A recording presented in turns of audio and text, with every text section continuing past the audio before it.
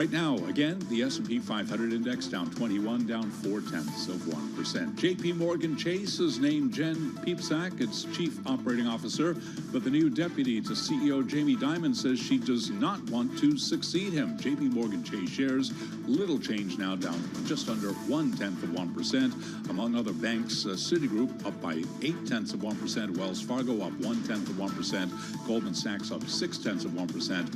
All of those names do report earnings tomorrow. Again, recapping, S&P down 0.4%. Balance of power continues now in Washington. Back we go once again. Your host, here he is, Joe Matthew. All right, Charlie Pellet. Thank you so much, Charlie. Great to see you on the Tuesday edition here of Balance of Power. It's the 14th of January. Big stuff in Washington. That's why we're here. Of course, the big confirmation hearing that is now underway, and it has been for the better part of 2 hours for Pete Hegseth. It started 9:30 a.m., actually. The Dirksen Senate Office Building. They've got some room in there, and that's a good thing. It's a big dais with 27 senators asking Hegseth some of the questions he wants to be asked, and in many cases does not want to be asked. And we're going to be hearing from Senator Elizabeth Warren. She's, I believe, up next here. We might dip into that live for you. Her colleague from New England, the Democratic Senator Jeanne Shaheen, had some time with Pete Hegseth with the idea, of course, that he at one time at least opposed the concept of women in combat, serving in combat roles, and of course has been accused repeatedly, and he's, of course, to this very moment in the confirmation, talking about his innocence when it comes to sexual assault. Here's Jeanne Shaheen from a short time ago. Senator, I would say I would be honored to have the opportunity to serve alongside you, shoulder to shoulder, men and women, black, white, all backgrounds, with a shared purpose. Our differences are not what define us. Our unity and our shared purpose is what define us, and you will be treated fairly and with dignity, honor, and respect, just like every man and woman in uniform, just like the men and women that I've worked with in my veterans organizations, to include when I was a headquarters and headquarters company commander in the Minnesota National Guard. Well, I appreciate your 11th hour conversion, but Mr. Chairman, for the record, I would like to submit Chapter 5, the deadly obsession with women warriors, for the record. The 11th hour conversion that Jeanne Shaheen talks about is shared by her Democratic colleagues. If you could have seen Tim Kaine, that was quite a ripper. Kirsten Gillibrand, and as I mentioned, up next will be Senator Elizabeth Warren. As we dive straight into this here and bring you wall-to-wall coverage of this important hearing, it's the first of 13 this week for Donald Trump. And next week is going to be just as busy. Nick Wadhams is with us. He runs our national security team, and he's got eyes on this confirmation hearing along with the others that will help assemble Donald Trump's national security team. Despite all of the drama here, we keep hearing from Democrats and Republicans that he probably has the votes. You know, at this point, it certainly looks like he does. There's some questions about what Joni Ernst might do, though, you know, he can afford to lose 3 Republican senators. Unlikely he'll get any support from Democrats, given what you've seen there in the hearing. But at this moment, barring any further disclosures, which are a possibility, of course, it looks like he may go through. Tim Kaine and others referring to his history with alcohol and, to Tim Kaine's point, infidelity, which Pete Hegseth pushed back on. Some pretty grisly moments there, to be honest. What's the purpose of all of this? Is it just to bruise him up before he gets the job, knowing that he will likely be confirmed, or are they really trying to derail this confirmation? Well, I mean, I think Democrats are trying to derail this confirmation. I think it is also trying to get a lot of stuff on the record, which, I mean, you have Pete Hegseth's own mother is saying in a letter to him at one point that, you know, his behavior was essentially reprehensible, though she did later apologize to him and essentially recanted that. So there was a non-disclosure agreement, and you saw several reports that he had sexual encounters that he insisted were consensual. So there are a lot of questions around his behavior and his drinking as well. And I think what Democrats are trying to do is just get this on the record and point out a lot of the contrast with Republicans who are not asking any of these questions. You saw a little bit from Joni Ernst, who is a sexual assault survivor herself, but otherwise no pushback really from Republicans. He did pledge to create a watchdog of sorts for sexual assault in the military, referring to their conversations that they had in her office. But each Democratic senator has been reminding him that he refused to meet with them before this hearing. How unusual is that, and what's the strategy there? Right. I mean, it's very unusual. I think he met with the ranking Democrat, Senator Reid, but otherwise no meetings. And what you've really seen is President Trump essentially using this as a loyalty test for Republicans and essentially as a demonstration of his power, saying, okay, I'm going to violate a lot of the norms on how these nominees go through, and you're going to see that continues to work, or that it's successful. So, he could have made an easier day for himself here, right? If he had sat down with Kirsten Gillibrand and maybe had that conversation behind closed doors. Right. I mean, it's almost a sort of pointed snub saying, you know, look, I know I'm not going to get your support anyway, so there's no point in me meeting with you, and that's going to be okay. I'll go through anyway. So in an interesting way, while Democrats are trying to get all this stuff on the record, in a way, the fact that it looks at this point like his confirmation will happen, it's sort of a testament to his and to President Trump's power in being able to get what they want. We'll hear next from Elizabeth Warren, as I mentioned, who last week made her questions for Pete Hegseth public. 72 of them across 33 pages. What's the point? Well, again, it's really, I think you're seeing a couple of things. One is they do have legitimate policy questions. Okay, what are you going to do about this or that issue? Because his record as a manager is pretty thin for a nominee for a post of this stature. But also to point out a lot of the contradictions, which is something you've seen in the testimony so far. So in his books, I mean, he's made very explicit reference to the belief that only boys, men, should serve in some of these combat roles. And now what you see is he's changing his tone to some degree, saying, listen, it's not about men or women, it's about meeting the standards, making it a meritocracy. So, you know, there's a shift. And in fact, you heard Hegseth say in his confirmation hearing a little while ago, listen, writing a book is different from being Secretary of Defense. So in some ways, he's even distancing himself from what he's written in his quite own a books. bit. He's said in interviews as well, the first thing he would do is fire the chairman of the Joint Chiefs. Is he planning to make good on that? Is that the conversation at the Pentagon that CQ Brown might soon be out of a job? Well, you know, that'll be very interesting.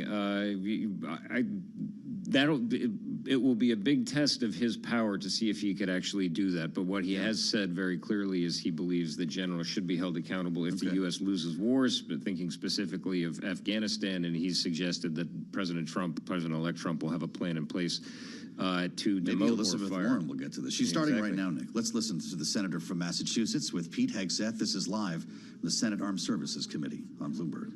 Or to answer any of my questions. So we'll just have to do it here and dive in. I want to pick up on some of the questions asked by Senators Shaheen and Gillibrand and Hirono. And I just want to make sure we have a list of some of the facts that I think are undisputed. I'm not going to talk about anonymous sources. I'm just going to quote you directly. We've got the video. We've got it in print. So going back to January 2013, you told a Fox News interviewer that women in the military simply couldn't measure up to men in the military, saying that allowing women to serve in combat roles would force the military to lower the bar. You picked up on that same theme in 2015, making remarks on Fox News, referring to women in combat as, quote, it would erode standards. June 2024, you said on Ben Shapiro's podcast, quote, women shouldn't be in combat at all. And then, of course, we've talked about it in 2024. You published a book, and you say on page 26 of your book, we need moms, but not in the military, especially in combat units. Page 48 of your book, you claim that women should not be in combat roles because men are distracted by women. And then 10 weeks ago, you appeared on the Sean Ryan show and said, I'm straight up just saying we should not have women in combat roles. Now, I presume you recall making all these statements? Senator, I'm not familiar with the article you're pointing to in 2013, but it underscores my argument completely because in that 2013 argument, I was talking about standards. No, standards are what it's always been about, let's not have this same fight again. Always been about Senate I've quoted standards. you directly. We've got the video. We're happy to show it. But I want to be clear here. For 12 years, you were quite open about your views, and your views were consistently the same. Women are inferior soldiers, sailors, Marines, airmen, and guardians. And in case anyone missed the point, and these are your words from 10 weeks ago, women absolutely straight up should not be permitted to serve in combat. And I notice on each of these quotes, those are said without qualification. It's not by how much you can lift or how fast you can run. They don't belong in combat, period, or your words, straight up. And then on November 9th, 2024, just 32 days after your last public comment saying that women absolutely should not be in combat, you declared that, quote, some of our greatest warriors are women, and you support having them serve in combat. Now, that is a very, very big about face in a very, very short period of time. So help me understand, Mr. Hegseth, what extraordinary event happened in that 32-day period that made you change the core values you had expressed for the preceding 12 years? Senator, again, I very much appreciate you bringing up my comments from 2013, because for me, this issue has always been about standards.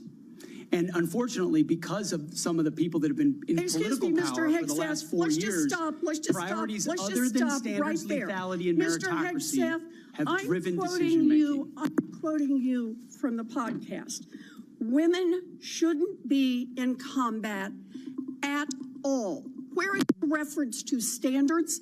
That they should be there if they can carry, if they can run? I don't see that at all, Mr. Hegseth.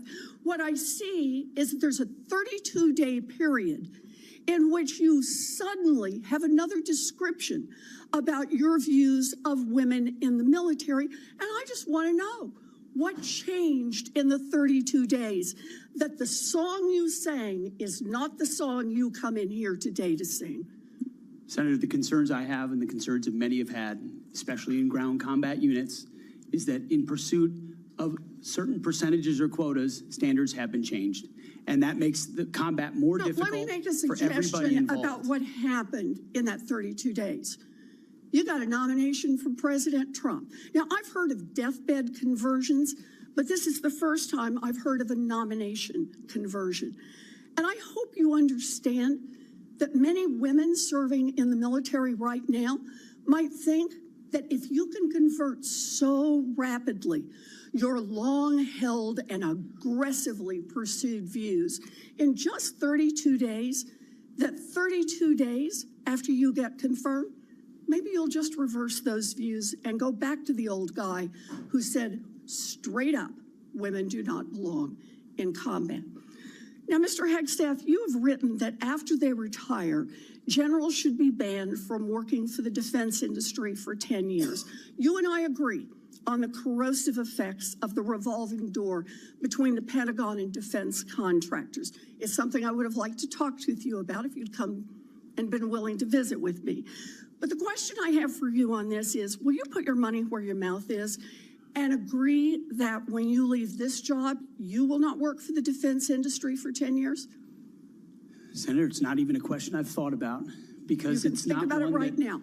It's not one, my motivation for this job. I understand that. I just need a yes or no here. Come next. Time is short. I just need a yes or no. I would consult with the president about what the policy should be at the Defense Department. In other words, you're quite sure that every general who serves should not go directly into the defense industry for 10 years, but you're not willing to make that same pledge? I'm not a general, Senator. You'll be the one, let us just be clear, in charge of the generals. So you're saying sauce for the goose, but certainly not sauce for the gander? I would want to see what the policy of the president is. Oh, I'll bet you would. Thank you, Senator Warren. Senator Tuberville. Thank you, Mr. Chairman, and thank you for your hard work and your committee's hard work, Mr. Chairman. This has gone well. I'd like to submit this letter, topic Conduct at Vets for Freedom for Hegseth. I'd like to submit that for the record, please. Without objection. Mr. Hegseth, Thanks for being here today and with your family. All right, this is live sound from the Senate Armed Services Committee. We wanted to bring you that back and forth with Elizabeth Warren because she had given her questions in advance, and we had a sense of where that part of the conversation might go, knowing that this is, of course, the resistance here in an effort that may well result in, according to everything that we're hearing on balance of power from Democrats and Republicans, result in Pete Hegseth's confirmation to be the next Secretary of Defense. Nick Wadhams is still with us, our national security team leader in Washington, who had an ear and an eye on this as well. She really kind of illustrated the whole case against Pete Hegseth, but we come right back down to where you and I started. It just might not matter. Right. I may not necessarily matter, but you saw the obvious thrust and parry there where she's saying, listen, there is absolutely no equivocation here. When you wrote these things and spoke on these podcasts, you said women should not serve in combat roles. Mm-hmm. And then he says, well, no, this is about standards. So, and as you saw from his response there, he essentially had no answer. And then when she moved on to the issue of whether generals should have essentially a 10-year hiatus from once they leave the military to going into the defense industry and asked him to commit to the same thing, he essentially said, well, I'd have to see what the policy is. So, well, I think what she's trying to point out here is the sort of stridency that he would put forward sort of for political effect, and then when it really comes down to it, whether he'd be willing to make the same commitments. Of course, this is something that is not limited to Pete Hegseth. Politicians, appointees do this all the time. But, they're really just trying to show, I think, what they see as his unworthiness as a candidate for this job. Should he be better prepared for these more difficult questions? Tim Kaine rather had him on his heels. Elizabeth Warren did there a bit. He's getting laughter from the gallery.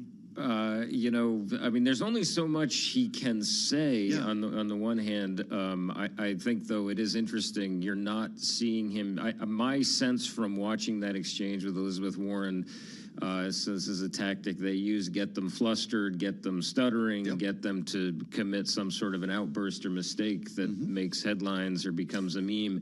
And you did see him keep his cool. He hasn't done that, has he? He hasn't made any news today, and that's the job. Right. He has not. You are not. So far haven't seen any viral moments that are something that the Dems could essentially put on X and play ad nauseum. So he's keeping his cool, though he doesn't really have an answer. There was nothing in that exchange with Senator Warren. Yes, there was a bit of laughter. There's nothing really in that exchange that could go viral and truly embarrass him. Quite a moment. Nick, thanks for sharing that with us. Nick Wadhams, of course, will be busy in the newsroom, I'm sure, absorbing the rest of this. What are we, about halfway there, James? We've got 27 senators on the panel. Been through about a dozen so far, but I'm not keeping very good count. We've got eyes and ears on this for you, and we'll be back into the hearing room as need be. Mike Dorning is going to join us next, as I mentioned, from our politics team. Let's get a beat on Wall Street right now. As always, we hear from Charlie Pellet in New York at World Headquarters. How are the markets, Charlie? Right now we are lower across the board, Joe Matthew. The Dow, the S&P, NASDAQ, all in the red. We have got the Russell 2000 index of small cap shares, though, holding on to gains up just under 0.1%. But here's where we stand midday. S&P down 20, a decline of 0.3%. Dow Industrials down 60, a drop of 0.1%.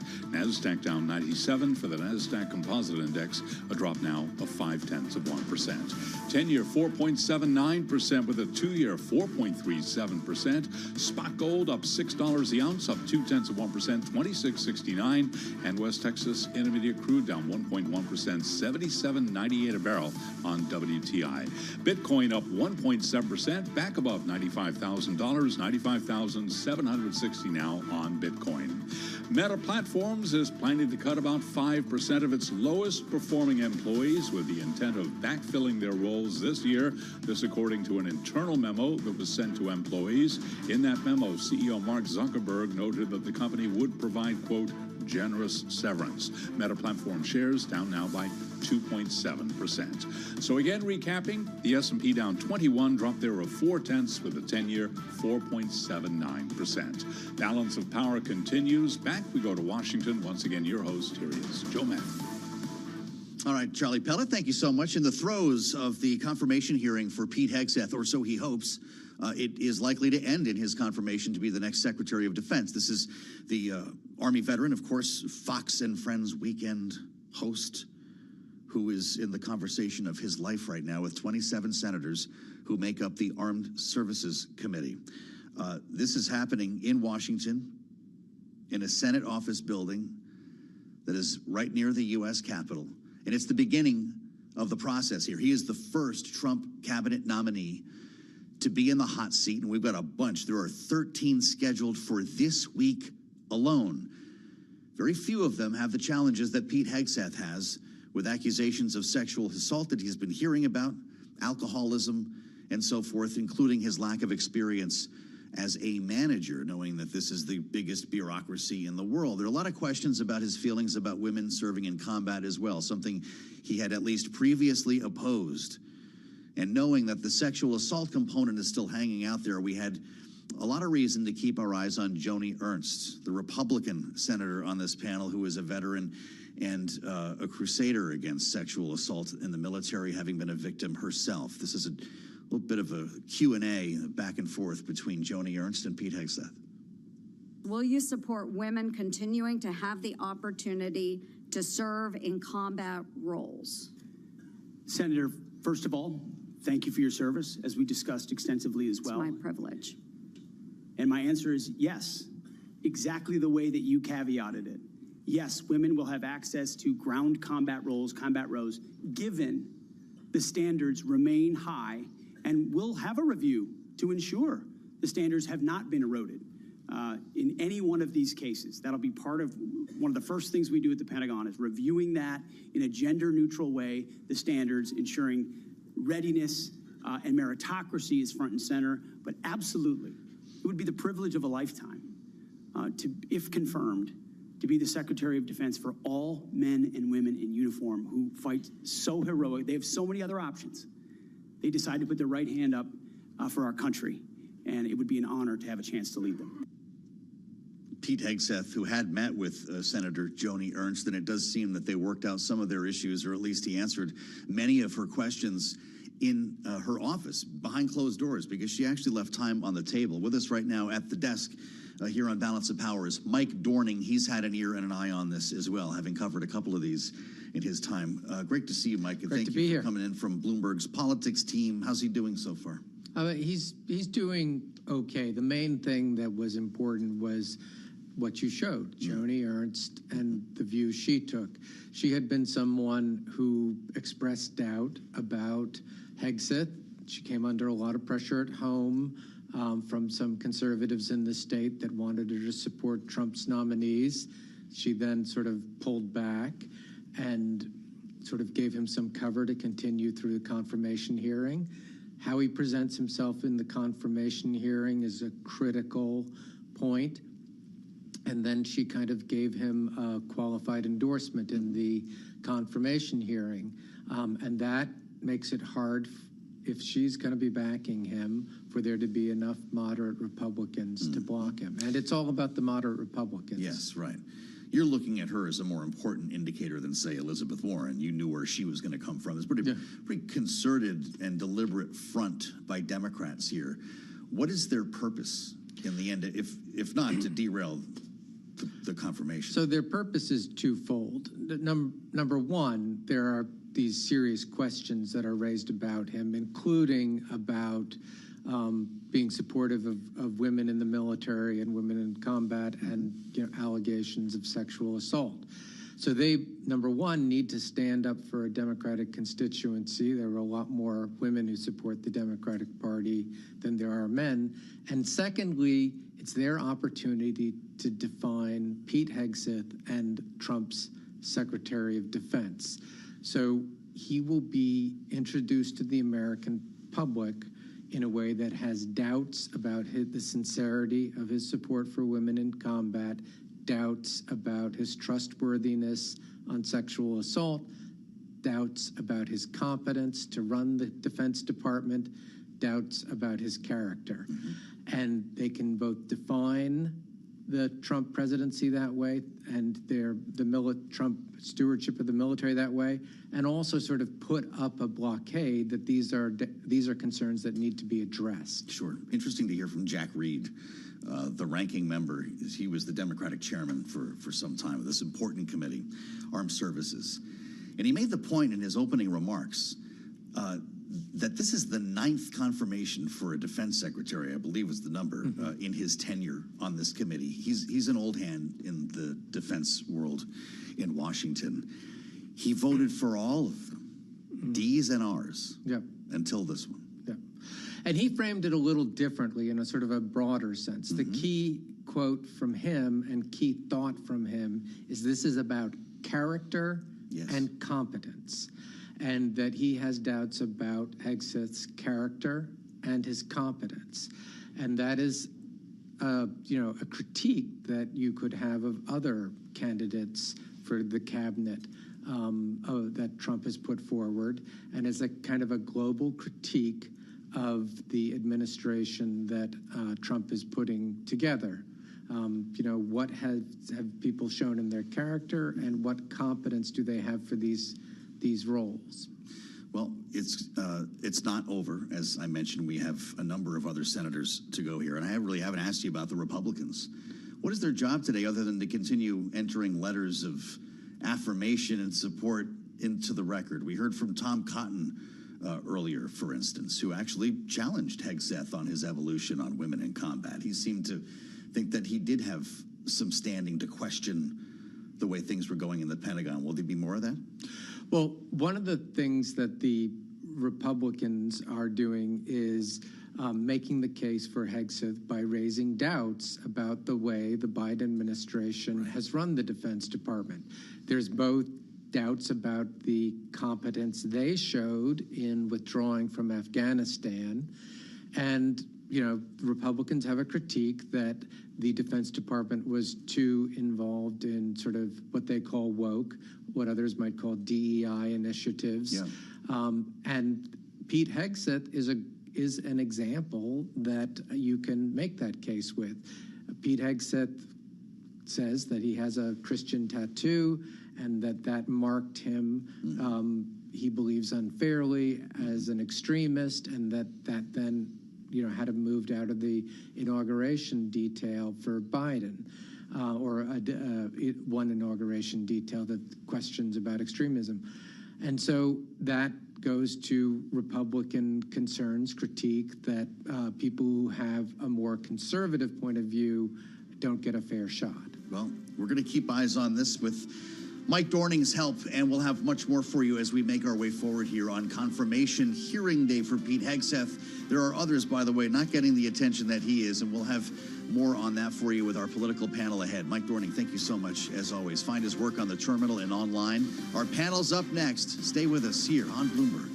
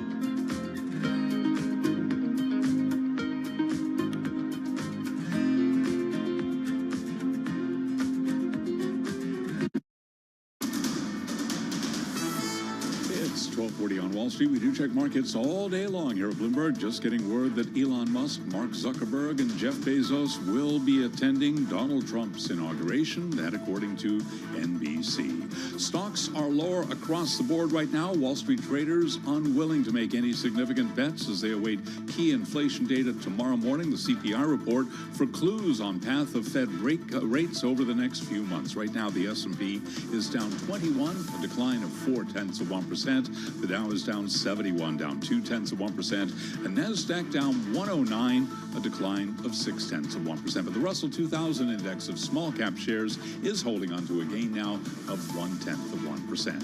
10-year 4.79%, the 2-year 4.37%. Gold up $8 the ounce, up 0.3%, now at $26.71. And West Texas Intermediate crude down 1.1%, $77.92 for a barrel of WTI. Bitcoin now surging 1.8%, 95,908 on Bitcoin. American small business optimism continues to improve. And with that story, here's Bloomberg's Vinny Del Giudice. The presidential election has provided a boost. The National Federation of Independent Business reports December Small Business Optimism Index advanced to an almost 6-year high. 7 of 10 index components improved, led by a 16-point jump in the net share of businesses expecting better economic conditions. Vinny Del Giudice, Bloomberg Radio. Southwest Airlines is pausing hiring from management, headquarters jobs, and outside workers in a new round of cost cuts following a fight with activist investor Elliott Investment Management. Now, according to an employee memo from CEO Bob Jordan that was seen by Bloomberg News, the latest changes also include a temporary halt to most internship offers, as well as a suspension of 2 of the company's popular annual rallies that celebrate accomplishments and lay out plans for the new year. Again, recapping, stocks lower, S&P down 19, drop there of 0.3%. For on-demand news 24 hours a day, subscribe to Bloomberg News Now, wherever you get your podcasts. Back we go to Washington, and once again, your host, here he is, Joe Matthew. All right, Charlie Pellet, thank you so much. The fastest show in politics with an eye on the confirmation hearing. This is the first, if you're just joining us, of Donald Trump's nominees to build his cabinet, and it's among the most controversial. Pete Hegseth, tapped to be defense secretary, is holding forth now in the Dirksen Senate office building with 27 senators on the Armed Services Committee asking him, in many cases, some very difficult questions. That's certainly the case for the Democratic members. We already heard from Elizabeth Warren, and soon we're going to be hearing from Tammy Duckworth, the senator from Illinois, Democrat, of course, retired U.S. Army National Guard lieutenant colonel who served in Iraq.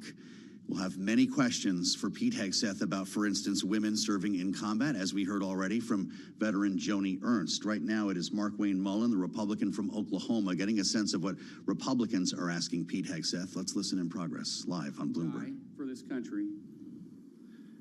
And he's willing to still put himself through this. His wife is willing to still stand beside him, knowing he wasn't perfect, knowing that all this was going to be brought up, and he's still willing to serve the country. What other qualifications does he need? That I yield back. Thank you, Senator Mullen. Senator Duckworth. And again, we really are going to strictly enforce the rule about no demonstrations or noise. Distinguished ranking member. Just a point of personal privilege to make a correction. The reason that General Austin required... We're just hearing some crosstalk here between the chairman and the ranking member as we get ready to hear from Senator Tammy Duckworth, working our way around a massive dais in the hearing room with Pete Hegseth, as you can see for our viewers on YouTube. If you want to see what's happening in the hearing room, join us on YouTube now. Search Bloomberg Business News Live. And for the benefit of our radio listeners, we're going to be taking you through the next couple of questions here with Tammy Duckworth, who has already released her opening remarks here to say the American people need a secretary who is ready to lead on day one, skeptical of his history, of course, as I mentioned, comments about women in combat. While we wait for Senator Duckworth, let's bring in our political panel. I'm glad to say Ashley Davis is with us today in Washington, Republican strategist, joined by Jeannie Shanzano, Bloomberg Politics contributor, Democratic analyst, and political science professor at Iona University. Ashley, as our Republican, I'll ask you, how's Pete Hegseth doing so far? Everyone we talk to seems to think it doesn't matter what questions he hears today. He's got the votes. Maybe. I mean, I still think there's something. John Curtis came out today saying that he wasn't 100% sure if he was going to vote for him or not. Mm-hmm. Obviously, you have Collins, you have Murkowski, maybe you have someone like Mitch McConnell that people are watching. Mm-hmm. I do think that this is something that is not as bad as it could have been. There doesn't seem to be any new information that hasn't already been out there in the public. He is doing a good job from what I've seen so far. There's still 9 members left, I think, maybe 8 left after Senator Duckworth. But I just don't think there's anything new. This is reminding me a lot of the Brett Kavanaugh hearing. There's a lot of pink, the Code Pink, or is that who their that name? They were in there, the protesters. I think there were more just protesters as you were. So I do think that this is a lot about the women's rights issue, and obviously some of his qualifications and some of his personal behavior. Jeannie, we're going to hear from Tammy Duckworth in just a moment here. And Ashley's right. We saw quite a number of protesters removed from the room. I've never seen the optics before of a Capitol police officer standing right behind the individual who's testifying before the panel here. Are Democrats landing gloves enough that will make a difference? You know, I don't know if it'll make a difference in the final vote. You know, chances are he still gets confirmed. But I do think, you know, just listening a few minutes ago to Senator Peters from Michigan, he has made the point that Democrats are trying to make, that this nominee is concerned about lowering standards for women in combat, and yet he himself has not been able to show that he is qualified to run an organization of this scale and size.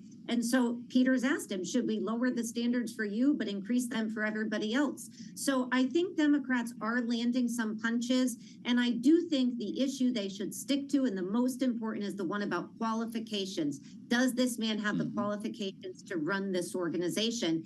And the answer is, if you were a board, you would not appoint him. He does not have those qualifications. Well, and that's what Tammy Duckworth is asking him about right now. In fact, his experience. Let's listen to Pete Hegseth live on Bloomberg. Yes or no, did you lead an audit? Do you not know this answer? Senator, every part of my leadership of these organizations has been misrepresented. I will take that as a no. What were the findings? So there were no findings because you've never led an audit. What guidance did you give the auditors? None, because you've never led an audit. Nobody expects you to be an accountant, Mr. Hegseth. What we expect is for you to understand the complexity of this Pentagon budget process that is absolutely necessary to outfit our warfighters. Look, the Secretary of Defense is required to make quick decisions every single day that, well, with high-level information that's being provided for them. A Secretary of Defense has to have breadth and depth of knowledge. Right now, I am concerned that you have neither. Mr. Hegseth, what is the highest level of international negotiations that you have engaged in, that you have led in? Because the Secretary of Defense does lead international security negotiations. There are 3 main ones that the Secretary of Defense leads and signs. Can you name at least one of them? Could you repeat the question, Senator? Sure. What is the highest level of international security agreement that you have led? And can you name some that the Secretary of Defense would lead? There's 3 main ones. Do you know? I have not been involved in international security arrangements because I have not been in government other than serving in the military. So my job has been to no. The answer is, men can and you women name in one of the combat. 3 main ones that the You're Secretary talking of about Defense defense arrangements. I mean, NATO might be one that you're referring to. Status of Forces Agreement would be one of them. Status of Forces Agreement. I've been a part of teaching about Status of Forces Agreements. But you don't inside remember to Afghanistan. mention it? You're not qualified, Mr. Hegseth. You're not qualified. You talk about repairing our defense industrial complex. You're not qualified to that. You could do acquisition and cross-servicing agreements, which essentially are security agreements. You can't even mention that. You've done none of those. You talked about the Indo-Pacific a little bit, and I'm glad that you mentioned it. Can you name the importance of at least one of the nations in the ASEAN, and what type of agreement we have with at least one of those nations? And how many nations are in ASEAN, by the way? I couldn't tell you the exact amount of nations in that, but I know we have allies in South Korea and Japan and in AUKUS with Australia, and trying to work on submarines with them. Mr. and data Hegseth, transfers none with of those them. countries We are have in allies ASEAN. across. None of those 3 countries that you've mentioned are in ASEAN. I suggest you do a little homework before you prepare for these types of negotiations. Listen, Mr. Hegseth, we ask our troops to go into harm's way all the time. We ask them to go into harm's way.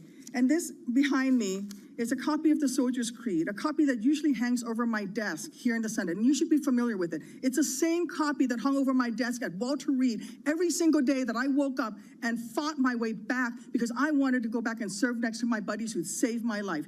This same copy, these words are repeated over and over and over again. And let me read out two things to you, two sentences.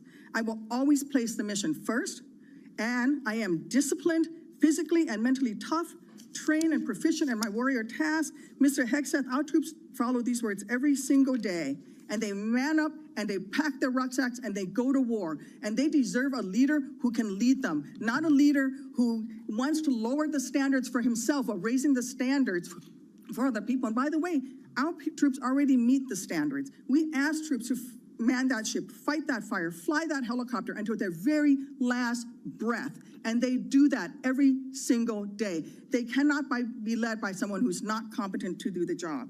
How can we ask these warriors to train and perform the absolute highest standards when you are asking us to lower the standards to make you the Secretary of Defense simply because you are buddies with our president-elect? And by the way, he has filed for bankruptcy 6 times. I'm not quite sure he's the kind of CEO you want to refer to as a successful businessman.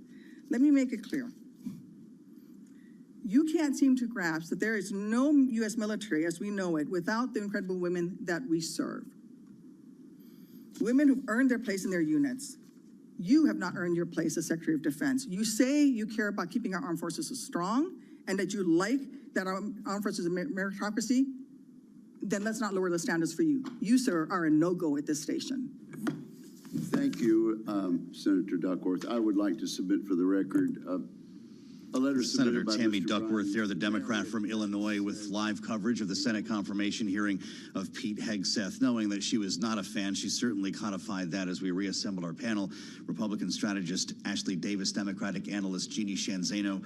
Ashley, what are we supposed to be learning from this process? We have people watching and listening, wondering why this is happening, especially if he's going to be confirmed. Well, first of all, this is what the Democrats should be doing. I mean, this is their opportunity to, especially in the minority right now in the Senate and the House and not having the White House, this is their opportunity to have their voice. And they're very well coordinated, the same topics, which is qualification, women, and some of his personal behavior. What I thought was very interesting is that Senator Wicker is just as coordinated, which is what he should be doing as well, because every time that someone comes up with some question about something that he's been accused of or something that he's done, he comes up with 3 other letters that support the opposite of what is being said. Yes, right. And so there is kind of a tit for tat there. And this is all popcorn TV drama right now. I do think that Senator Duckworth has a very personal message there. Obviously, you could see her anger was pretty significant and very emotional.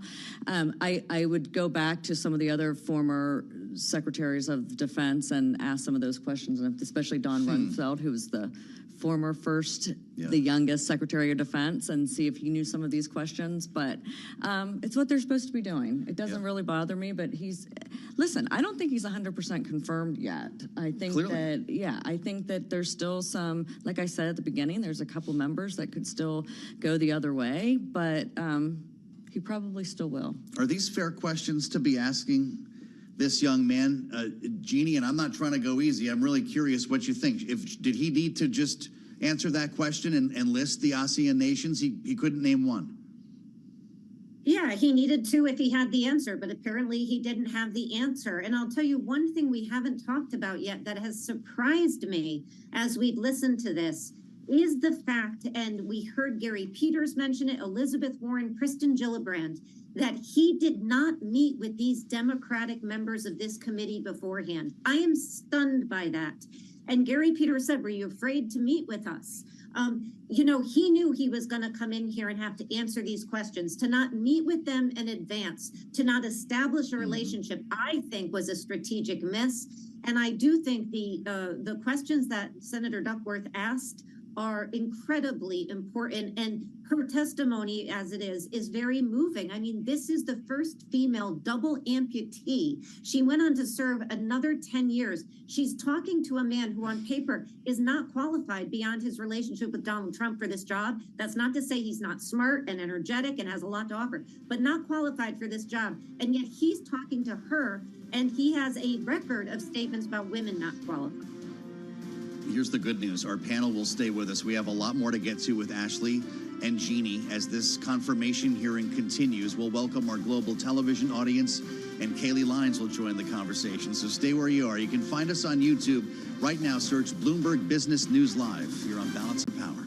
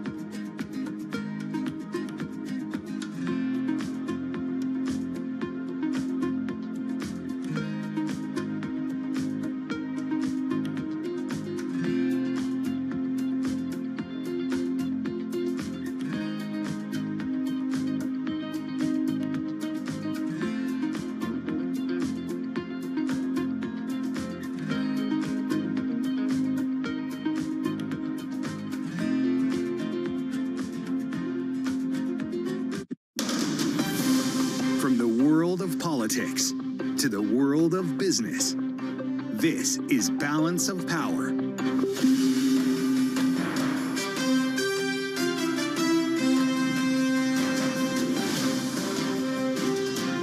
Live from Washington, D.C. It's happening as we speak. The first confirmation hearing for Donald Trump's cabinet nominees.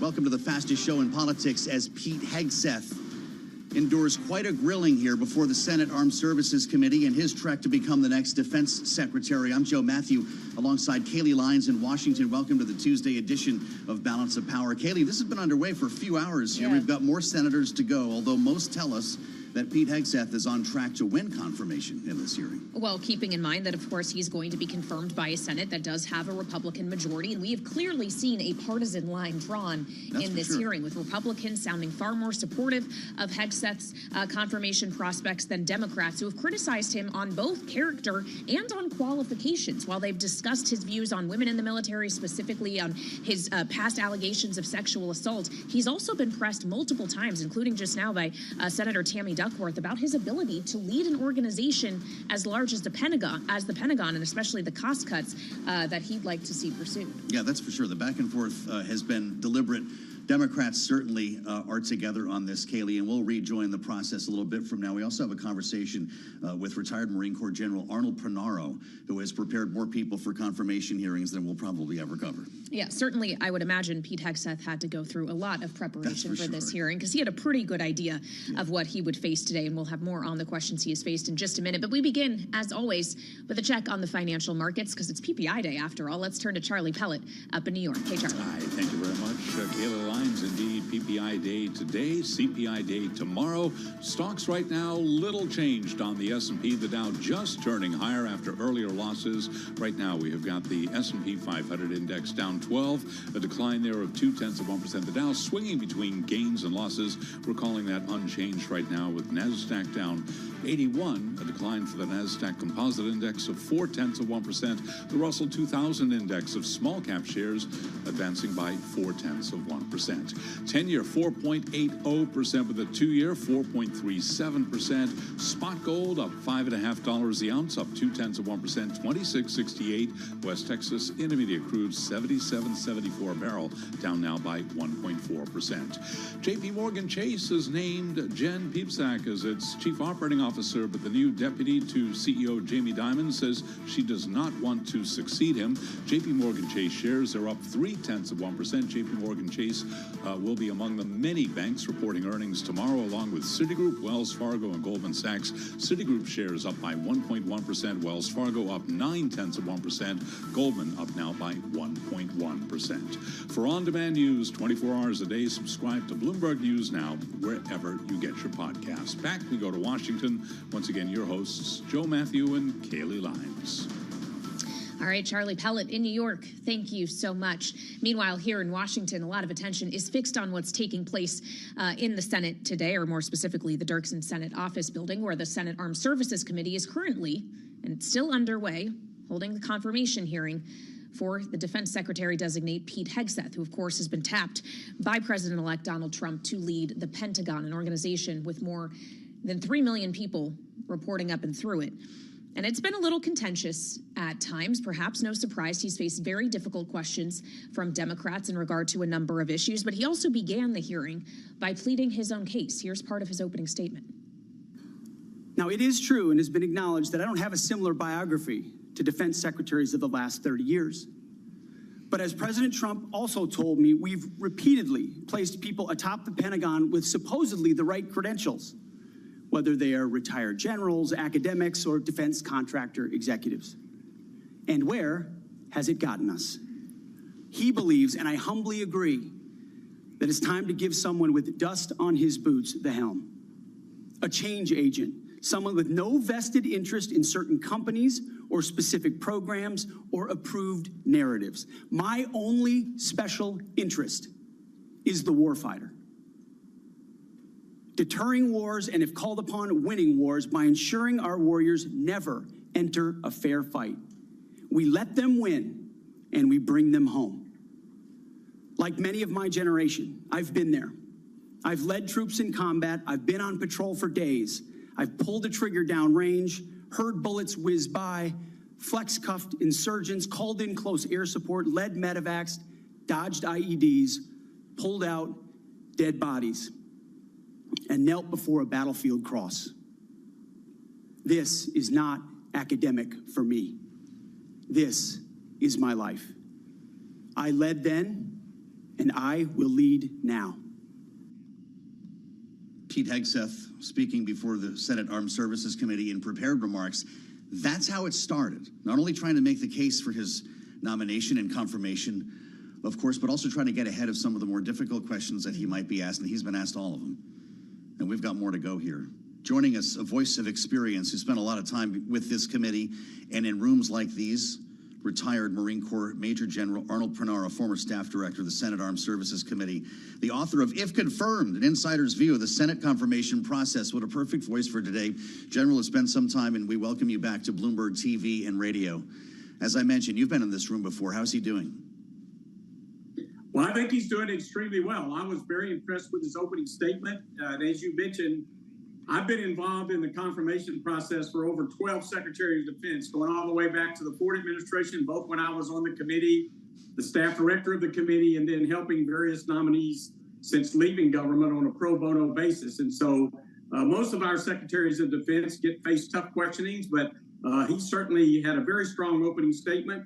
I've reviewed all of his advanced policy questions. I've listened very carefully to the hearing, and he's doing exceedingly well, in my judgment. Well, and for many of the questions he is facing, at least the ones posed by Democrats, he's kind of doing so for the first time, as multiple Democratic senators have pointed out, sir, that Hegseth declined to meet with them in advance of this hearing, even though he was taking meetings with essentially all of the Republicans on this committee. Do you think that that was a mistake, or was it unnecessary in this case when he wasn't likely to be able to rely on Democratic votes anyway? Well, typically the tradition is that nominees, and not just for the Secretary of Defense, all our defense nominees, of which there are 65 in the Department of Defense. So he's going to have a very strong team with him if he's confirmed, and I believe he will be confirmed. And typically they try to meet with everybody, but everybody's schedules. I don't have any inside information other than what I just heard in the hearing today. I know nominees try to meet with everybody. I know for a fact that a number of the other nominees, the Secretary of the Navy, the Secretary of the Army nominee, they're meeting with both sides of the aisle. So I don't know what really happened here. It's unfortunate if he didn't have a chance to meet with some of them. But on the other hand, it's not unusual that schedules don't match up. Yeah, they do all seem to be going out of their way to say the same thing on that front. But General, we'd love for you to bring us behind the scenes a bit and into the process. We hear a lot about mock hearings and murder boards. What goes into preparing someone like Pete Hegseth for a moment like this? How much time do you spend with them? How ugly does it get when you start looking at their record and try to give them a sense of the tough questions they're going to get? Well, you know, I go back, and most of the SecDefs that I've been involved with, going all the way back to Harold Brown in the Carter administration, Cap Weinberger, Don Rumsfeld, Les Aspin, all got tough questions. So there's nothing unusual about that. Number two, it does take a tremendous amount of preparation. Some of the previous Secretaries of Defense that didn't prepare well did not do well in their confirmation hearing. And frankly, they suffered from that when they became, even though they got confirmed, you know, they did not have a good impression in the confirmation hearing. So I would assume, and I can tell from just the way he's answering the questions, I can tell from all the material, supporting material that's been provided to the committee, I can tell by reading his extensive advanced policy questions, they have done a tremendous amount of preparation to get him ready for this hearing, but that's appropriate. You need to do that.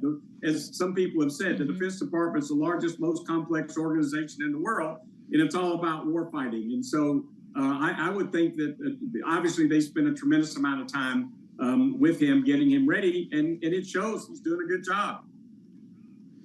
So you think, General, that he's doing a good job in arguing that he is, in fact, qualified to do this job, even though he's, as has been raised in the hearing, he hasn't managed an organization bigger than hundreds of people, let alone millions, that he actually hasn't led an organizational audit, let alone one that could number in the hundreds of billions of dollars? I mean, is your takeaway from this hearing that Pete Hegseth is firmly qualified for this position? He's qualified in terms of the things that the Secretary of Defense is involved in, and they are in Title 10. Somebody brought up, what are the requirements? There are requirements in Title 10, the U.S. code that creates the Department of Defense and the Secretary of Defense. And he brought out the three things that I think are most important. He's focused on improving deterrence, because those of us that have been in combat like him, like myself and others, I've been wounded in combat and been to more than one war. You want to deter wars. You don't want to have to engage in wars, and you want to focus on war fighting and lethality. That's the role of the Secretary of Defense. He's going to have, there's 65 confirmed people. They've already named a very strong team to be in there with him. John Phelan to be Secretary of the Navy, Dan Driscoll to be Secretary of the Army, Bridge Colby, a real expert on policy, Mike Duffy, a very tremendous expert in the acquisition area, and the Deputy Feinberg, a very, very successful businessman, and the number 2 person is the Chief Operating Officer. So the notion that somehow the Secretary of Defense is got to run the Pentagon all by themselves, and plus you've got the service chiefs, you got the joint chiefs, you got the warfighting combatant commanders. So in my judgment, it takes that kind of a team. And the names that I've seen so far, because I know most of them and have worked with them over the years, very experienced. It's going to be a very strong team. General, we all remember John Tower in 1989. I don't know if you have any personal anecdotes from that experience or any firsthand stories, but can you speak to our audience about how rare it would be for a nominee like this to go down in a vote in committee or on the floor?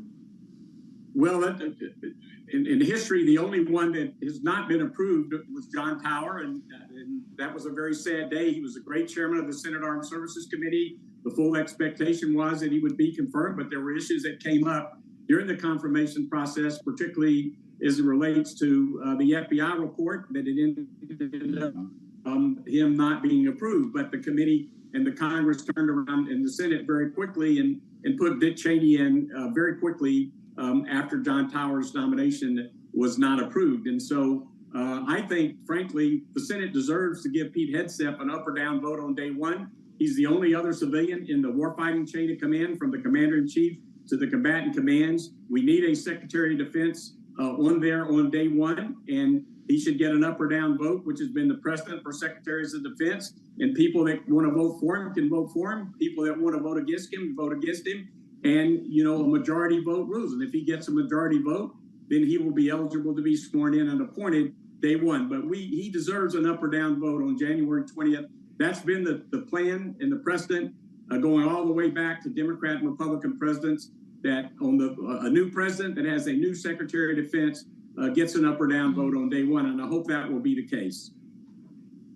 Well, and assuming he is confirmed ultimately to lead this position, talk, if you will, General, about what exactly he's going to inherit. We've heard in this hearing a lot of kind of bureaucratical challenges, if you will, about the acquisition process, about an audit for the DOD. But then there's also the very real challenges in multiple theaters around the world where there are live conflicts or the threat of conflicts. How is he going to be able to navigate both those internal and external questions? Look, he's inheriting the same challenges that the last 2 or 3 presidents have had. We live in a world that's more dangerous and unstable than the peak of the Cold War. We don't have the right strategy for dealing with the threats that we face from Russia, China, Iran, North Korea, and global terrorism. We need to get back to basically being able to deter, and if deterrence fails, to fight and win 2 major theater wars on a near simultaneous basis. We're not getting the bang for the buck we should for the dollars we spend in the Pentagon. In constant dollars, we're spending more than the peak of the Reagan buildup, and the force is 50% smaller. One of the things he brought out today is we need to get people, you know, into the combat arms. And we have over 300,000 active duty military serving in inherently non-governmental jobs. They're serving in the rear with the gear. The overhead in the Pentagon is massive. The requirements process needs performed. The acquisition process needs performed. We spend over $420 billion a year in the Pentagon on goods and services, supplies and equipment, and about the only thing you can say about that output is spend more, take longer, get less. And these problems are well known. He's going to, with his team, going to have to tackle every single one of these. If you want to improve deterrence is really important. You need to have the military capability. It has to be credible, and your adversaries have to believe that you're going to use it. So he's going to inherit some significant challenges in all of these areas. We're spending some time on Bloomberg TV and radio with retired Marine Corps General Arnold Pernaro, who literally wrote the book on Senate confirmations. General, I want to ask you about some criticism that we've heard from Democratic members of the committee about the FBI background check into Pete Hegseth. There are multiple reports here that the FBI did not interview Hegseth's ex-wives or the woman who actually accused him of sexual assault in 2017. How unusual is that? Would that have been riding on a request from committee leadership to look into that and interview those women? Or is this a problem for the FBI to have not been as comprehensive as it should be? First of all, I want to applaud the new leadership in the Senate, the leader Thune and others that said, look, we're going to require the same kind of FBI full-field investigations for the Trump nominees that has been required in every single previous president, Democrat and Republican. And so that request doesn't come from the committees. It doesn't come from the Senate. It comes from the White House counsel's office. In this case, the transition counsel, because their White House counsel for Trump has not been set up till January 20th. And so they had the FBI go out and do what's called a full field investigation of potential nominees. And then that material is provided to the chairman and ranking member on the Senate Armed Services Committee. And it's at the chairman's discretion, as it was when my boss was chairman for 8 years, as to who else might get access to that. One of the things you have to understand, it's not like an inspector general report. It's not like a Article 32 in the military, where there's an investigation, their findings and their recommendations, and they come to a conclusion and they say, well, this person is right and this person is wrong. It's just raw investigatory files, and they can be very misleading. And so the FBI reports have to be treated with great deference in terms of what they can be used for. One of the things that I felt, and people know, that was very unfair in the power thing, is there were a lot of things that got leaked out of the FBI report that weren't corroborated, and it was very damaging. And so I think the approach that Chairman Wicker is taking in terms of restricting the FBI report is appropriate. In terms of what's in it, none of us are ever going to know, because it's not going to be made available publicly. And certainly you have to rely on the investigatory skills of the FBI that they did a thorough investigation. And so typically what happens is, if the counsel believes there's disqualifying information in an FBI full field investigation, they'll notify the president, and the president will have to decide whether he still wants to go forward or not. The fact that the report was provided to the chairman and ranking member, the fact that things are going forward, I don't have firsthand knowledge. I certainly don't have access to it. I don't have any leaked information. My working assumption would be there's nothing in that report that's disqualifying, because the proceedings are going forward. All right, General, thank you so much for joining us on Balance of Power today. That's retired Marine Corps General Arnold Pinaro, who, as Joe mentioned, is also the author of If Confirmed, an insider's view of the Senate confirmation process. And of course, we're all observing that process in real time today with this hearing for Pete Hegseth still underway. And to the point on FBI background checks, we do have questions for some of these other nominees as to when their hearings will even be scheduled because of concerns over paperwork. Like, for example, Tulsi Gabbard, who's been tapped to be the Director of National Intelligence, to be in charge of the intelligence that the military sometimes has to act on. Absolutely. We're not really sure how her process will proceed from here. Well, and that really kind of throws cold water on the idea of accelerating these nominees because of what happened. Remember the cry after New Orleans and Las Vegas to hasten these hearings? We're probably not going to see Kash Patel set to run the FBI, if confirmed, until February, Kaylee. So I think we can forget that for now. We still have a long way to go. It's really just begun today in the Senate, with many more confirmations still scheduled for later this week. We'll have more on this ahead with our political panel today. Jeannie Shanzano and Ashley Davis will be here straight ahead on Bloomberg TV and radio.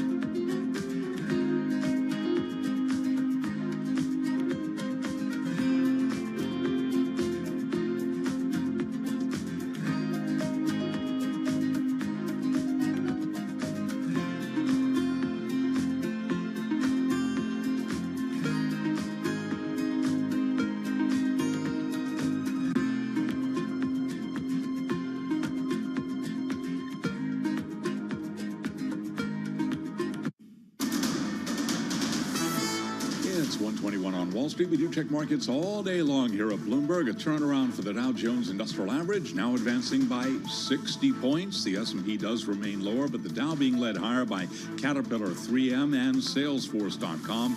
S&P will call it unchanged on the day. NASDAQ, the composite index, down 0.2%, but the Russell 2000 index of small cap shares up now by almost 0.6%. The 10-year 4.79%, the 2-year 4.37%, and the 30-year right at 4.99%. Gold up $3.50 the ounce, $26.67, up by about 0.1%. West Texas Intermediate crude down 1.4%, $77.71 a barrel, and Bitcoin now up 2.4%, 96,424 on Bitcoin. Meta Platforms is planning to cut about 5% of its lowest performers with the intent of backfilling their roles this year. That according to an internal memo sent to employees. In the memo, CEO Mark Zuckerberg says the company will be providing generous severance. Meta Platforms down today by 2.4%. Recapping stocks, little change right now with the S&P down 1 point. For on-demand news 24 hours a day, subscribe to Bloomberg News Now wherever you get your podcasts. And Balance of Power continues now. Back we go to Washington. Once again, your hosts, Joe Matthew and Kaylee Lyons. All right, Charlie, thank you so much. Watching Wall Street as we watch the hearing, the confirmation hearing for Pete Hegseth get underway here. Actually, it's soon to draw to a close. It started at 9:30 this morning in the Dirksen Senate office building. 27 senators have an opportunity to ask Pete Hegseth, in some cases, very difficult questions. Kaylee, we've heard about his history with alcohol, allegations of sexual assault, to which he maintains his innocence. Some emotional testimony from the likes of Tammy Duckworth.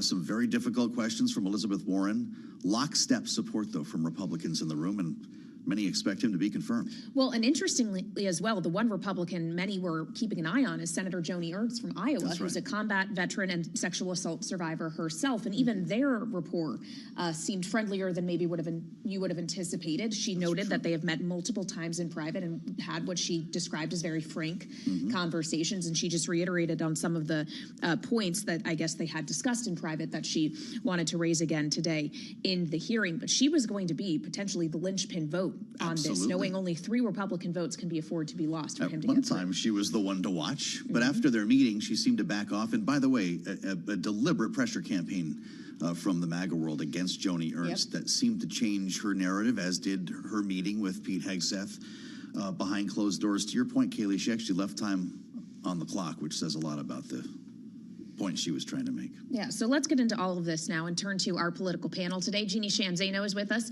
who, of course, is a senior democracy fellow at the Center for the Study of the Presidency and Congress and a Democratic strategist alongside Republican strategist Ashley Davis. Welcome to you both. Jeannie, just to begin with you, obviously Democrats had coordinated their questioning here. Much of it was incredibly intense, is that they went after Hegseth on both character and qualifications for this job. But is anyone's mind really changing because of this Q&A? I don't think we see that yet.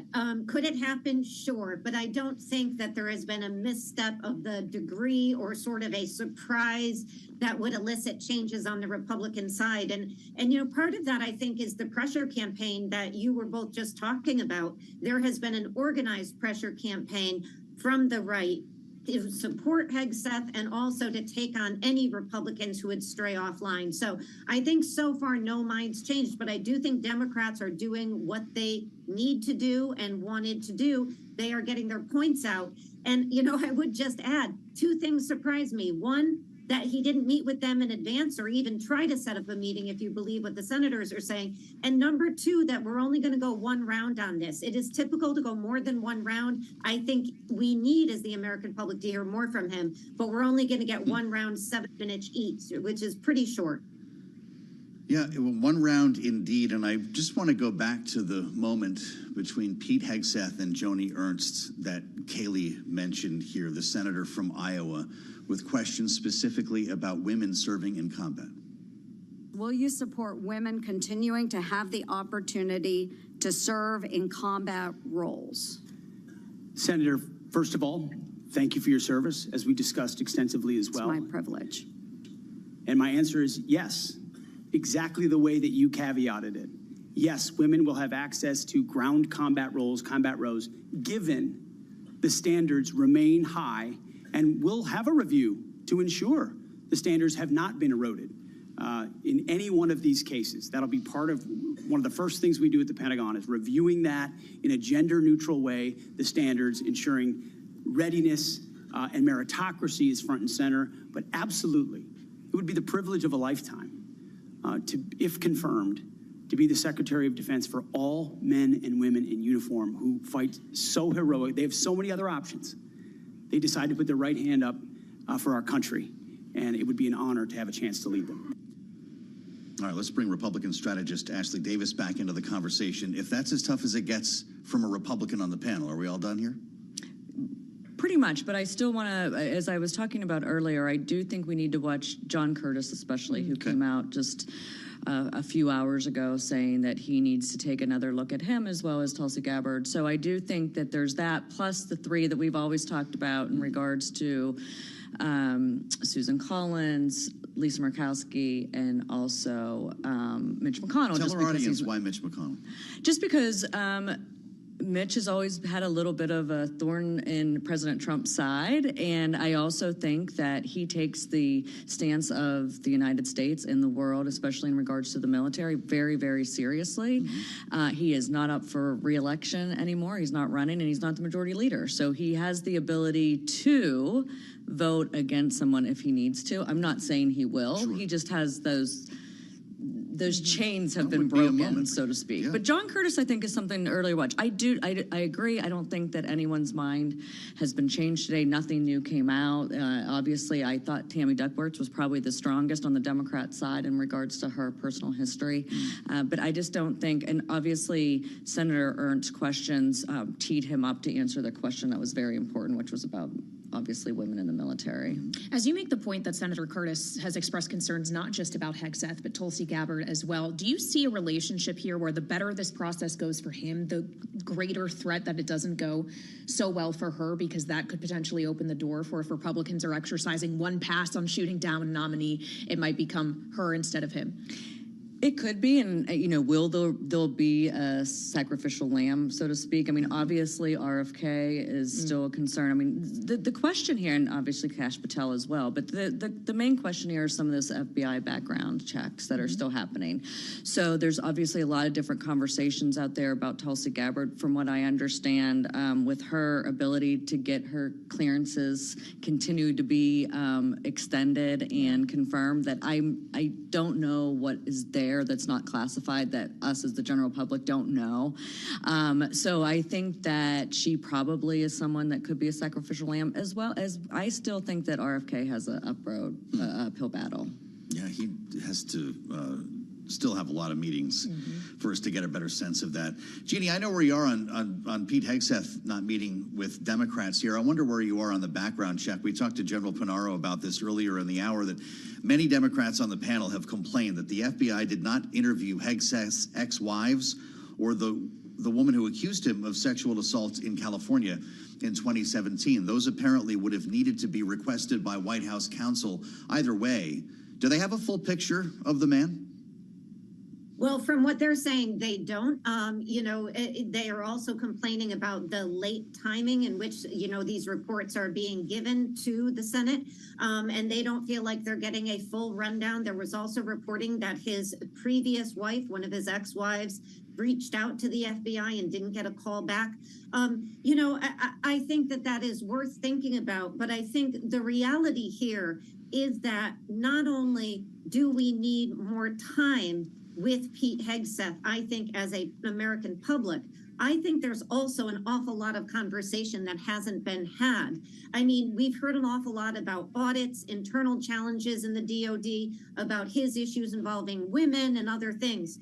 But how about issues involving the security of the United States? How about the fact we're losing the race with China in particular when it comes to how we're going to be a 21st century fighting machine?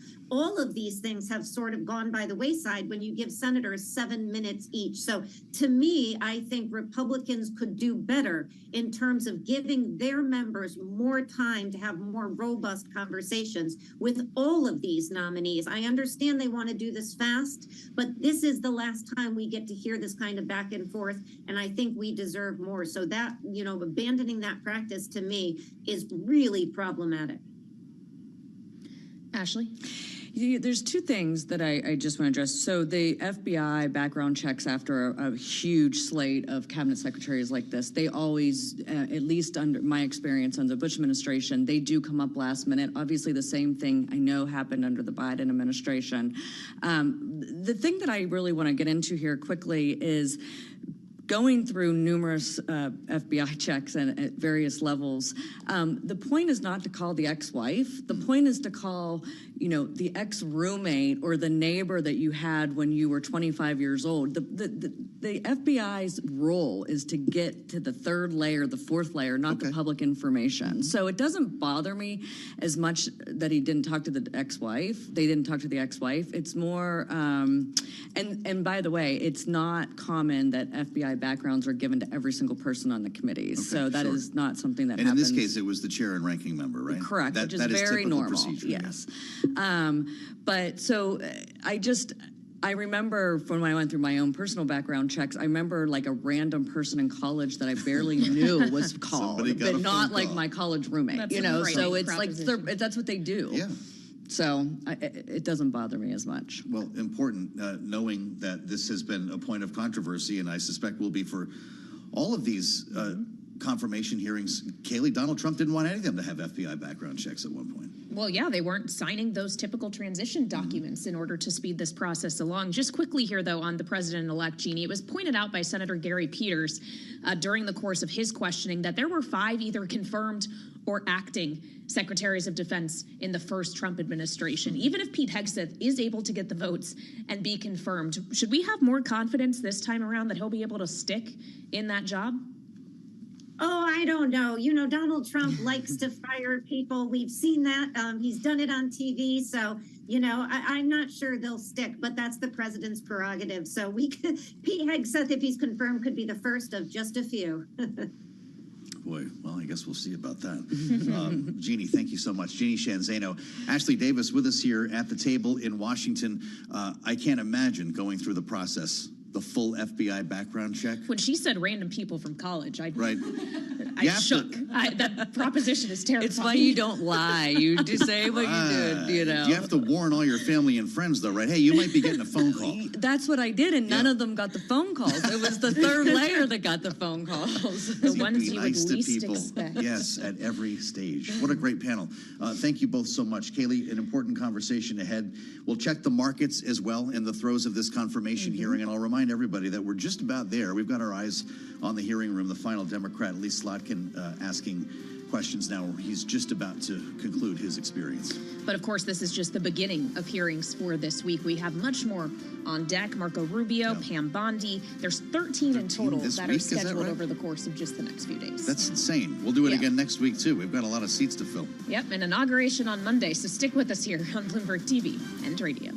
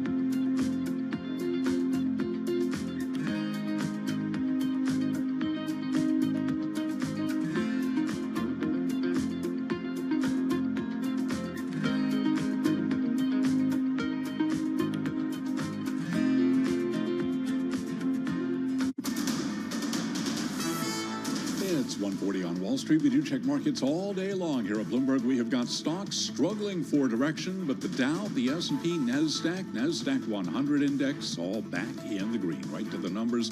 S&P up 10, a gain of 0.2%. The Dow up 137, up 0.3%. NASDAQ little changed, up by 1 point. Ahead of the CPI report tomorrow morning, the 10-year 4.79%. We have got the 2-year 4.36% and the 30-year 4.99%. Gold up $8 the ounce, higher by 0.3%. West Texas Intermediate crude down 1.5%, 77.68 a barrel. The Consumer Financial Protection Bureau says Capital One Financial misled customers when it rolled out a new savings account with a higher interest rate it didn't also give to existing savings accounts. Capital One up by 2%. United Rentals of Stamford, Connecticut has agreed to buy H&E Equipment Services for $3.4 billion in cash. United Rentals up 5%. H&E Equipment up by 105%. A New York Governor Kathy Hochul delivering her State of the State speech. She is proposing tax cuts on income up to $323,000. For on-demand news 24 hours a day, subscribe to Bloomberg News Now wherever you get your podcasts. Balance of Power continues now. Back we go to Washington. Once again, your hosts, Joe Matthew and Kaylee Lyons. Charlie Pellet, thank you so much with us here on Balance of Power. Watching Wall Street as we cover politics. They frequently cross over. It's a little bit different today, although there has been a conversation about defense contracting, the DIB, and of course, reforming procurement at the Pentagon as part of Pete Hegseth's wide-ranging conversation before the Senate Armed Services Committee. That hearing is still underway, but just about to conclude, with 27 senators each taking their time to ask questions of Donald Trump's nominee to run the Defense Department. Kaylee, at times it has been about cultural issues, some of the allegations that have surrounded Hegseth, including his personal behavior when it comes to women, when it comes to alcohol, DEI, women in combat, but also just the hard brass tacks of managing a massive bureaucracy, the massive budget that you'd be in control of, managing people, which is experience that he does not have, though he seems to have convinced a lot of Republicans that he can do the job. Yeah, it's interesting. We've heard a lot of numbers throughout the course of this hearing. The idea that the Pentagon, the Department of Defense, does have 3 million people. It has a budget of $850 billion. These are really big figures that we're working with. We've also heard over the course of this hearing, including from Senator Joni Ernst, for example, and from Hegseth himself, about a desire to get some of those figures down, specifically on the dollar figure side, as we talk about the auditing process at the Pentagon, or perhaps the lack thereof. It's those kind of internal substantive issues that we want to get into now with our next guest. Dr. Anya Manuel is joining us. She's co-founder of the strategic consulting firm Rice, Hadley, Gates and Manuel, also executive director of the Aspen Strategy Group. Welcome to Balance of Power, Anya. Good to have you here on Bloomberg TV and radio. When we consider the kind of size and scale of that internal DOD challenge that Pete Hegseth is making the case he is able to take on here, if he is indeed confirmed to be the next Secretary of Defense. Just how hard is it going to be to actually execute in the period of just 4 years? Yeah, happy to be with you, Kaylee. Thanks for having me on. You stated all the numbers. This is an enormous department to run, the biggest department that the U.S. government has. So real experience running large bureaucracies is important. Let me give you 2 points. One, the outside challenges that the United States faces. This is really a more dangerous period we haven't faced since, frankly, between the 2 world wars. Great powers are acting badly. You're dealing with a rising China that needs to be managed. You're dealing with a Russia that is continuing to pommel Ukraine unjustly. You have Iran, which is currently on its back foot, but can always cause trouble. So there are enormous geopolitical challenges that the next Secretary of Defense will have to face without getting us substantially involved in any of these wars, as we currently are not. On the internal side, you said a lot, and apparently it's come up in the hearing. This is an enormous budget. One of the big things that will have to happen is the procurement of the Pentagon will need to be reformed. We are not currently buying the weapons that we need for the wars of the 21st century. That alone is a $142 billion budget. Very, very important.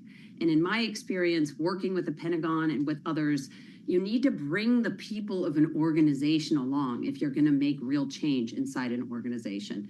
If you just do it by fiat from above, they'll fight you every step of the way.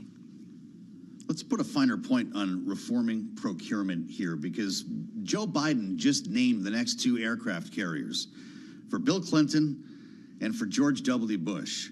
Is that in itself part of the reform that needs to happen? We keep hearing from Elon Musk, it should be all unmanned. It should be drones from now on. But we have massive and very expensive weapons programs that are set to continue on for years. So where does the reform begin? Yeah, we do. There's lots of opinions on how you reform. It's been tried multiple times. I think the Biden administration deserves some credit for doing things like the replicator program, which is getting drones and unmanned vehicles much faster into our system. But these are still small things. You can't just scrap the large weapon systems wholeheartedly, but you can start trimming some of them, cutting the ones that are likely to be sitting ducks. There's going to be a huge, I don't want to get into the details of this because there are going to be huge debates on what do you cut, what do you not cut. Every time you try to cut any big procurement weapon system, people crawl out of the woodwork because those are good jobs in America in certain districts. And so you need to have a good relationship with the US Congress to do some of those things. I would say one of the most effective secretaries of defense we have had is my own current business partner, Bob Gates. He cut billions in over 10 years from the Pentagon budget, and he did it without ruffling too many of the feathers. Well, obviously, as we consider the budget and what exactly it pays for, a lot of that is heading into the defense industrial base, which you were just speaking to. Obviously, a lot of this is made in the U.S., and this has come to the fore of conversation in regard to the supply of ammunition and other weapon systems for Ukraine. It was argued that that really is an investment in the defense industrial base here at home, even though we're sending it elsewhere. How much progress really has been made when it comes, though, to the DIB, Anya, versus what actually needs to be done to fortify the U.S.'s ability to continue providing for its own defense and the defense of its allies? Yeah, very good question. Hard to quantify it. Boy, if we started at 0, we're now maybe 30, 40% of the way there, but more has to happen. What's always very difficult is to tell companies to ramp up production without having very clear contracts going far into the future about how that will be used. And that's going to continue to be a problem. And the next administration will have to continue to wrestle with it. I would say the Biden administration has made a really pretty good start here. Are senators asking any of the right questions today? I have only watched part of the hearings. I do hear a lot of substance, a lot of what you said in your preview. This is a large organization, 3 million people. It needs to be run well. You can't just break the system in order to rebuild it. You have to really manage it from within. And by the way, the department is doing a lot of really important tasks right now, and you can't take your eye off that ball. So I do think some of the questions that have been asked about Indo-Pacific security, how we continue our work with our allies in the Indo-Pacific, which I think is one of the great strengths of what the Biden administration did, really rebuilding those alliances with Japan, with Korea, with the Philippines, with Australia, with India. Those are all very important, and I do hope the next Secretary of Defense keeps those going. Well, of course, Pete Hegseth would like it to be him. We are looking here on Bloomberg TV and on YouTube at a live shot of the hearing room, which has just, of course, concluded the hearing itself. And Pete Hegseth, along with his wife by his side, are now sharing hugs with a few members inside the room. Anya, some of what we heard from Pete Hegseth today in regard to the operations of the Pentagon, and especially when he was under question from senators on his views around things like DEI or women in combat, was this notion that some of these initiatives that we have seen in recent years, whether it is allowing more equal gender opportunity or keeping diversity, equity, and inclusion in mind, that it was slowing down the Pentagon or somehow making the Department of Defense less able to be the most lethal fighting force in the world. Is there any real truth in that statement that these other initiatives that were described in this hearing as being politically oriented issues are actually affecting the defense capability of the United States? I don't have the in-depth knowledge to evaluate whether that's been harmful or helpful or neither. When I interact with, as an outsider, with our troops around the world, with our military leaders around the world, I find them engaged and strong and smart and practical. And I think our military leaders are doing an extraordinary job managing a really complex geopolitical environment. And I just want to get back to that, because if you look at the challenges we're facing now, we talked briefly about the Indo-Pacific. The Ukraine war, even if President Trump would like it to end on day one of his presidency, that's unlikely. You need to bring that conflict to a managed conclusion. And that involves working well with our allies. I know that the Supreme Allied Commander we currently have in Europe has done a great job with that. So that continues. What's going on in the Middle East is ending, but very slowly. You need to continue to manage Hezbollah. You need to manage the conflict in Gaza with Israel. So supporting our military to the best of our ability is going to be a very important thing, both for the Congress and for the new civilians in the administration.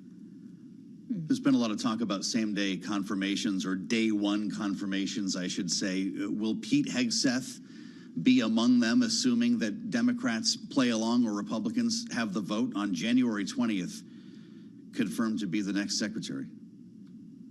I can't speculate to that. You'll have to continue to hear the hearings. Yeah. Well, when we consider, though, the urgency senators may feel, or that the president may feel, in making sure that these, and him and other nominees, are confirmed quickly, it does speak to some of the very things that you were just discussing with us. This notion that we are at a very tense time geopolitically in many parts of the world. There has been a lot of conversation, including just yesterday here at Bloomberg, when the outgoing U.S. National Security Advisor Jake Sullivan joined our colleague, about this notion that the Biden administration initially came in wanting to be able to focus on the Indo-Pacific, on the threat from China, and got instead sidelined by the events in the Middle East. How do you see the kind of balance between these different theaters heading into this next administration over the course of the next 4 years, especially if there is some kind of at least temporary resolution between Israel and Hamas that all sides are fighting for right now? Yeah, the Middle East just draws people back in over and over again. And as much as repeated U.S. administrations have wanted to wash their hands of it and walk away, unfortunately, we need to be engaged. That doesn't mean directly involved in war, but we need to be engaged in the world to prevent wars, to keep us from having to be directly involved. Because the international geopolitical system hates a vacuum, and every time there's a vacuum, it's filled, frankly, by the bad guys, like you saw Russia filling in Syria. You've seen Russia invade Ukraine. You've seen an increasingly belligerent China that we need to be watching. So we don't have the leisure as leaders in the United States to turn away from any of these very important conflicts. We need to be engaged in all of them. And if you talk to our friends and partners around the world, they want us to continue to be engaged. All right, Dr. Anya Manuel, co-founder of the strategic consulting firm Rice Hadley Gates Manuel, we thank you so much for your insights and expertise today on Bloomberg TV and radio. We can tell you that the hearing has just concluded. It has come to a close for Pete Hegseth. And Kaylee, based on what we're hearing, that's going to be it. There had been talk of multiple rounds. Each of the 27 senators got their time.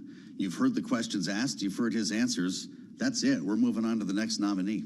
Well, and frankly, for all of that questioning and answering, doesn't really feel like any new substantive material or revelations emerged from this hearing. What was known about Pete Hegseth and his views coming into the hearing largely were either reiterated, him obviously defending himself when it comes to changes in his viewpoints on things like women in combat that he's made recently. But again, a lot of that was already known. It's unlikely that any minds, especially in the United States Senate, were firmly changed by this testimony. That's right, and that was the idea going into today. Will there be any new revelations? It does not appear that we had any, although we had some pretty deliberate presentations put forth by Tammy Duckworth, by Elizabeth Warren, some others. Tim Kaine had the nominee on his heels for some time, but this was all, of course, based on information that we had already heard. In some cases, he chose not to answer questions. In some cases, he did. Now it's going to be on to a vote, and I suspect we'll be hearing pretty quickly leaks from this committee about where each member stands. Yeah, I would imagine so, keeping in mind he just has to get the majority of the Senate. So 3 votes in the Republican Party is what we're going to be looking for, that he can't afford to lose. And again, there's much more still coming up this week in regard to hearings, including for Marco Rubio and for Scott Bessent on Thursday. We'll be bringing that one to you live and in full here on Bloomberg TV and radio. And we'll be back at 5 o'clock for more today here on Balance of Power.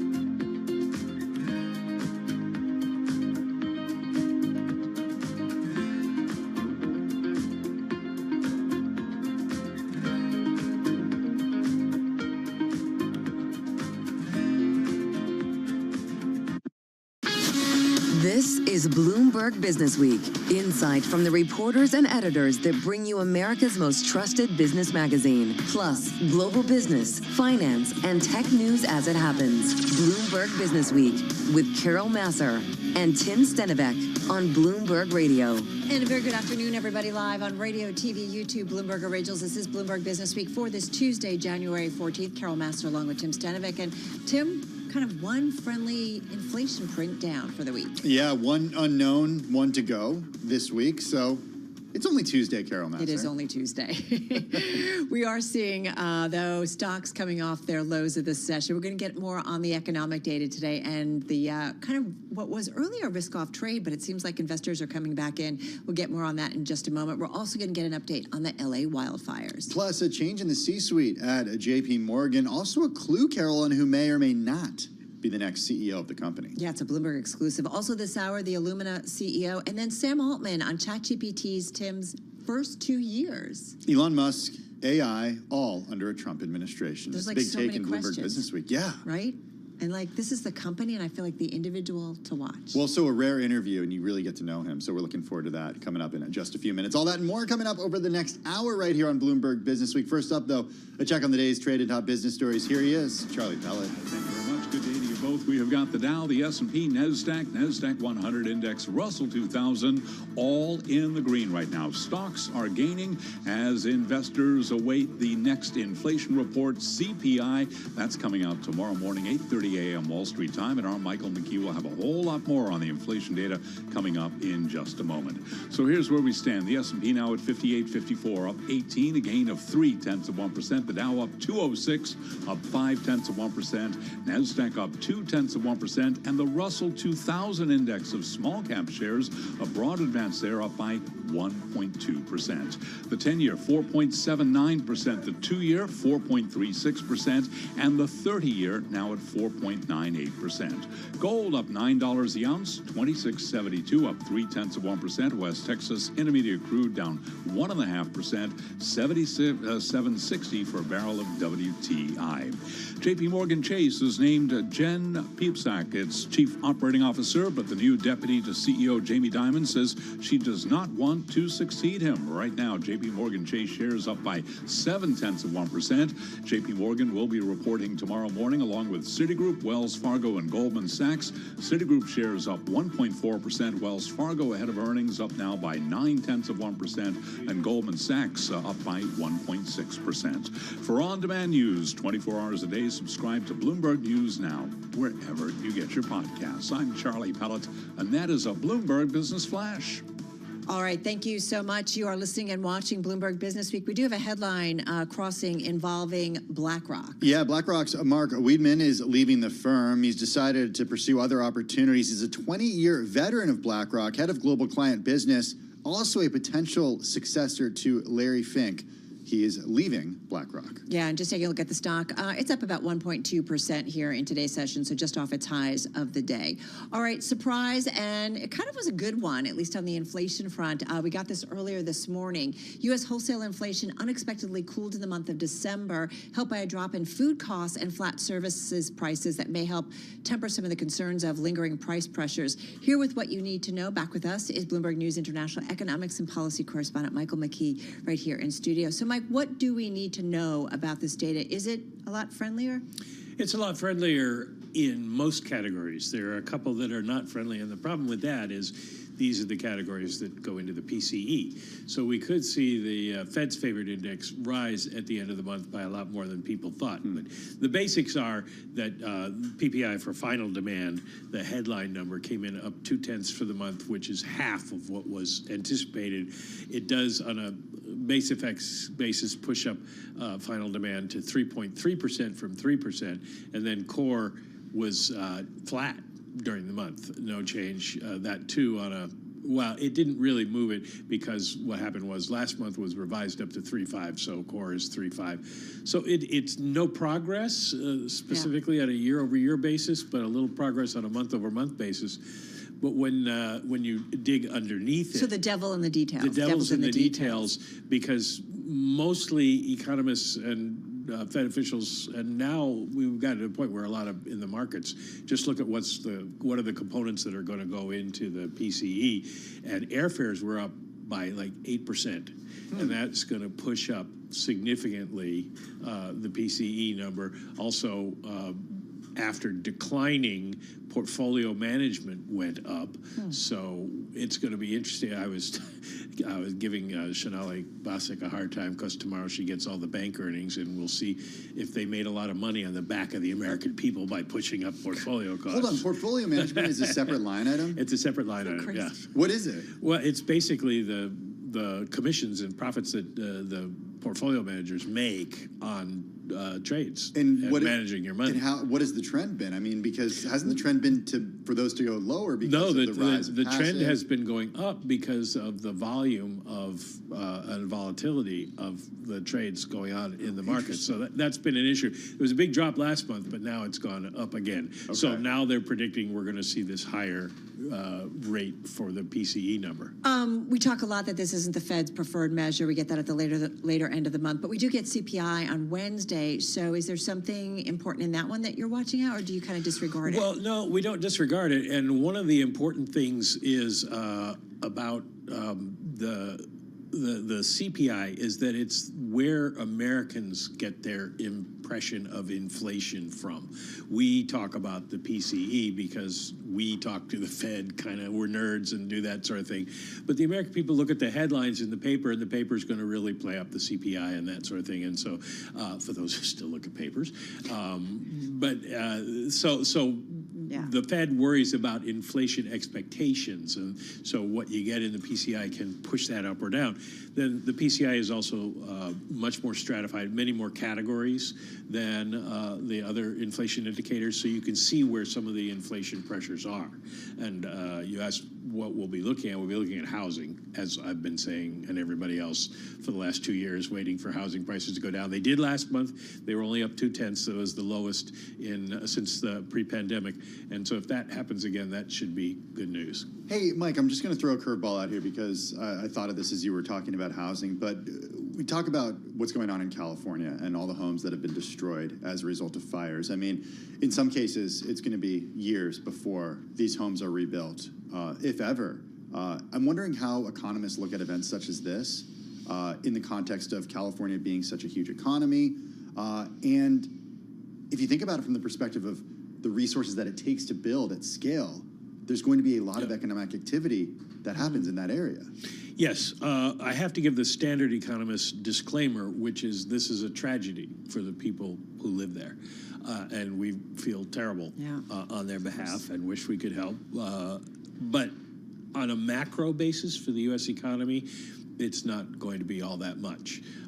Hurricanes, in terms of total damage over a wider area and more money, you notice when they're doing the damage estimates for the fires, they're comparing it to other fires because hurricanes are a lot worse. And what happens is people spend so much money replacing everything because now you're not paying for a 50 or 60 or 70-year-old house, you're paying for a brand new house, and the costs have gone up to rebuild that. So actually disaster recovery adds to GDP. And when you go back and you look at GDP during periods when there were natural disasters, it's really hard to find them. But it will have economic effects in the short run because those things don't wash out right away. We'll see a decline and then a switch in retail sales in terms of what people are buying, and it'll probably be large enough that you'll notice it. Obviously, jobless claims will go way up in California, and we may have an effect on the non-farm payrolls. There's one estimate from one of the Wall Street houses that it might affect it by about 20,000 or so, because this is the survey week.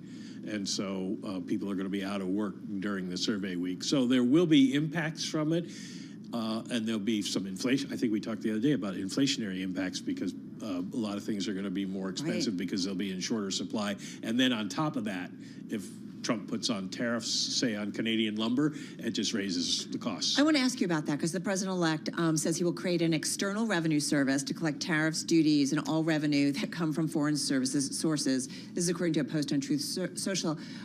Because we have you here, I want to ask you about UBS, which has a note out that a decision by Trump to ramp up tariffs gradually once he takes office would be problematic, their words, for the Fed, which is, as we know, still battling kind of the last mile of inflation, because you wouldn't have just a one-off impact from the tariffs, rather kind of rolling effect because of multiple rounds of tariffs. What are your thoughts on that? Well, you go back to 2018, the Fed staff put together a briefing for them when Trump was putting on his first rounds of tariffs. And the advice from the staff was, you probably just want to look through the tariff increase because it'll be a one-time increase in prices. Right. And then that doesn't contribute to ongoing inflation.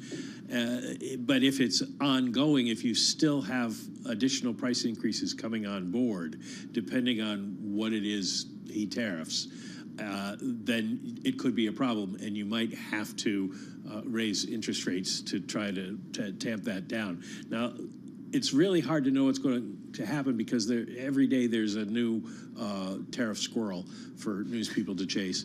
And one of the things that came out the other day, I mean, we had this. Now we got the gradual. The other day we had the emergency declaration for everything, and the other is on what do they put tariffs on, and there was a suggestion that he wants to avoid putting it on to a great extent consumer goods because he doesn't want you mad at him, and so if he's just doing intermediate goods, some of that price pressure gets absorbed in the process of manufacturing and the middlemen and transportation and things like that, so it might not be as bad. So yes, it's UBS is right. It's a pain for the Fed because they got to try to figure all this out. Right, and just kind of go back and forth here.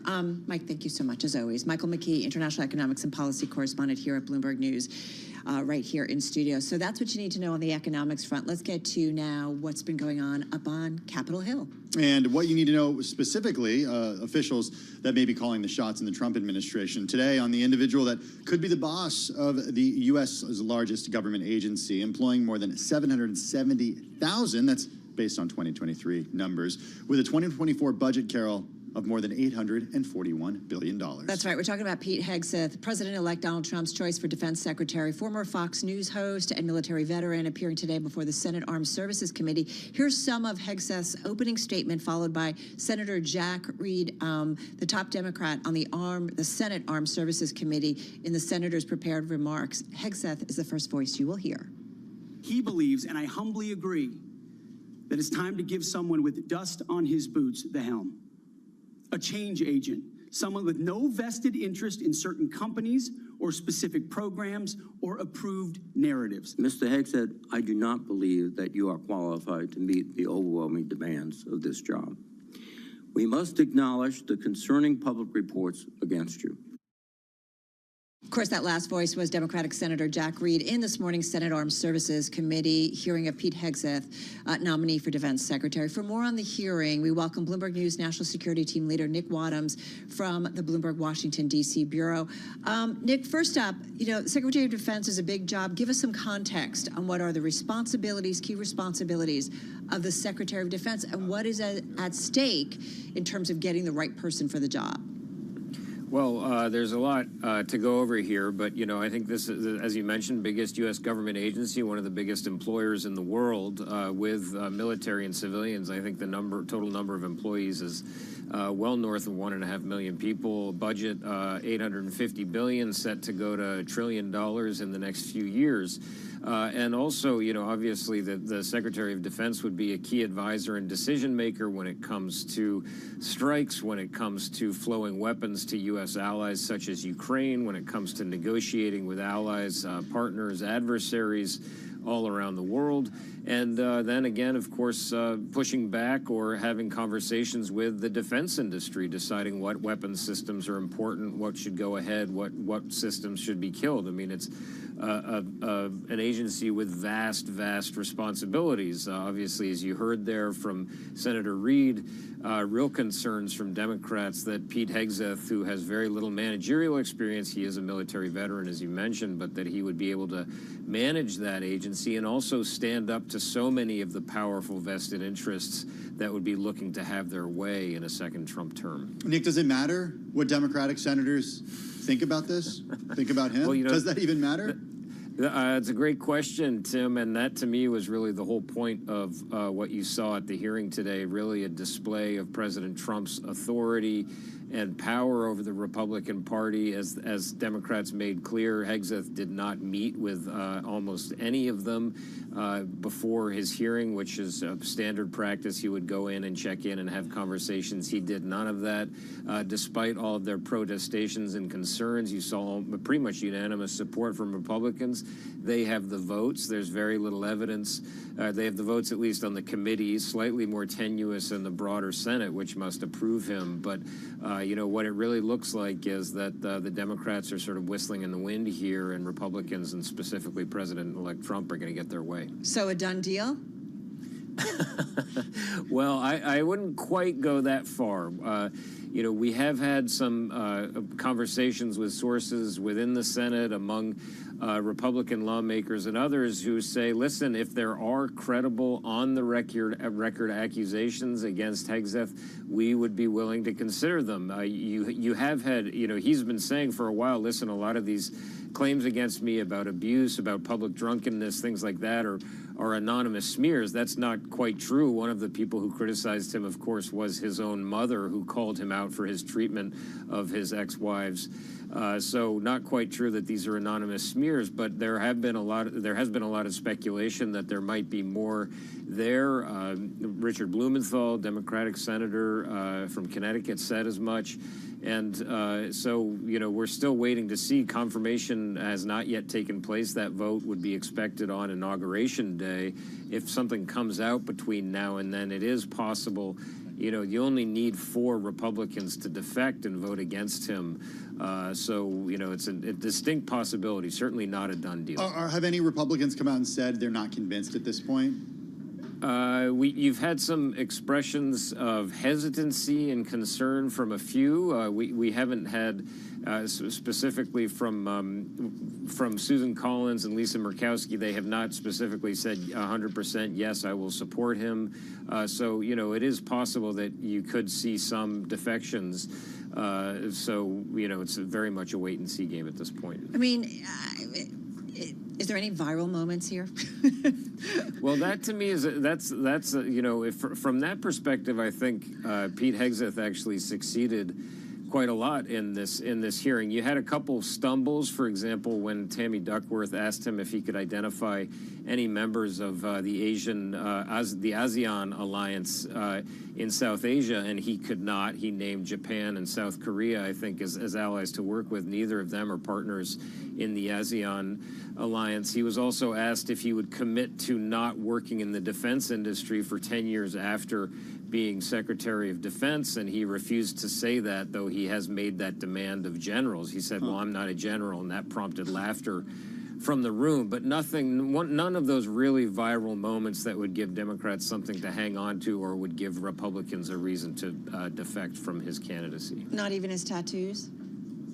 No, he didn't. I don't believe he displayed his tattoos. He was asked about them, but again, nothing really there that provoked a viral moment. He has successfully repelled the Democratic concerns around the tattoos that they may signal some sort of Christian nationalism or something like that. He says these are really just demonstrations of his religious beliefs and of his patriotism. Yeah, fascinating, though, and interesting. Hey, listen, Nick, thank you so much. Bloomberg News National Security Team leader Nick Wadhams there in D.C. Coming up next, we're going to catch up with the CEO of Illumina, out with an update, Tim, on the company today. Also, Sam Altman on ChatGPT's first 2 years, Elon and AI under Donald Trump. All that when we return right here on Bloomberg Business Week.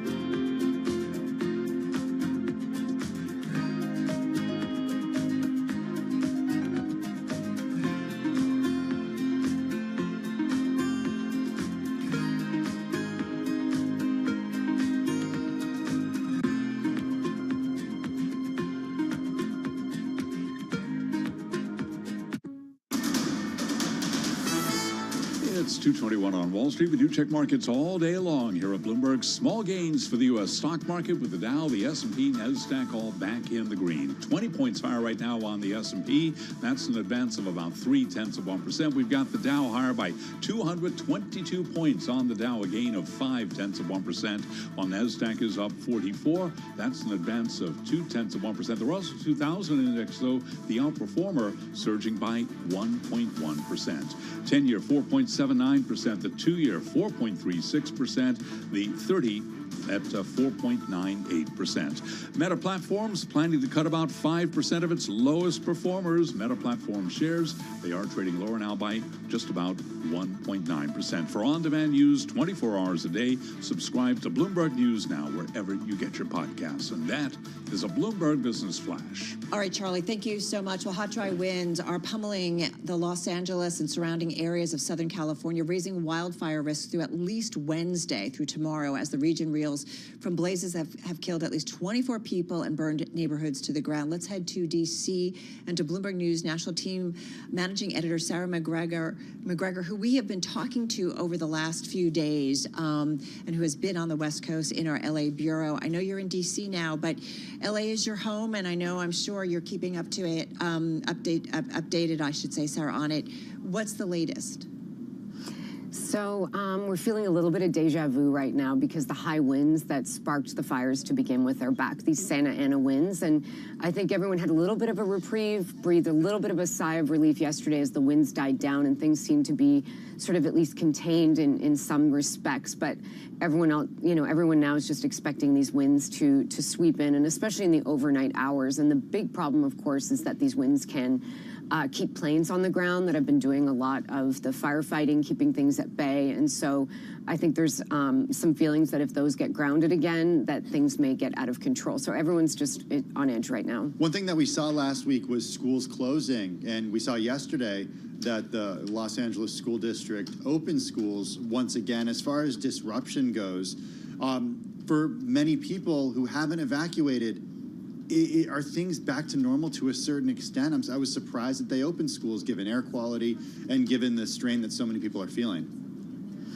I think a lot of parents like myself were surprised, in some ways pleasantly, of course, because I think, a lot of us remember COVID when our kids were at home for an extended period of time. And so, in a lot of respects, I think, some of the social issues and whatnot that we know the kids went through, we're happy for them to, of course, be in school and have a place to go. But, my son is at Santa Monica High School. It's, it's only a few miles from an evacuation warning area. My other son's in an LAUSD school closer to our house in Westwood. And I think, we'll see where that goes in the next day. Authorities had been telling us to stay off the roads, of course, so emergency vehicles can get through.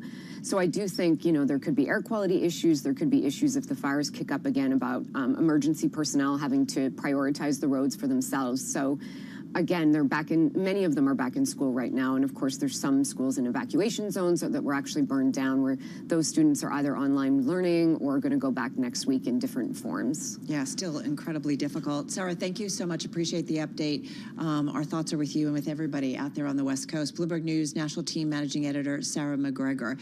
So we are continuing to keep a watch on those wildfires. We're going to also stay kind of on the West Coast because we've been watching developments out west in the pharma space, in the healthcare space, because out in San Francisco is the 43rd annual J.P. Morgan Healthcare Conference. Tim, that is continuing. Reporting from it, Bloomberg Open Interest co-host Katie Greifeld, who's sitting down with the CEO of Illumina, the company giving preliminary 2025 revenue guidance today. Katie, take it away.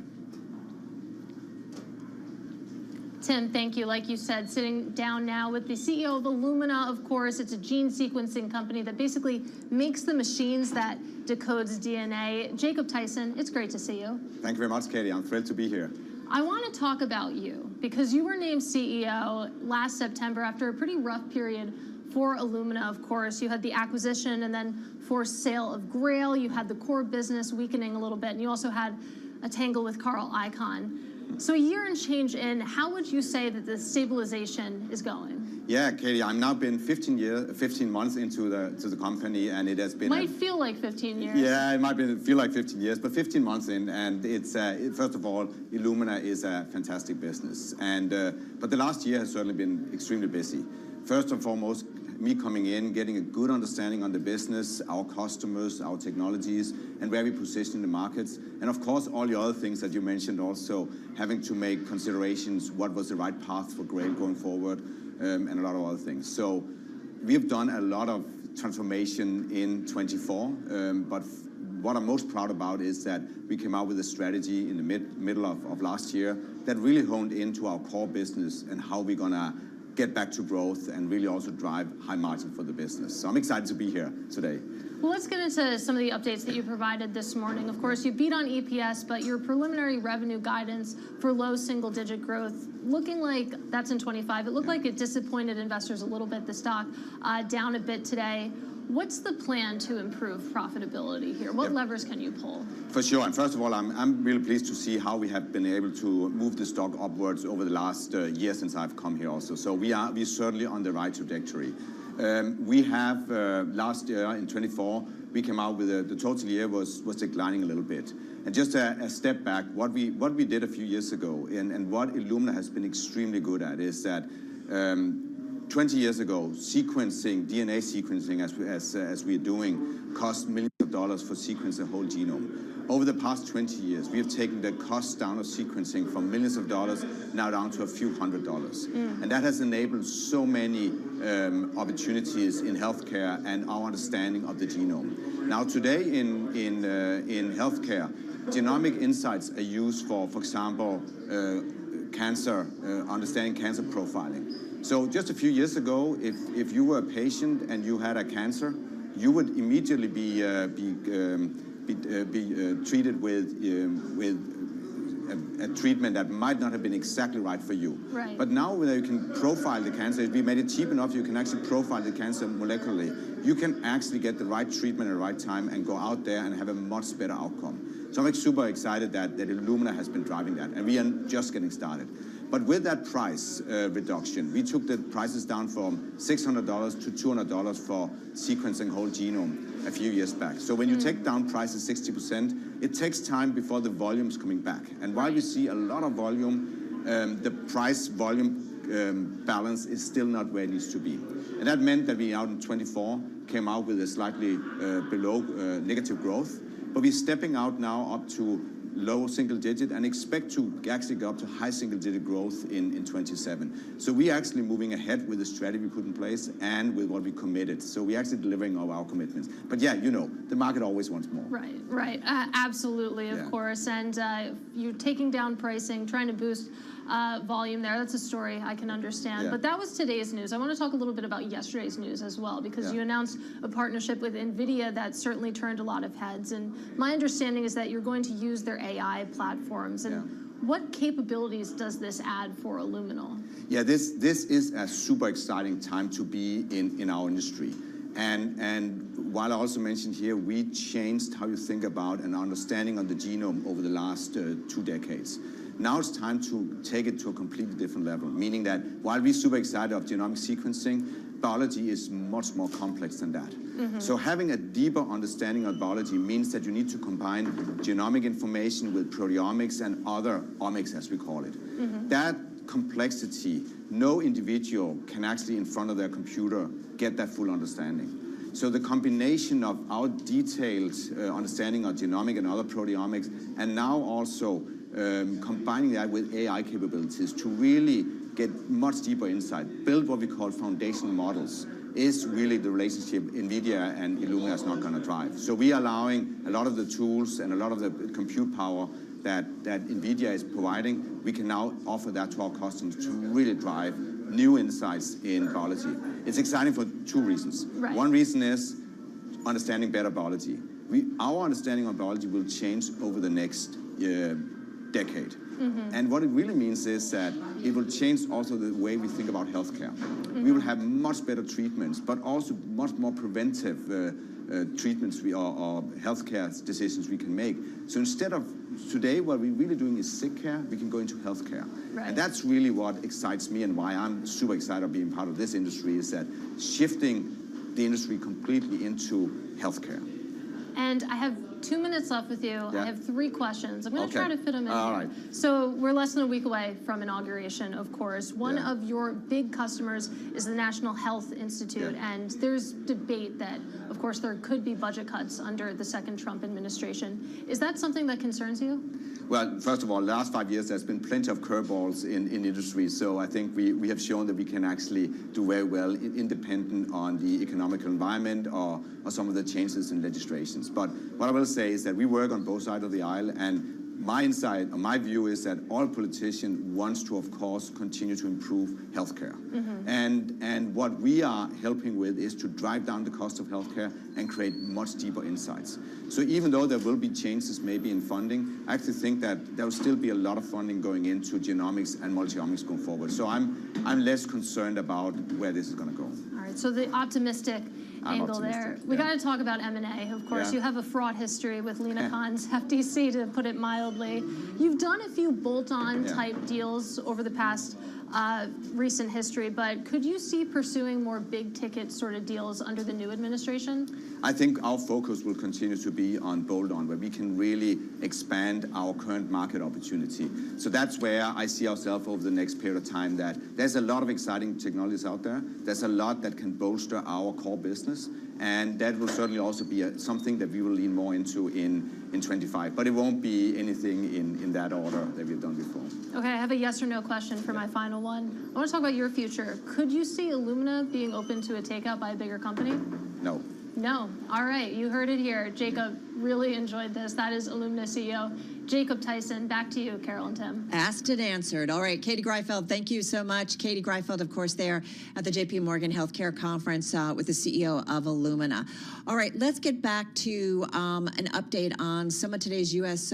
trading and top business stories. We do also have a headline which potentially could be impacting some of the market trade, but Israel and Hamas have agreed in principle to a draft deal for a ceasefire and hostage release. This is coming from CBS News, citing an unidentified Arab, U.S. and Israeli officials. The deal could be finalized as soon as this week, Tim. If the details are approved and the Israeli government also votes for its approval, implementation of the deal could begin as soon as this weekend. That, again, according to CBS.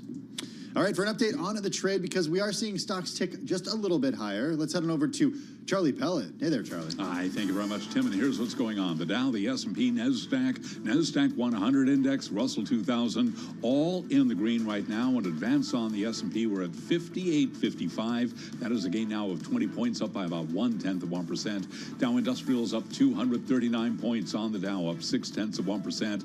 NASDAQ up 0.2%. The Russell 2000 index of small cap shares now up by 1.1%. 10-year 4.78%, the 2-year 4.36%, and the 30-year 4.98%. Gold up $11 the ounce, up 0.4%. A retreat for crude. West Texas Intermediate crude down 1.6%. Bitcoin now higher by 3%, closing in on $97,000. Starbucks says it will give catastrophe pay to workers affected by the fires raging in L.A. Starbucks shares down now by 0.2%.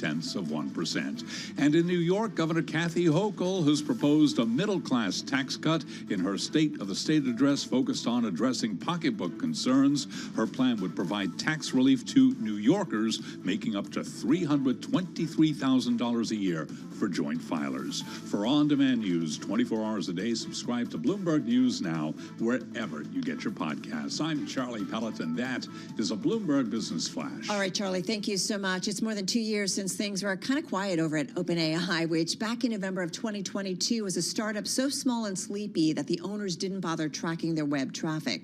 So reminds us and writes Josh Tieringal, who caught up with the OpenAI co-founder and CEO Sam Altman to talk about his infamous 4-day firing, how he runs the company, thoughts on another co-founder, Elon Musk, of course, and the impact of a Trump presidency on AI and more. It's all in the conversation. We welcome Bloomberg Business Week freelance contributor Josh Tieringal. He is, of course, former editor of Bloomberg Business Week, and he joins us from New York City. Hey, Josh, great to have you here with us. I have to say this has to be one of the most sought-after individuals to talk to. When he does an interview, we all kind of sit up and listen. How did this come together, and why did he want to talk now? I've spoken to him a bunch of times over the last couple of years, and he reached out basically saying, look, it's been 2 years since GPT launched. It's been about a year since the board firing. I think he was eager to kind of put a bunch of this stuff behind him. He was probably tired of being asked questions about it. So he invited me to come out and really talk through it all and do it at some considerable length. You know, we spent 2.5 hours together just really rehashing it and did a past, present, future. So it was really his initiative. Okay, well, let's go to that. You talked about, and I think one of the most interesting takeaways for me, Josh, was the drama that occurred when he was briefly ousted as CEO. We're going to get to that in just a few minutes. Before we get there, though, is the origin story of the company. Not everyone knows how it was started, who started it, who was involved. What was top of mind when you sat down with him to talk? You know, I think he was in a reflective mood. Anniversaries are pretty arbitrary. Some people observe them and get sentimental around them. Some people don't. I think that he was feeling very much like, you know, this is a different company today than it was 2 years ago.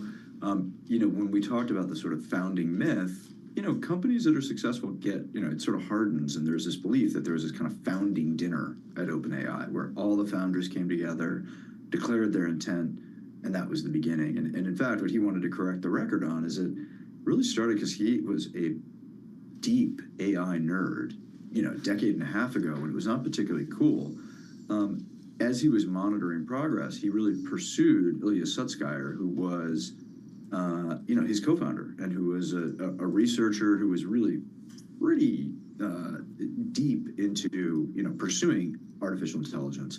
Sam really pursued him, and he just wanted to say that the first thing for him was this dinner the two of them had, and that dinner produced a lot of the sort of philosophical, research-driven take that's still very much at the core of OpenAI. Josh, did they have at that time, as you know, there were kind of multiple dinners these guys had in starting to think about the concept, I guess, of the company or what they wanted to do, but did they have any idea kind of what they were dealing with? As you note in the story that Sam Altman said, even thinking about doing this was like cancelable. So, you know, it was kind of not something anybody was considering doing, but did they have any concept that 2 years later, like this might kind of been where we would be? And the impact that they would have. It's a sort of 8-year overnight success, right? I think that they felt like they could scale artificial intelligence. They didn't quite know, you know, what that journey would look like, but they were pretty confident that they were going to be able to make AI happen and make AI happen for ordinary consumers. Obviously, there's tons of twists and turns, but yeah, they did have a pretty strong sense this is what they're going to be able to do, and they actually saw the size of the company, which was quite small, as a distinct advantage in those days. Yeah, one of those twists and turns, I promised we'd get to it, was his brief ouster as CEO of the brief ouster from the company. Explain how it went down differently than what's been reported. What's the inside story there? Well, I think the key component is just that there's been complete opacity around exactly what happened. You know, there was this sort of 4-day hostage taking where nobody quite knew what the future of the company was going to be. We knew the basic details, which are that he had been fired and the board had fired him for what they termed as not being consistently candid. Didn't know what about, didn't know what they were referring to. He says still he's not totally sure what they're referring to. And I think, you know, in the piece, I kind of challenge him a little bit. I think ultimately what it comes down to and what he talks about is that, you know, the company was founded with this very, you know, noble and pure idea about AI research. What they determined along the way is that if you're going to be competitive in the field of AI, and if your product is going to be meaningful, you need to be able to pivot. You need to be able to devote very large sums to compute, which is the process of actually training these AI models, and that there was a divorce coming with that board. The board was genuine in its convictions that AI needed to be monitored a certain way. There was some sort of schism coming. It feels like that schism was inevitable. Sam, in the interview, says he probably should have been aware that there was greater risk of that schism than he actually was. He says he doesn't have great EQ on these things. But, you know, what we really get out of the piece is just him telling us moment by moment what those 4 days were about. The negotiations to come back, the brief window where it looked like he was coming back and there would be no issues. Then the board names Emmett Shear as a CEO.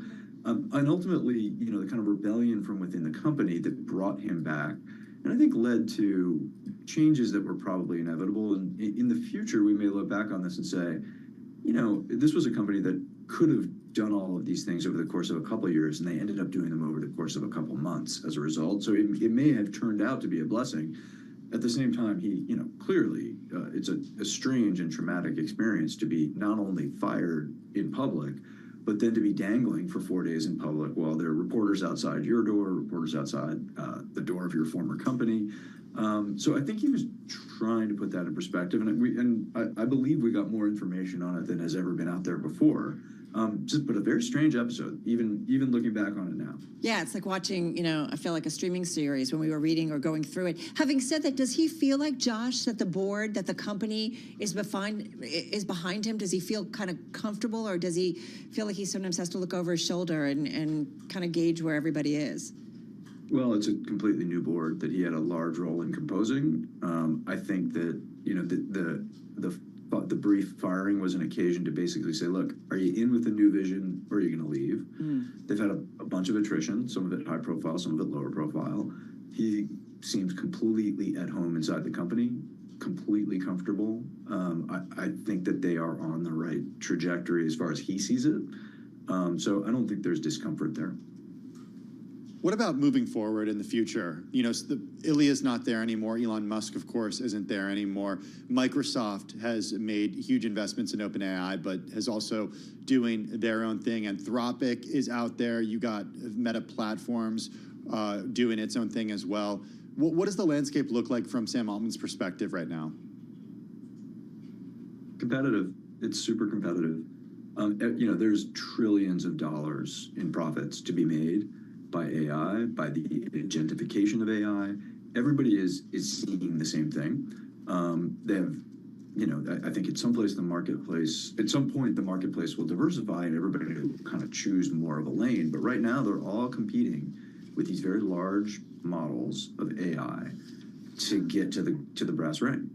And so, I think they feel very comfortable that because they were there first and because they're pretty disciplined about what they're actually pursuing, which is as a research-focused company, getting to artificial intelligence and artificial general intelligence, whatever may come beyond, they are able to attract talent. Other companies have bigger war chests. They are successfully getting talent.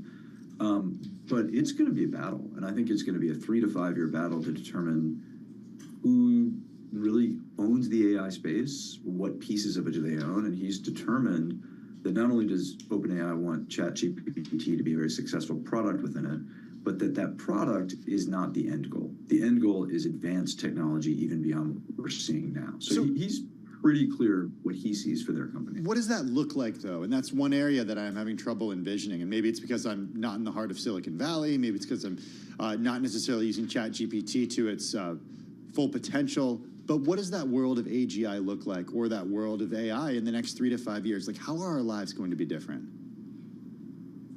Well, look, you're not wrong. I mean, this is one of the confounding aspects of being, alive during AI, is that the people pursuing AI are research scientists for the most part, but they speak like preachers, right? They speak with this sort of evangelizing faith about what's coming. But when you ask them, as I asked Sam, like, what in your mind is artificial general intelligence? What he gave me was a sort of decent definition. And at the end of it, he said, and if we achieve that, that would be AGI-ish, right? And so there is a lack of precision in our terms when we talk about what AI is and what we talk about AGI. And so it's confounding. It really is. It is not on you, though. It is on the industry to ultimately come up with these definitions of what it is so that people can figure out what it means for their lives. This is not standard technology. This is way more disruptive. And I think, there's a ripple between these companies and the potential consumers. I don't think it's the consumers who are to blame for that. We're not yet at a place where everybody agrees on what these things are. Josh, it sounds like he thinks, based on the interview, that he thinks Elon could continue to be trouble for them going forward.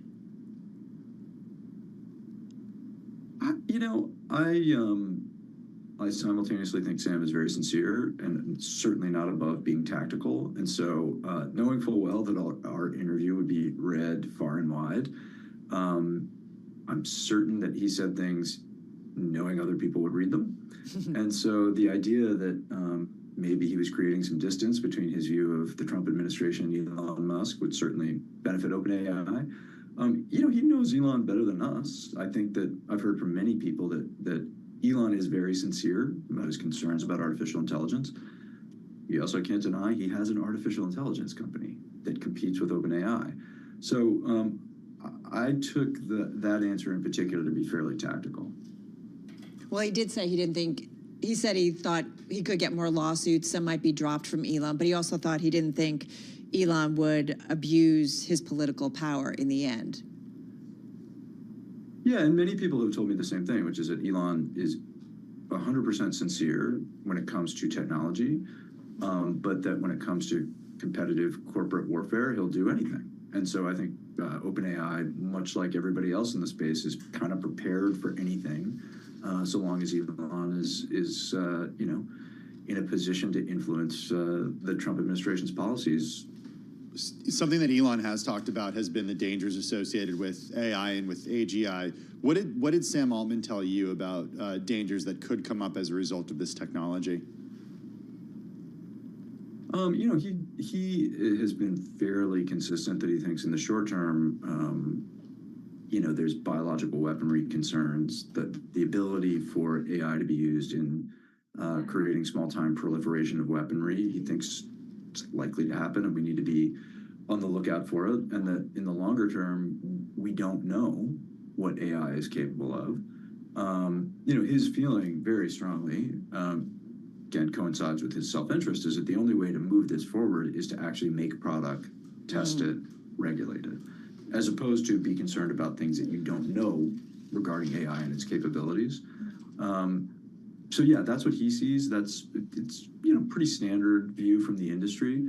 There are still people at the edges who believe that the risk of existential risk from AI is as high as 20%. Right. I think that's a little bit of an outlier, but people think that we're going to be in for it for sure as people come up with new and nefarious uses for the tech.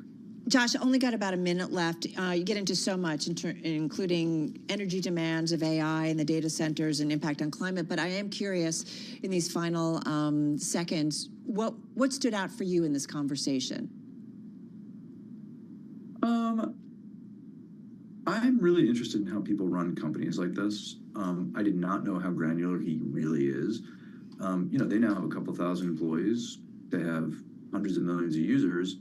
And he is in on those research meetings. He's in the Slack channels. And there are parts of the company that he really delegates other people to handle. That's interesting. It's a different kind of style from other folks. He's also very reflective and analytical. He came from Y Combinator, which was largely this nurturing fund which scouted CEOs. He's very aware of what he's good at and bad at as a CEO. And that kind of reflection is not common in many of the CEO interviews I've done. So, I was both impressed by it, and I found that to be, relatively abnormal.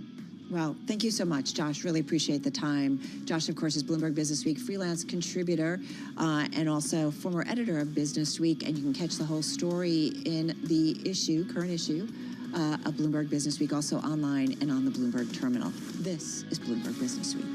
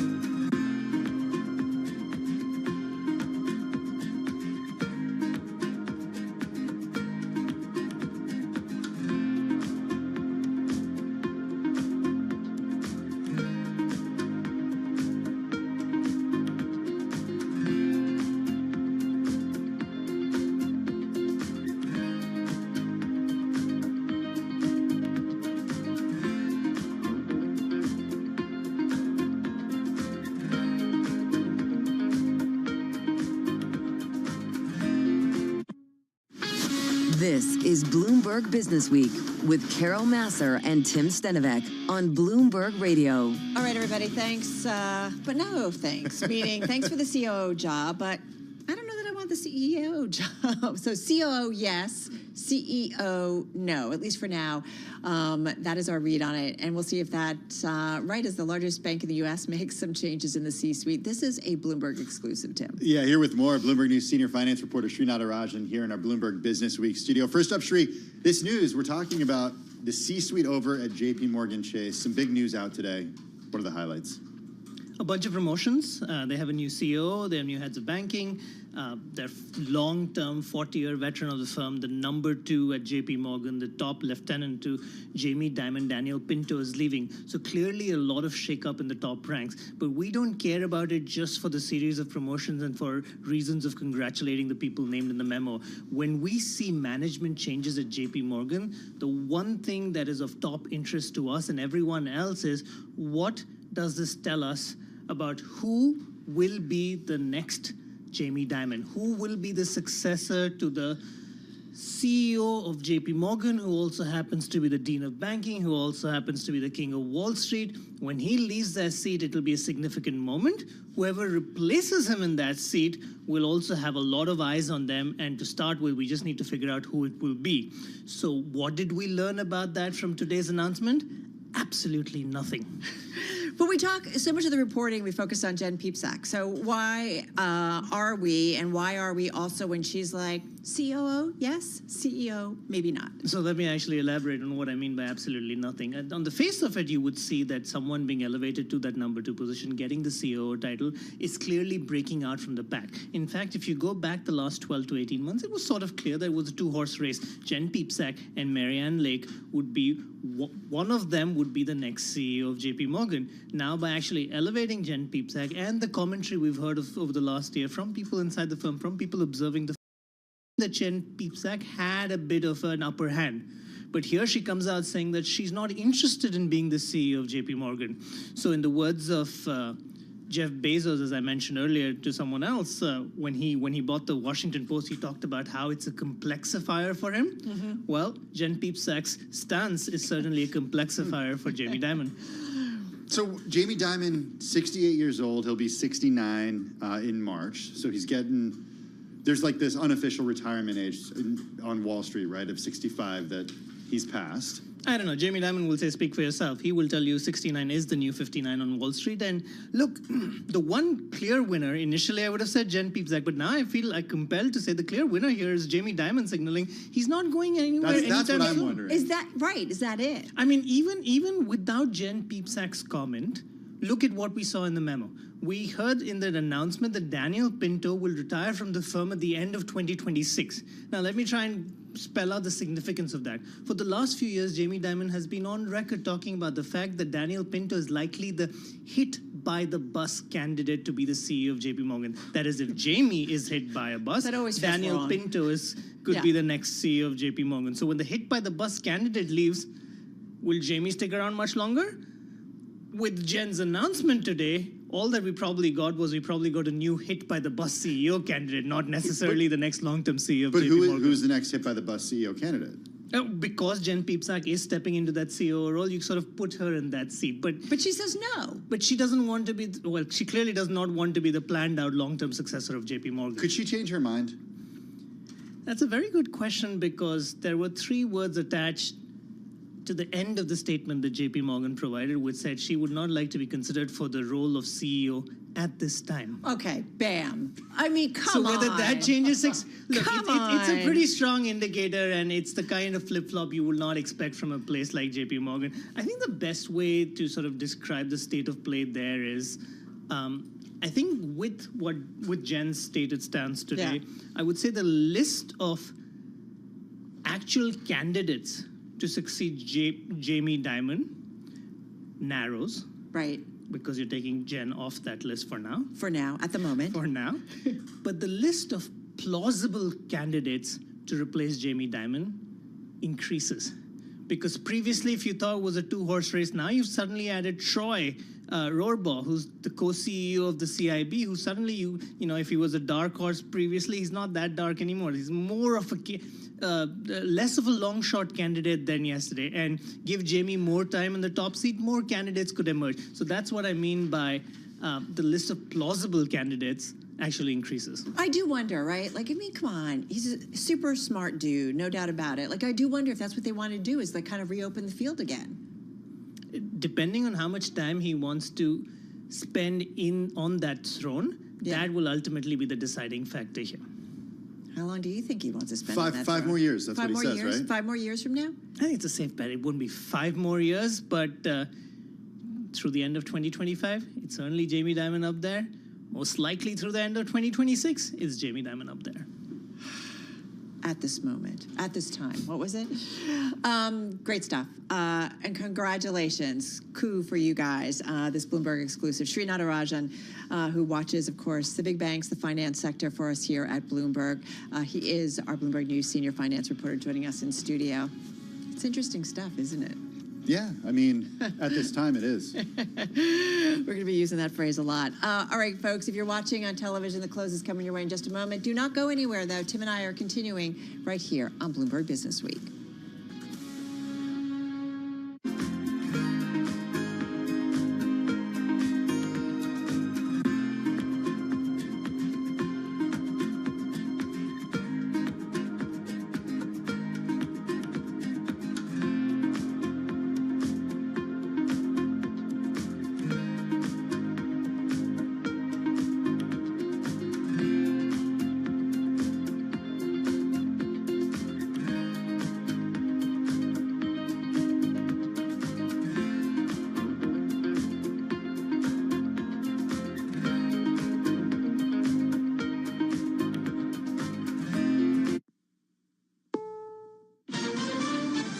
CBS News on the Hour, sponsored by O'Reilly Auto Parts. I'm Michael Wallace. President-elect Donald Trump's choice for Defense Secretary Pete Hegseth is done fielding questions from the Senate Armed Services Committee. This hearing is adjourned. Virginia Democrat Tim Kaine brought up the sexual assault allegations against Hegseth. Are there any other important facts that you chose not to reveal to the president-elect and his team as they were considering you to be Secretary of Defense?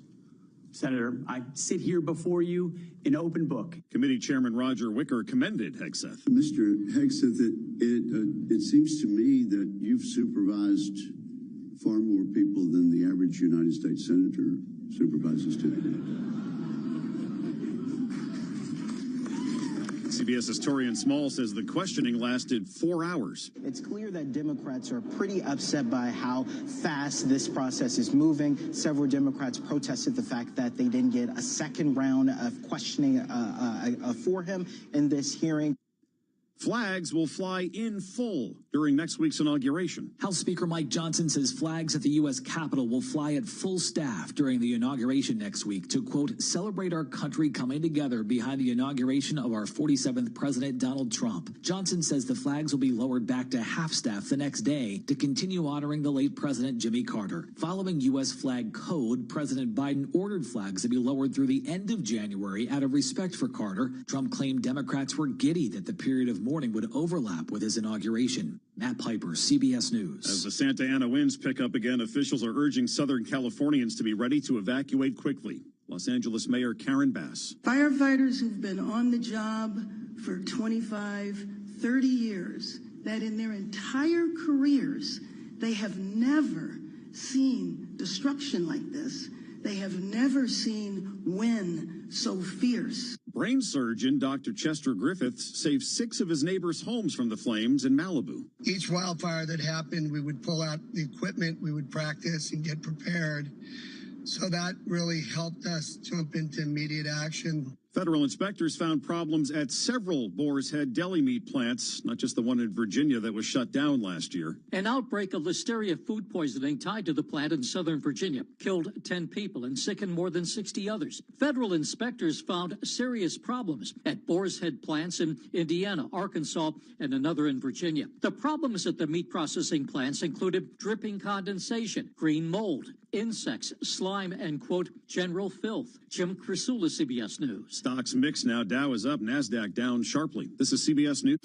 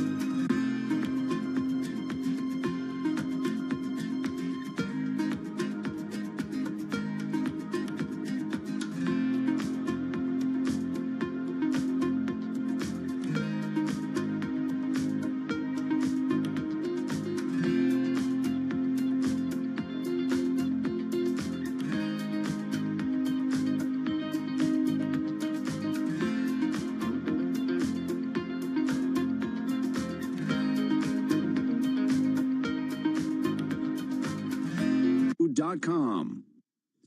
Starbucks is changing one of its store rules. CBS's Chanel Call explains. In a reversal, Starbucks is now requiring people to make a purchase in order to hang out in its stores or use its restroom. The company had put into place an open door policy 7 years ago after 2 black men were arrested at a Philadelphia location while there for a business meeting. That incident resulted in national embarrassment for the company, but since then, the company says staff have struggled with unruly and dangerous behavior in stores. The CDC says this winter's level of norovirus infections is more than double last season's peak in March.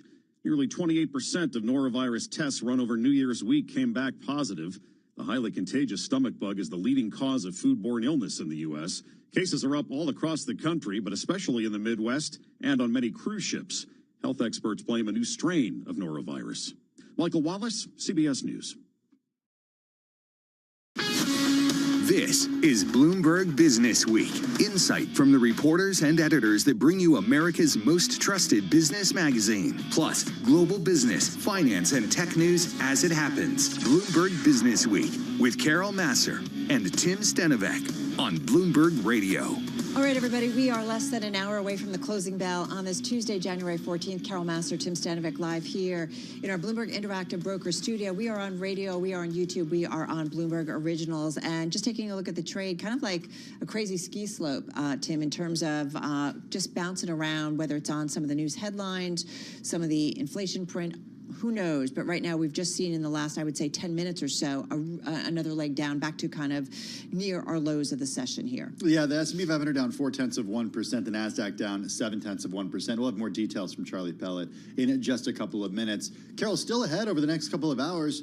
Is it the beginning of the end of the Israel-Hamas war, the latest on a potential ceasefire deal? Yeah, and it looked like maybe the markets were moving on that as well, so we're going to get an update on that. Also, our columnist writes that investors should be preparing for a self-driving car crash. Happy Tuesday, everybody. And it's the most powerful tech company in China. No, it's not Tencent. It's not Alibaba. Nope. It's not a JD. It's not Meituan. We're talking about Huawei. We've got the author of the brand new book on the company. Yeah, we're going to talk about that with her in just a moment, a little bit later on, actually, on Business Week. First up, though, let's get to the day's trade. Bouncing around here, a lot of volatility in your top business stories. Here's Charlie Powell. I think it's indeed choppy session. In fact, NASDAQ right now, low of the day. NASDAQ down 142 points. The composite index lower now by 0.7%. We've got the Dow Industrials holding on to a 5-point gain, while the S&P, to put it all in context, down now by 0.4%.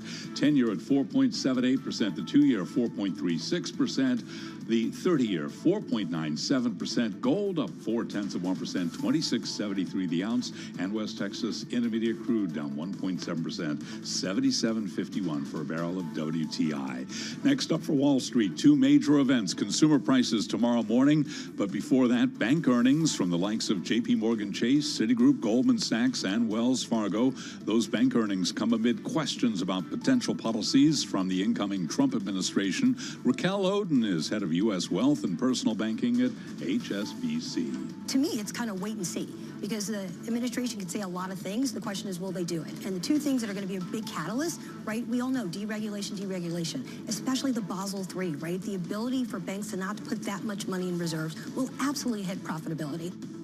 Raquel Oden of HSBC interviewed on Bloomberg Open Interest, recapping S&P down 21, down 0.4% for on-demand news 24 hours a day. Subscribe to Bloomberg News now, wherever you get your podcasts. I'm Charlie Pellet. That is a Bloomberg Business Flash. Hey, thanks so much for that update, Charlie. Do appreciate it. Well, Israel and Hamas have agreed in principle to a draft deal for a ceasefire and hostage release. This according to CBS, citing unidentified Arab, U.S., and Israeli officials. A deal, the company reports, could be finalized as soon as this week. If details are approved and the Israeli government also votes for its approval, implementation of the deal could begin as soon as this weekend. Bobby Ghosh is Bloomberg News senior editor. He spent many years reporting from the Middle East. He was Times Baghdad bureau chief. He also served as a correspondent in Iraq, and he's reported from the Palestinian territories. He joins us here in the Bloomberg Interactive Brokers studio. Bobby, is this the beginning of the end of the war? Well, that's something to be wished for. The reason I'm sounding slightly skeptical is that we've been to this place before. Several times over the last year or so, we've come to this place where both sides looked on the cusp of making a breakthrough and making a deal. And then for one reason or the other, the deal doesn't get made. So there is a big part of me that says, I'll believe it when it actually happens. The reason to be optimistic is that now you have the weight of two American presidents behind this deal, both the outgoing president and the incoming one. Both the Biden administration and the incoming Trump administration have made it very clear they want this deal to happen. Trump wants to be able to say, as he had promised during the campaign, that I make sure this deal happens even before I'm sworn in. Biden would like this as part of his legacy as he goes out. So there's that. But the problem is that Hamas has not yet actually formally signed off on anything. And then in Israel, within Benjamin Netanyahu's coalition, there are very, very strong voices that are completely opposed to the deal and are going so far as to threaten to bring down his government to prevent this deal from happening. So there's still too many ifs and buts for me to be absolutely certain that this is the beginning of the end. But as I said at the top, for the sake of the people in Gaza, for the sake of the hostages, for the sake of the people of Israel, for the sake of the wider world, let's hope that is the case. But is this, Bobby, is this, though, about a truce or about an end to all hostilities, that it's not a case of in a year or 2 years we see something happen again? Well, so that is one of the sticking points. Israel says that it will not budge from its overall ambition, which is to completely destroy Hamas. Hamas wants it to be a permanent ceasefire. Israel is not agreeing to that. What Israel seems to be agreeing, if we are reading the tea leaves here, is that there will be an exchange of hostages for prisoners. There will be a moratorium. There will be a period in which Israel will gradually draw down its troops. There's not a commitment to when Israel will take out the last of its troops from Gaza. There will be a buffer zone between Gaza and within Gaza, close to where Israeli communities live, to prevent the sort of the terrorist attack we saw from Hamas, not last October, but the October before that. So we know some of the outlines, but the sticking points are the same. Hamas wants this to be a permanent ceasefire. Israel says, no, we're not willing to commit to that much as yet. The president-elect has said that the hostages need to be released by inauguration. What do we know about hostages who are still in Gaza, and will they be released as part of a ceasefire or a deal? We know that 98 hostages are unaccounted for. We hope they're all alive, but there have been incidents in the past where Hamas has announced very late in the day that so-and-so and such person is no longer alive. So we can't say with certainty. We can hope. Some of the reports around this deal, and I have to emphasize these are only reports. We haven't seen the actual documents. Say that in the first tranche, 33 hostages will be released in exchange for a period during which Israel agrees not to bomb Gaza. So what do you make of the president-elect's threats that there will be all hell to pay if the hostages are not released? With Trump, it is always the maximalist position, right? That has been his position throughout most of his career as a businessman as well as a politician, which is promise big and settle for maybe not so big. And this could be another of those instances. we've also seen that when he has promised big and delivered little, he has the ability to take that little and spin it into, I've always meant for this to be the outcome. This was always the plan. So he has it both ways, and that's the art of politics, to take something small and spin it into something big, and he's good at that. As you've said, this isn't the first time that we've had hopes, or high hopes that maybe there was an end to all of this. Having said that, why is it happening now? Like, what is it about the timing right now? So that's the million-dollar question. I've been following the Israeli media, speaking to my friends who are journalists there, and there's a lot of wild speculation about it. The one consistent line of speculation has been that Bibi Netanyahu, the Prime Minister of Israel, has been waiting for this moment to make this deal so that he can, if you like, present it to Trump as a gift to earn brownie points with the Trump administration. Again, I'm a little skeptical of that. It seems a little too simple an explanation. There may be an element of that is true, but it can't be that's the only reason. I mean, this is the Prime Minister of Israel. It's a small community. It seems, all politicians are cynical in one way or the other, but this seems like an especially cynical thing, especially given the Israeli lives that are at stake here, the lives of those hostages. Many of the families are quite angry at these long delays. There is widespread support. There have been poll after poll after poll that shows that the majority of Israelis seem to support the idea of a deal and have supported the idea of a deal for many months now. The reason why Netanyahu's waited this long may have to do with something very straightforward and quotidian, that Hamas has taken this long to agree to all the terms that he wants, or it may be a political, there may be a political deal, or very likely a mixture of both. Speaking of politics, I mean, if indeed a deal gets done, is the Prime Minister's career over, political career over? Like, happens, like, would you expect, because of the waning support among Israelis, that he would be out? Well, so there's support among Israelis on the whole. So the larger electorate is in favor. The smaller segment, in favor of him? Well, if he gets the deal, if they like the deal, then some of that will rub off on him. And he too is very good at spinning small things into big victories. But within his right-wing coalition, and without that coalition, his government does not survive. Within his right-wing coalition, there are parties that oppose this deal tooth and nail. And the question is, will they abandon him if he makes that deal? If they abandon him, then his government goes down. There we go into a cycle where there's another election, and then all bets are off. Then there will be an accounting for the failures that led to October 7th in the first instance. Some of that will stick to him. So it's a little bit of a high wire act for Netanyahu. If he can persuade his coalition to stick together, if he can sell this deal within his own cabinet, then that's the best outcome for him. Bobby, what happens to Gaza at the end of this war? Well, so what Israel would like is for the oil-rich Arab states, Qatar, the Emirates, and Saudi Arabia, and so on, to pay for the reconstruction. They're not so keen. From their point of view, their question is, why should we clean up the mess you made?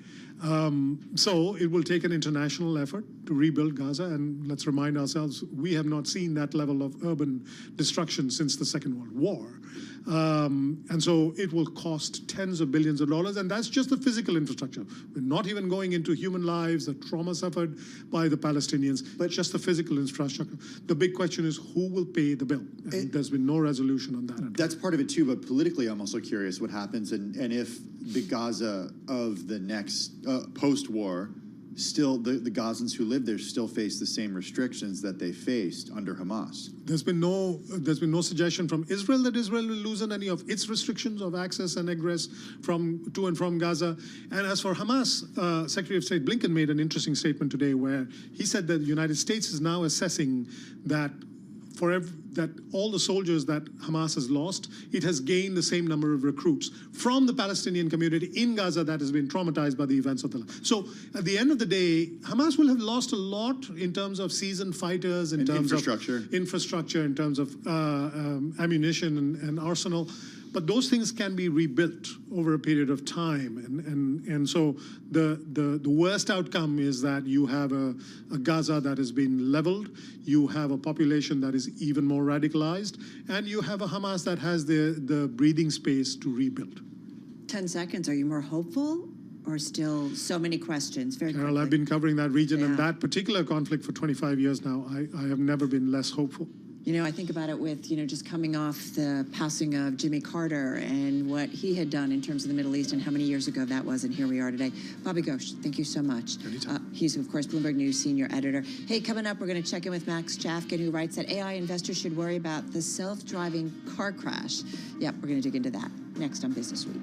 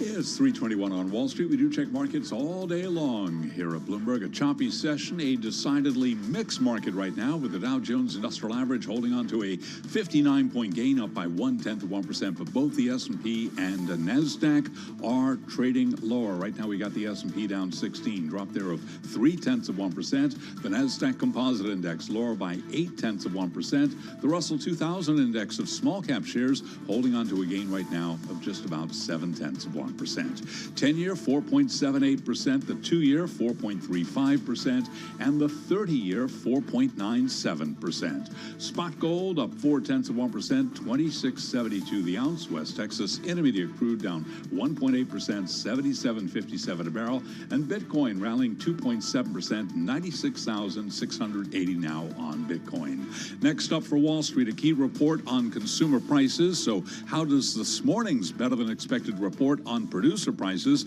set us up for CPI? Sarah House is senior economist at Wells Fargo Bank, and she was interviewed this morning on Bloomberg Surveillance. There are a few parts of it that are pretty highly correlated with CPI, like, for example, consumer food prices. But for the most part, these are looking at inflation from different surveys and different perspectives. So those from what consumers are paying versus those of what producers are receiving.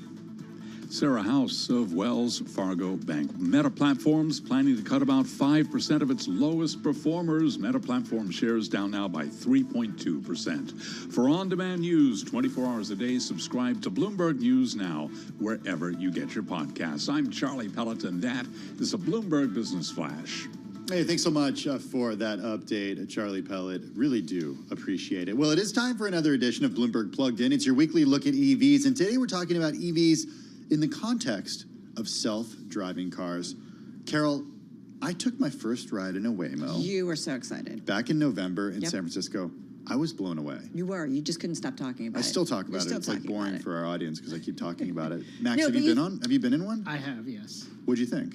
I think it's very impressive. I think that there are real questions about just how widely we're going to see these things be deployed and whether it's a profitable business anywhere in the near term. Okay, so let's get to that. You're hearing Max Chafkin's voice. He's a columnist for Bloomberg Business Week. He's also the co-host of the Elon Inc. podcast. He's the author of The Contrarian, Peter Thiel, and Silicon Valley's Pursuit of Power. He joins us here in the Bloomberg Interactive Brokers studio. So a few weeks after I took that ride in the Waymo, Mary Barra at GM basically shuts down the Cruise division at General Motors. Yeah, this was the GM's version of Waymo. It was GM's robo-taxi business. And the thing about this that was kind of surprising, this happened in December.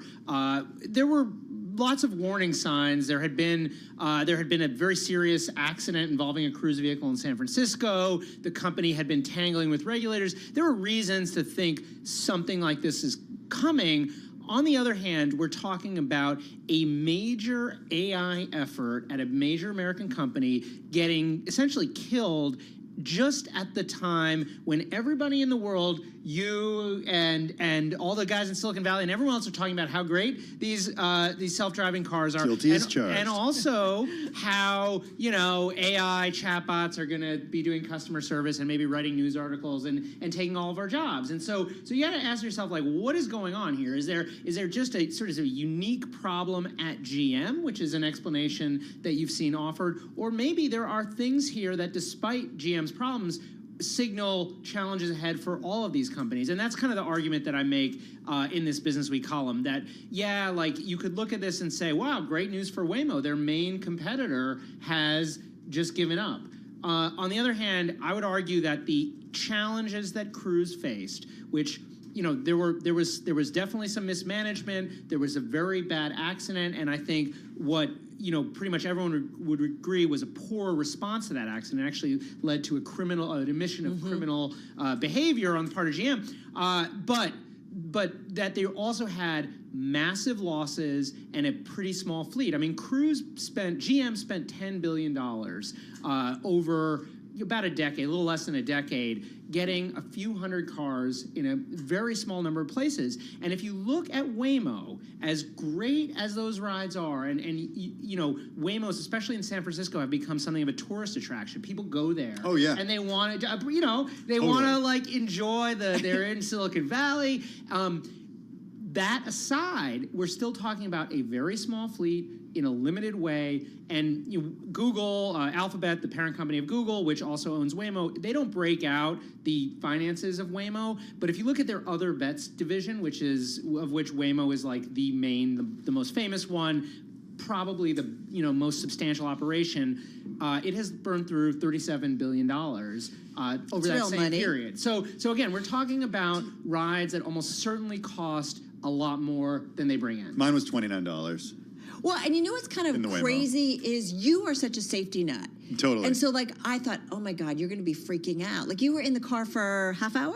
Yeah, it was about a half-hour ride, which I didn't know you could take a half-hour drive in San Francisco and still be in San Francisco, but we And did. you were totally comfortable. Yeah, You totally could not- comfortable. I was excited about it. And in fact, I was visiting a friend who lived outside of she lived just north of the city, and she drove me back into the city specifically to a place, you know, just after the bridge where I could actually get into a Waymo. And she said, we had some friends visiting recently, and their kids really wanted to ride on the trolley. So we went into the city and we decided instead of riding on the trolley, we'll all get in a Waymo Ride a together. Waymo? So that you're absolutely right, Max, about this Right, tourist destination it's like a thing. cable car, and I mean you're bringing up a couple of issues that I think should give people pause, especially if you're building a financial model. Like I think it's important to say that what Waymo has done, and honestly a lot of what Cruise did was very impressive, technically impressive. They have managed, as you said, to take humans mostly out of the loop and drive safely in a very difficult urban environment. But doing that requires all sorts of compromises. It creates all sorts of costs.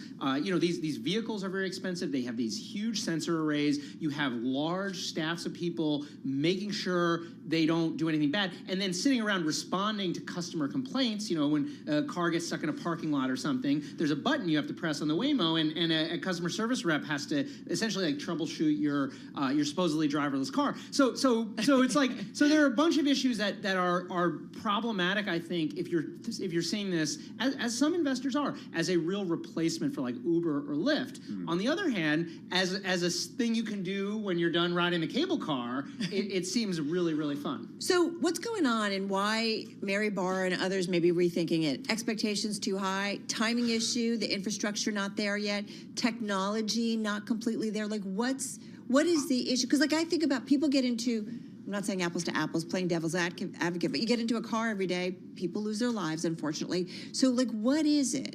Yeah, absolutely. So I think it's basically all the things you mentioned. Now the most important thing is that in 2023, a Cruise vehicle got into an accident, actually hit a pedestrian, ran a pedestrian over. It wasn't, the initial impact was actually not really the fault of the driverless car. It was the pedestrian was hit by a human driver, knocked in the path of the Cruise braked.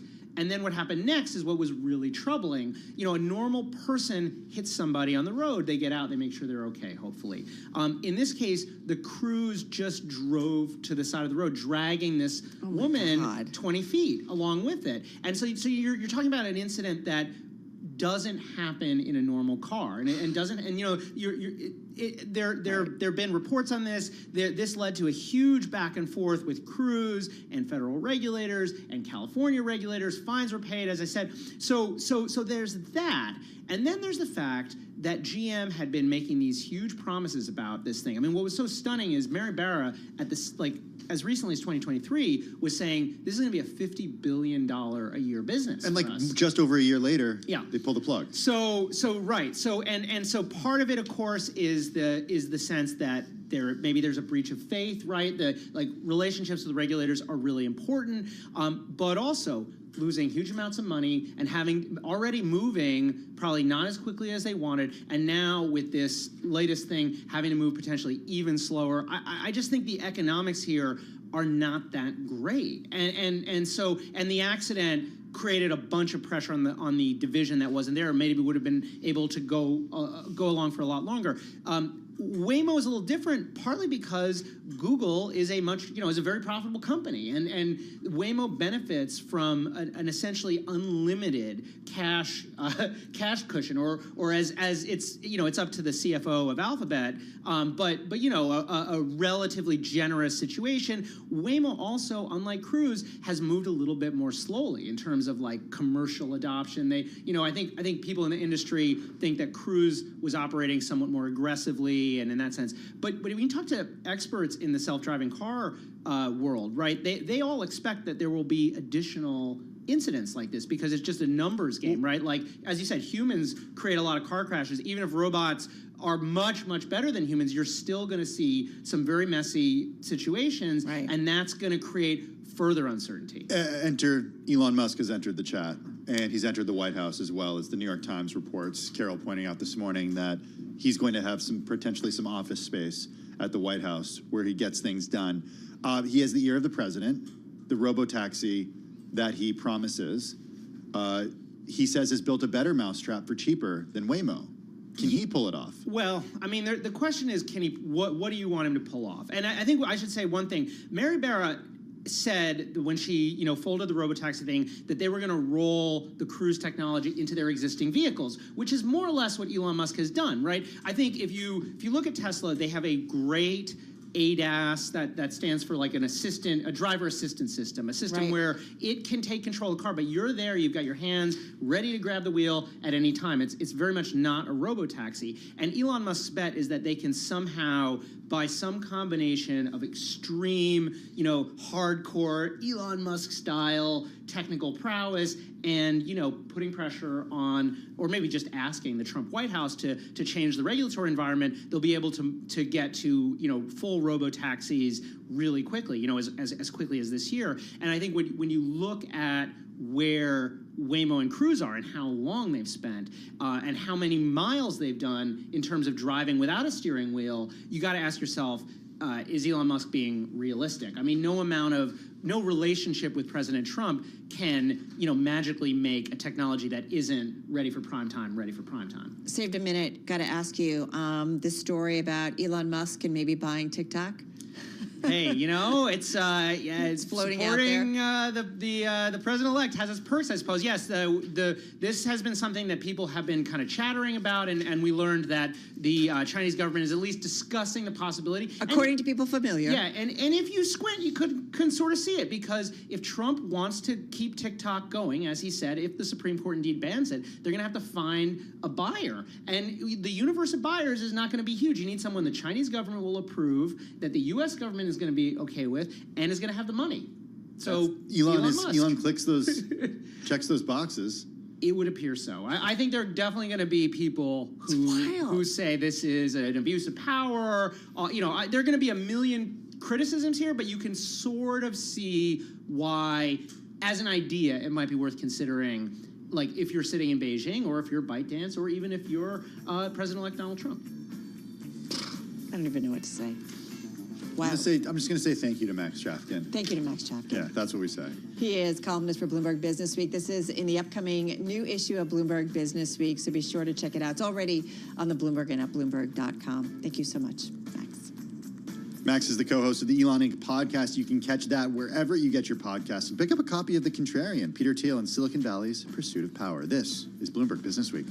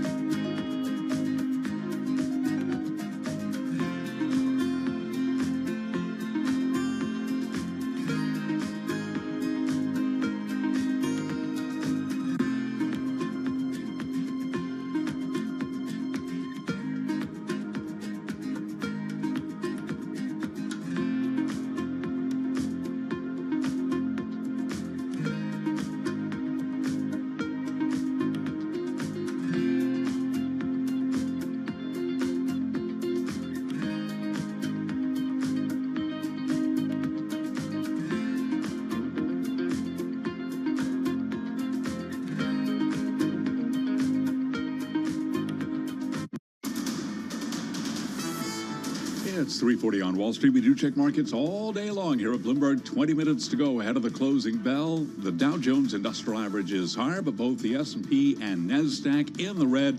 Russell 2000 Index of small cap shares holding on to a gain now of 0.9%. To put that in context, the S&P down 17, down 0.3%. The Dow up 75, up 0.2%.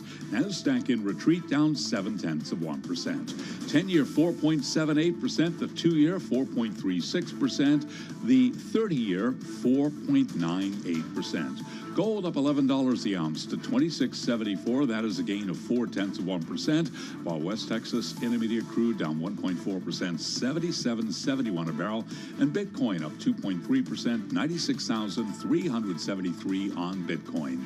Has been a choppy session. Wall Street investors unwilling to make significant bets as they await the CPI report tomorrow morning. Also tomorrow morning, the other big event, bank earnings, fast and furious. JP Morgan Chase up 0.5%. Citigroup ahead of earnings up 0.8%. Wells Fargo up 0.4%. And Goldman Sachs also reporting tomorrow up by 1.3%. For on-demand news 24 hours a day, subscribe to Bloomberg News Now wherever you get your podcasts. I'm Charlie Pelleton. That is a Bloomberg Business Flash. I'm driving in my car. How about you let me drive? Oh, no. This is not a toy. Who's gonna drive you home? Honey, please, I'll do the driving. Drive on. Excuse me, I want to drive. It's the question that drives us. This is the drive to the close. The funky music will drive us till the dawn. On Bloomberg Radio. All right, everybody, we've got just about 18 minutes left in today's trading session. We've been bouncing around a bit here in the Tuesday trade. There's a lot going on and coming at investors right now, as you heard from Charlie. We're definitely off our best levels of the session. Bit of a mixed market, but down market, slightly lower on both the S&P and the NASDAQ 100. Let's see what Doug Sioka has to say. He's CEO and partner at Kavar Capital Partners. They've got about $1.5 billion in assets under management. Back with us from Leawood, Kansas. Doug, it's great to be talking with you again. We continue to think about all the things that are coming at investors, and as Donald Trump gets ready to take over a second term, he'll be sworn in on Monday. Do you feel like there's still a lot of questions, especially on one of the big issues that he campaigned on, tariffs, in terms of how they ultimately come down? Thanks for having me on, Carol. Happy New Year. Happy New Year. I think that's in the psyche of the market right now. It might be elevating some of the intraday flux, but it generally feels like there's a lot of fear in the market, but I feel like it's fearing fear itself that might be really at play, if that makes sense. I mean, we've had 2 really good years in the S&P back-to-back.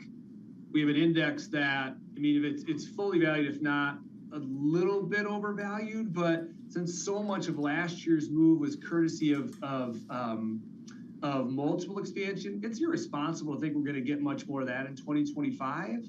But you've got a bond market that's indecisive because the Fed's kind of firmly in wait-and-see mode, and you got an economy that refuses to slow. So I just feel like the market is unsure from where its propulsion is going to come at this point. And as the market often does in the short term, it's likely to wear itself out without accomplishing a whole heck of a lot. But I'm kind of giving a little bit of a tangential answer to your question. We don't have a big fear about trade war 2.0. Only because we went through 1.0 in 2018 and 19, and we've kind of come to, as it relates to the new administration, we've been saying to take Trump seriously, but not literally. We heard that many times over the last 9 years. That was a common thing that we heard. How do you know when to take him literally and when to take him seriously?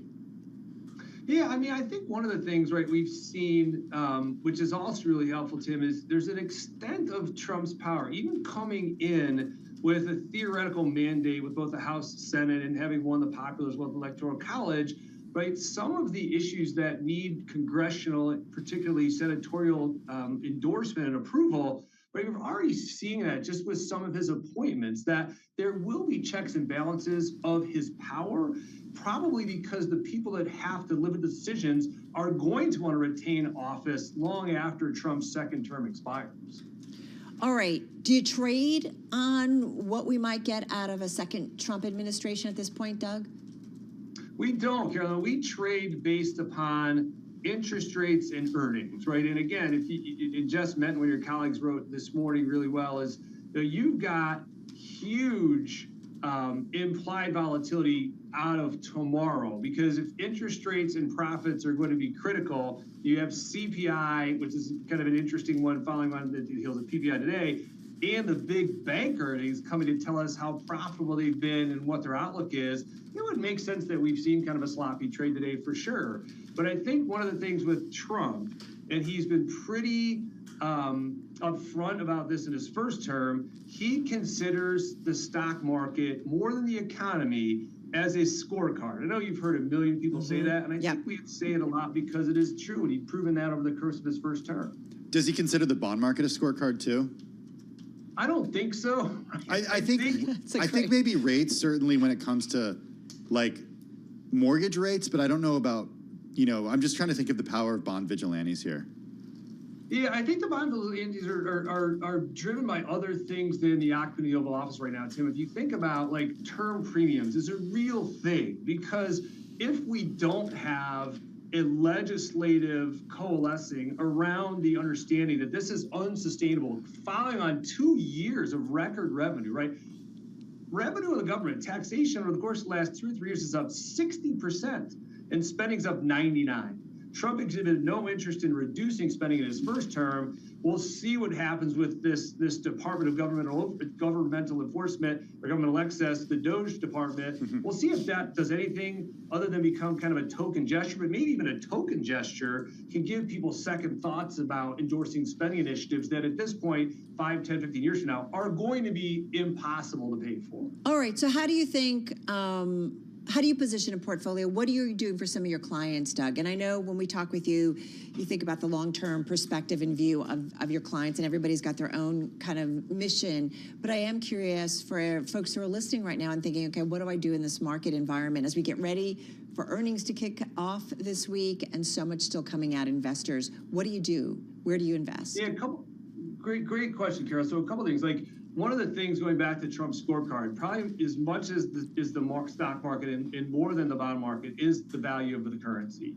And the currency to us is kind of the ultimate arbiter of where things are going to transpire and, I should say, traverse over the course of the next 6, 12, and 18 months, right? Follow the dollar. Today was fascinating. PPI number came out cool. Dollar has sold off. Only 2 real class of assets that are sustainably higher today, small caps, international. The 2 components of the market that have been dying to be beneficiaries of the mean reversion trade. That is going to be a really good opportunity because they're undervalued based on their profit generating capability. So those are areas we're overweighting. We do really feel like M&A is going to tick up. Already in the last 2 weeks, Howard Hughes, United Rentals, Paychex, J&J, we're seeing the animal spirits of the market start to get excited about tying up with other companies, about deploying capital. They're excited about a low regulatory environment, which Trump definitely will represent. You're going to see more scale that's going to abound because of that, and that's really good for markets. We think ultimately there's a super good benefit to balancing a portfolio right now. The 60-40 portfolio had a good year in 23, not so good in 24. We think if rates are higher for longer, you can extract substantive benefit to the total return from the bond portion of your portfolio with considerably less risk because we're able to lock in with duration positive real yields. And if other sectors of the stock market besides tech kick in, I'm not talking about broadening, I'm talking about nuanced asset classes that have not made a contribution to the equity part of that 60-40 and forever. This could be the year sort of the sun shines in that direction. And we want to be optimistic and take advantage of that. Do you want to take advantage of cheaper international stocks right now? We do, Tim. But again, that goes back to the main thing that we're watching, which is the dollar. That we see the dollar trade off of extreme highs right now, right? And the dollar is going to move in tandem with rates. If those just come off the boil, you'll see that profit repatriation from foreign companies elevate at the same unit volume of sales. That's going to really magnify their profitability. it'll kind of put a light on the fact that the valuations that are historical discounts, those in the United States, you should see money that follows in that direction. All right, good to catch up as always. Doug, be well. Doug Sioka, he's CEO and partner at Kavar Capital Partners, about $1.5 billion in assets under management, joining once again from Leawood, Kansas. All right, folks, just about 10 minutes left to go in today's trading session. Down about 8 points on the S&P 500, up 129 on the Dow Jones Industrial Average, and a decline of about 97 on the NASDAQ 100.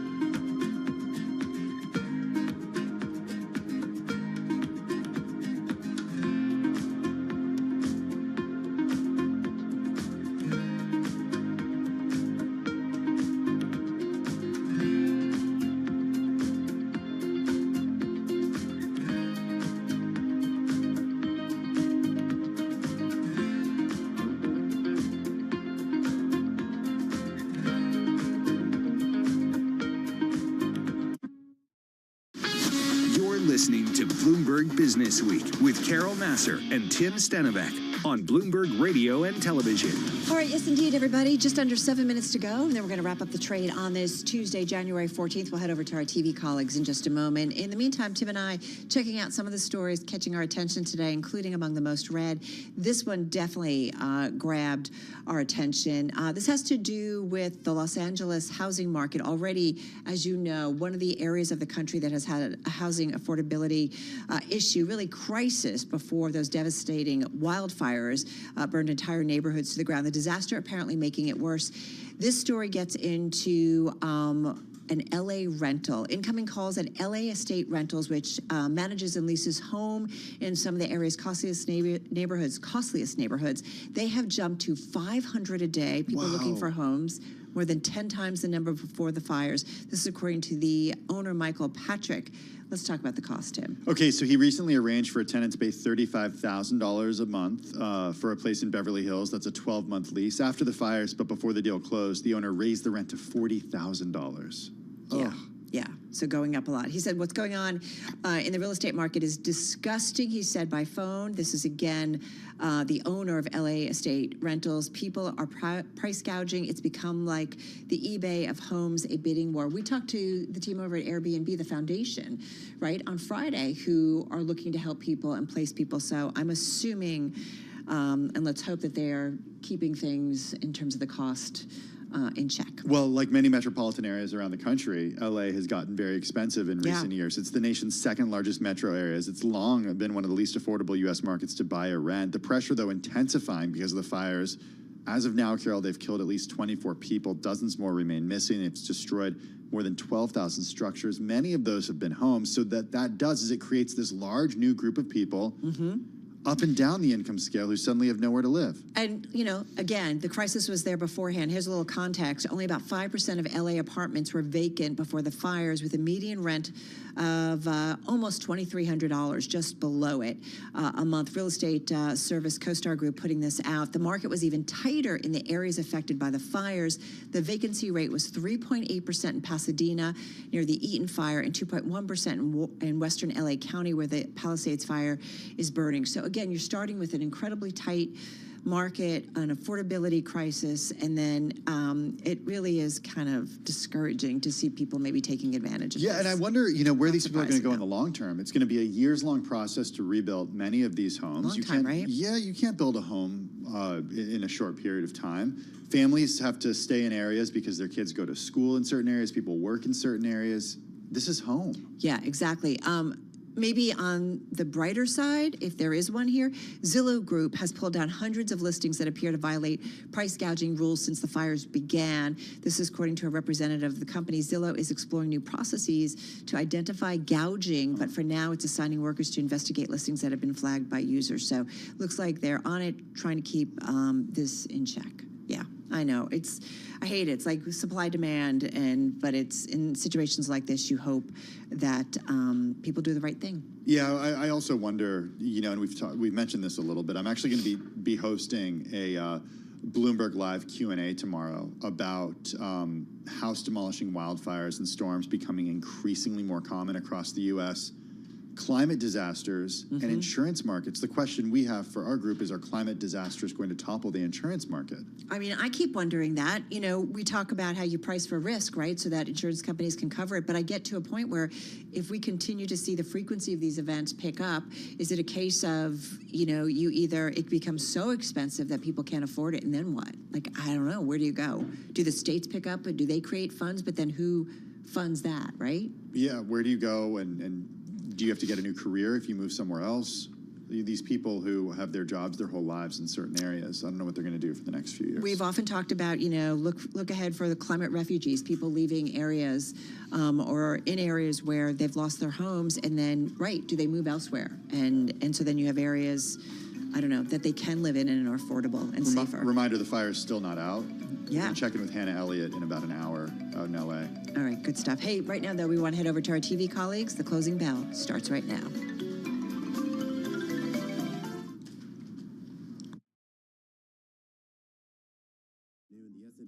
Poking into the green. Stick with us. This is the close. The closing bell. Bloomberg's comprehensive cross-platform coverage of the U.S. market close starts right now. And right now, we are 2 minutes away from the end of the trading day. Romaine Bostic alongside Bonnie Quinn. We're here to help take you through the closing bell. It's a global simulcast, and it has already started. Carol Massar and Tim Stenovic in the radio booth. Scarlett Fu and Alex Steele have the day off. A lot to parse here, guys. I'm not sure the market reaction that we saw to that PPI report this morning was good or bad, but they seem to be taking it in stride. The S&P unchanged on the day, though we're seeing modest gains elsewhere in the Dow, the Russell, and Dow Transport. Yeah, but it's not like it's been a straight line all day, right? Like we're bouncing around in a big way. There are some outperformance. KB Home kicking the whole home builder group to the upside. You got 18 numbers in the S&P 500 home building index, and it's up about 3.3%, Tim. So there's some outperformance today. There is, but if you look at the index level, it's really hard to see what direction things were moving today. Yes, we finished in the green, but the index searching for direction much of the day, moving between gains and losses, more than half a dozen times today, Bonnie? Not just that, Tim, but have you noticed the Russell 2000 was up 1.1%? It was the only equity index that was actually higher all day long. It didn't dip into negative territory at all. And it's the second up day for both the Dow and the Russell 2000.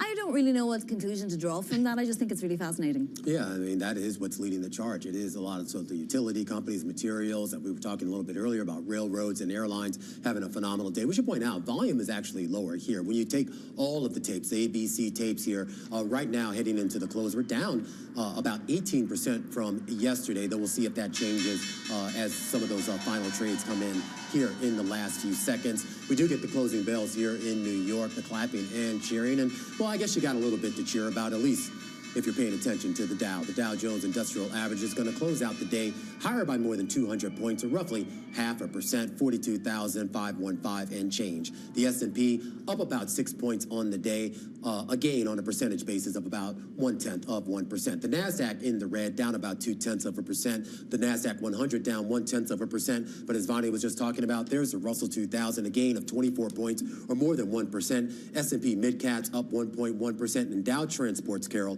up 1.3. Yeah, it makes you wonder, is it finally the moment for small caps? We'll have to wait and see. Having said that, I'm going to go back to the big caps. Look at the S&P 500, Vonnie, and you've got most names in the index actually higher today. 382 to the upside, 118 to the downside. Yeah, if you like, look into it and look and see what's going on under the hood. We have many sectors, maybe 8 of the 12 sectors in the green, Carol, particularly utilities and financials, but obviously utilities had sold off big time, so that might be to be anticipated. Financials, we're about to head into earnings season, so we'll see if that can continue. And then, you know, areas like healthcare and communication services were lower. All right, let's get to some of the individual outperformers today. Constellation Energy, once again on that list, up about 3.5% at the close today. It was a top gainer in both the S&P 500 and the NASDAQ 100. It's just off of announcing its deal to buy Calpine, which sent the stock, up about 25% on Friday. Today, both UBS and Jefferies raising their price targets on Constellation to $329 a share and $274 a share, respectively. Jefferies has a hold rating, calls the Calpine acquisition deal positive and value accretive. UBS, by the way, has a buy rating. The stock closing at $288, just under actually $289 a share.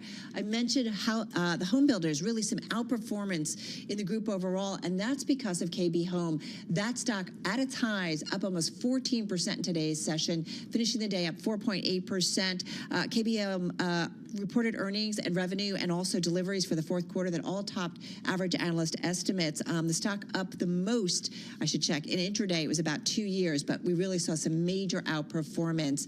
The highest since about December, but up the most intraday in more than 2 years. One more for you, Whirlpool, also some outperformance, up 4.4%. The company rising to its highest since about October of 2023. Goldman Sachs analyst out maintaining a buy rating, but raising the price target from 125 to 138. Stock closing at just about 126 a share, Tim. Okay, you got the gainers. I got the decliners. I do want to start with shares of Meta Platforms, falling today by 2.3%. The company cutting roughly 5% of its staff through performance-based termination. The company does plan to hire new people to fill those roles this year. That's according to an internal memo sent to all employees. Eli Lilly shares, the biggest drop since March of 2021, the biggest drag on the S&P 500 today. Did you see this? I am so fascinated by the story. Did you see the reason why? Yeah, the weight loss drugs, the GLP-1s that we've been talking about for years at this point. They couldn't make enough of them. Well, now they have too much of them. Shares down 6.6%. We're talking about Zepbound and Mounjaro, obesity and diabetes drugs, respectively. Demand skyrocketed over the past 2 years as Americans sought them for weight loss. Companies invested more than $20 billion to boost supply, now facing the problem of having more drug than it thought it needed. And I know you guys were talking about this a little earlier. I looked up and saw you were talking Signet Jewelers. Yeah. Worst day going back to March of 2020, down 22%. This after so I take it you disappointing. didn't buy your significant other any jewelry this holiday season? No, in fact, what they're trying to do is have more jewelry that will appeal to people who are shopping for themselves. Oh. Engagements are down as well. That's a huge issue. Okay. Lab-grown diamonds. They didn't have enough supply of those. Those are less expensive, obviously. And then gold jewelry as well. They didn't have enough supply of that.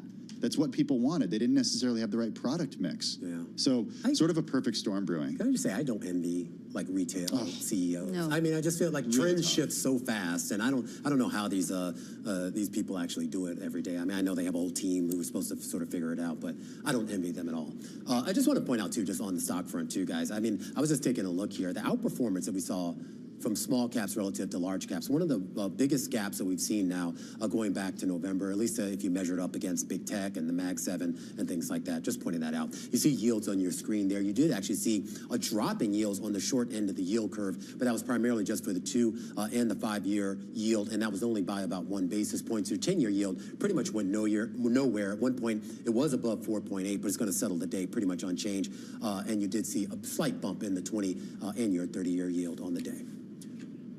All right, we're waiting for a lot to come at us, right? We've got another inflation print this week. We've got big bank earnings, a lot going on. And yet, what really caught our attention is we're starting to get some early indication on the congestion pricing in New York City and whether or not maybe it's actually having an impact on the traffic in and around New York City streets. Well, we found traffic actually dropping by about 7.5% during the first week of congestion pricing, Romain. Yeah, we're just going to get to some earnings real quick here, Carol. This is on Applied Digital. Crossing the wire right now. The adjusted loss per share coming in at 6 cents a share, and believe it or not, that's better than expected. The street was actually looking for a loss of 13 cents a share, so a little bit of an improvement there in the company's financials. Revenue pretty much in line with estimates, 63.9 million. Just want to make sure I get that right. Street looking for 63.4, shares up 7% in the after hours. Yeah, we should point out, too, they were up about 10% in today's session, right? They actually signed up a deal. Macquarie, right, will invest up to $5 billion in their data centers being built by Applied Digital. So that gave it a big boost kind of ahead of the earnings. And why would you bet against data centers at this point, right? Well, because maybe we need the energy to like... Hey, that's why the energy companies are still gainers every day for I'm a little concerned about the climate. Have you, I'm just saying. Okay, good segue for us to talk more about congestion pricing, I guess. Well, I think can I tell you about this? Please. I kind of forgot this existed, and then I was like looking at my, Easy Pass thing or whatever. Oof. So, like, you get charged $9 for coming into Midtown, basically the central business district. Yeah. Then if you leave, you do get charged again, I think, or something. No, it's just one charge for the day. Yeah. But anyway, I mean, that's pretty hefty. I know they give a discount for like taxis and Ubers, right? Yeah, they do. Yeah. The whole motivation here, though, is to, reduce congestion in the central business district, of which our office is in, but then use that money to then support the public transit options here from the MTA. So the idea is that the subways get better, the trains get better, the buses get better. Really? Okay. The environment, less pollution. I rode the subway today. Well, apparently they're going to be... better. Well, they're putting police officers on the subway now overnight, every night. So that has potentially something to do with this idea that people have to use the subway a little bit more often with this congestion pricing, because it's pretty onerous. Peak times start at 5 a.m. and they go to 9 p.m. on a weekday. To 9 p.m.? Mm-hmm. All right. What are we chatting next, guys? CFA rates. That's right. Romain, you should be keeping track of this, because I know that you are the king of the CFA here at Bloomberg. Yeah. CFA rates... I'm just a prince. Don't overstate it. They did stay elevated, the pass rate, but still nothing like you would imagine, falling to 43%, above the historic average. But that's a lot of people that are failing the CFA every time. Now, first-time takers did particularly well. Yeah. They had a pass rate of 49%. Yeah, these are the level 1 takers. So these are the of the 3 levels out there. This is the first one, technically the easiest one. But I mean, this is a notoriously difficult exam. I did power my way through it, though not to brag. But it is difficult, and the pass rates. I should point out the pass rates when I took it were even worse. So they've actually improved. So you're better. That's what you're telling us, right? Well, it was harder when I took it. How many times did you have to take it? Oh, no. I did not. Well, I passed level 1 on the first try. Level 2 took some time, but I got there. Well, I bet you did. That's journalist right there, Carol. So, doesn't matter how you get there, Carol, as long as you get there. You still passed, right? You still passed. I got my certificate, and it's on the wall, and it's glorious. It's very cool. Put it in the living room. All right, well, congratulations. All right, guys, that's I had to take down my grandmother's picture and put it right. What? She didn't have a CFA, you see. If she had one, you would have left it up. That's harsh. All right, that's a wrap. Our cross-platform radio, TV, YouTube, Bloomberg Originals. We call it the closing bell. Folks, we will see you again, same time, same place, tomorrow. This is Bloomberg Business Week, insight from the reporters and editors that bring you America's most trusted business magazine, plus global business, finance, and tech news as it happens. Bloomberg Business Week with Carol Masser and Tim Stenivek on Bloomberg Radio. It is Bloomberg Business Week. That is Carol Master. I'm Tim Stenevec. Carol, we learned yesterday that U.S. consumers said they will see higher inflation over the next few years than previously thought. This came from a monthly Federal Reserve Bank of New York survey. It showed that it's the latest sign of mounting concerns about prices coming after November's elections. Yeah, that's likely not a surprise to Katie Thomas. She's lead at the Carney Consumer Institute. It's the company that studies consumers and their behavior to understand the current business and economic environment. We know sentiment can be, certainly consumer sentiment, so powerful. She usually joins us from Pittsburgh, but she's here in our Bloomberg Interactive Broker studio. Really nice to have you in studio. How are you? I'm great. It's great to be here. It makes it feel much more exciting being here live. We are fun in studio. Yeah.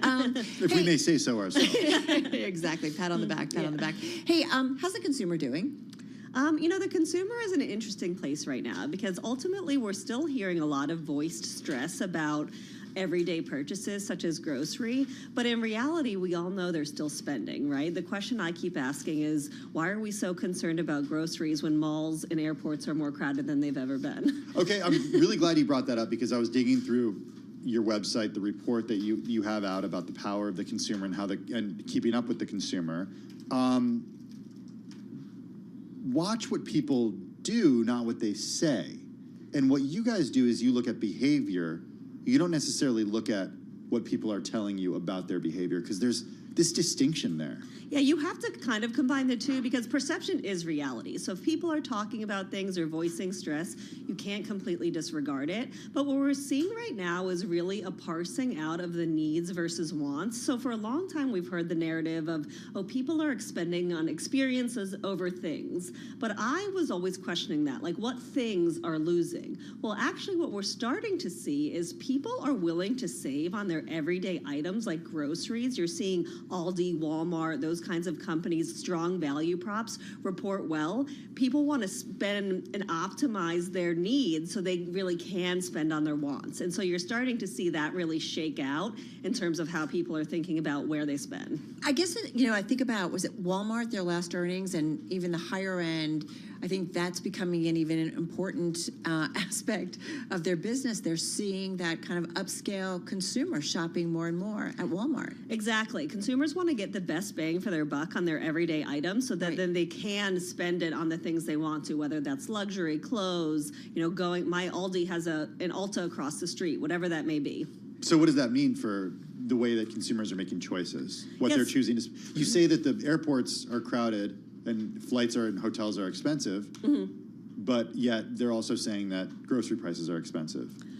Right. So that's kind of that voiced stress. In reality, when you run the numbers, you can see that the percentage of food as compared to wages is basically flat. So we started to run this from 2019 to 2024. The biggest challenge we're seeing is that consumer psychology, which people are stuck on reference prices and anchor prices from 2019. Well, that's because for many people, Carol, correct me if I'm wrong, but we never experienced inflation as adults. Yeah, I think I totally agree with you. That I think our perspective was like, well, this was the norm. And then all of a sudden it's like, well, what is this? Why am I don't know. Why have things, it just feels so unusual and it feels like it's very out of whack. Exactly, but it is from a historical perspective, but not from a math perspective in terms of someone's budget. And the good thing was a rising tide lifted all ships. When wages lifted, it wasn't just white collar; it was across the board. And so people still feel the strain, and the price increases are real, of course. Yeah, but they can't afford because the prices haven't come down, right? We keep stressing this, right? The pace of inflation, of prices going up, has come down. But it's not like all of a sudden we're seeing decreasing pricing. Right, and that's why you're seeing people want to optimize in their high-frequency everyday items. That's why you're seeing a lot of the retailers with strong value prop in grocery and some of those core categories, even apparel, do well. So let me ask you, Katie, so in terms of the consumers or the retail environment, like we just talked about, who were we talking about? Oh, Romain, like we were talking about you were talking about Signet Jewelers, and that he's like, I wouldn't want to be a retailer, trying to figure out what the consumer is going to do, when they're going to do it, how they're going to do it. It's really, really tricky. So are there parts of the retail environment that you think, well, you should watch out that, especially as we get into earnings, it could be really difficult for them? So one of the things that we're talking a lot about in our research is the idea of consumer tensions, and in particular as it relates to the proliferation of choice. So we've seen optionality just go through the roof, and that's part of the reason consumers are really able to optimize their spend, is they have all these options in retailers and brands where they can really pick and choose. And they can also just do it online and type something in and see many different options from companies, and those companies are competing with each other. That's probably why Business Week back in 2019, and I just looked this up, Carol. Yeah. Joel would always remind us of this. Former editor of Bloomberg Business Week, there was that cover that asked, did capitalism kill inflation? It was a picture of a dinosaur. Right. 2019, people thought inflation was over. Yeah. That was it. Right. So, I mean, that's exactly the challenge we're seeing with consumers. I mean, they've really been able to start to figure out where they're going to pick and choose and where they're going to buy. On the brand side, that actually calls into question this ongoing choice, this innovation for innovation's sake, this growth strategies, portfolio strategies. So that's a lot of what we're watching with retailers, is who's actually got that relevant choice figured out that's really tapping into what the consumer wants, actually arguably tightening up how much new is on the shelves in favor of having something that, like, because the other thing we are hearing from consumers is, I'm totally overwhelmed a lot of times. Yeah, I'm analysis paralysis. I get so overwhelmed I don't even buy. I abandon cart. I give up. All right. So then, do you have a clear, like, I'm thinking about our audience who are listening, right? And thinking about certainly the publicly held retailers that are out there. I mean, who's at risk? I would say the people at risk are the ones that really, we've talked for a while about death of the middle, the mushy middle. I think that's a little bit of what you're still seeing, which is those mid-tier players that don't seem to quite know what they stand for with the consumer. The department stores that sometimes struggle, or is it more specialty, or what? Yeah, I think it's more specialty, frankly. I think department stores are navigating, but they have the advantage of being cross-category. So I think when you're like a little bit tighter on a category or even a consumer segment, so athleisure, I think, is a sector that I would be a little bit wary of. Those can be very like cool brands that kind of rise and fall quickly. Even athletics, same thing's happening. Those can go in pretty big waves. So those are the kinds of companies I'm watching. Are you really understanding your consumer? Are you innovating too much? Are you optimizing effectively? What companies are poised to do really well in an environment such as this? So I think it's, in some cases, it's the ones that are able to merchandise effectively and really give a consumer that curated experience. So one that comes to mind, for instance, is just Trader Joe's. People will tell you they like, and I know that's like a bit of an obvious example, but my argument here is people will say, oh, I like it for the seasonality and my special treats, but really that's a tight merchandise selection. And I think people don't realize the reason they like it is it's easy to shop. It's so easy. Yes. I agree with you. I get very, very overwhelmed. Don't go to the ones in New York City while you're here, because that is not easy. Yeah. They are lines out the door. Yeah. It's true, right? They're notorious for nightmarish parking lots, though, all around the country. Like, the parking lots are never big enough. Yeah, it's very, very interesting. Well, it'll be fun as we head into earnings season. I mean, the retailers come kind of later on. The consumer, would you say any signs that we're headed towards a recession in terms of consumer spending? Just got about 20 seconds. Yeah, the short answer is no. The biggest thing I'm watching is personal job security. If that gets worse, then I'm worried. All right, good stuff. Nice to have you in studio. Be well, be well. Happy 2025. Katie Thomas, lead at the Carney Consumer Institute, joining us here in our studio. Coming up, I'm looking forward to this. Yeah, the new book. It's out today. It's about what the author calls the most powerful tech company in China, the House of Huawei, the secret history of China's most powerful company. Eva Doe, Washington Post technology reporter. That's coming up next.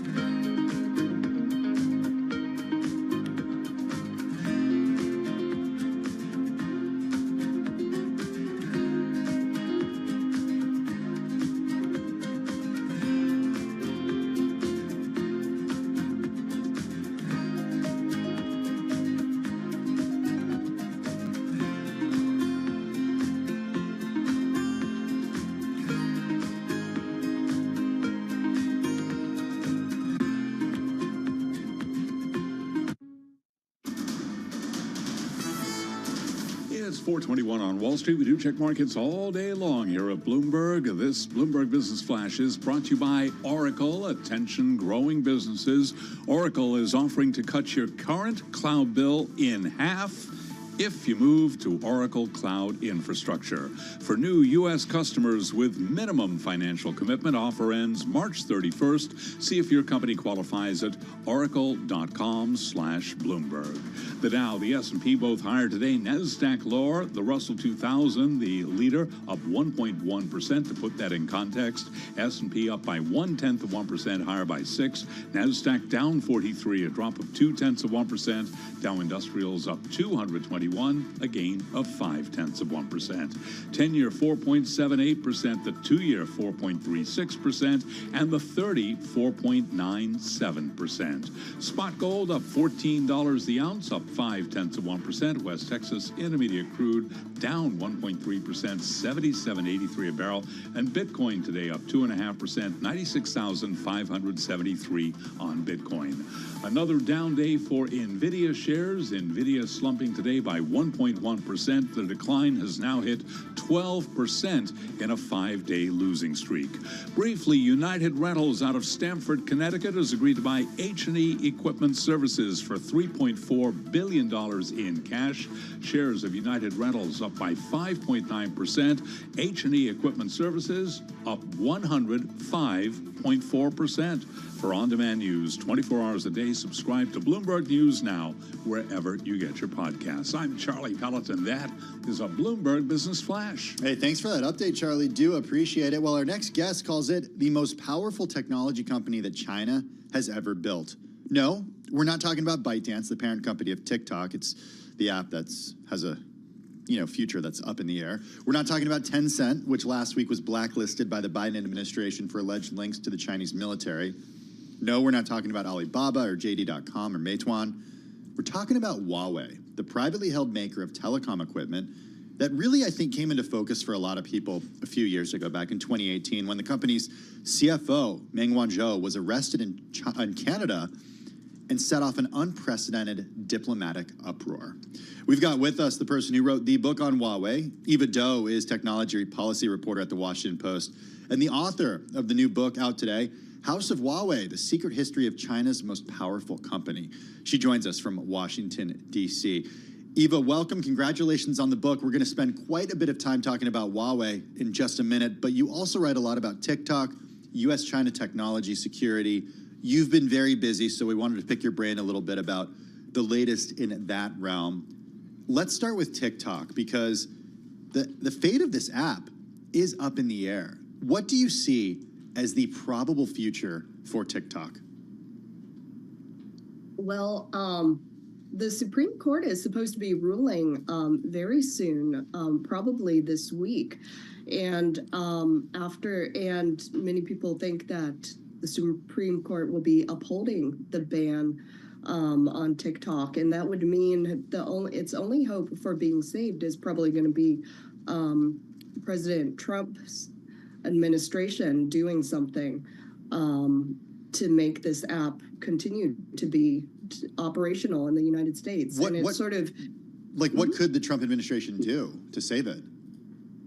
Well, under the law, TikTok could continue to operate if it is sold to other ownership. This is, of course, something that the company and Beijing are strongly resistant to, so it probably would involve diplomatic negotiations between the Trump administration and the company in Beijing to convince them to do that. Is it likely, though, if that's the case, and I think about the powerful algorithm, does that go with it, or is it a very different TikTok that would end up in the hands of a different owner? Well, those are some of the questions that are on there. So there's a lot of moving pieces here in the incoming Trump administration's plans for China, including tariffs, including a really tough policy on trade. And so TikTok is going to be part of it. And so it really depends how they prioritize it and how they negotiate it. I feel like this transitions well into your new book out. And what I want to ask is the outcome of what happens with TikTok. Does that indicate to you a very serious and significant change in U.S.-China relations and really the global business environment and global tech environment? Or is that TikTok or a Huawei, which we're going to start talking about, are they separate? Are they individual cases? Well, certainly.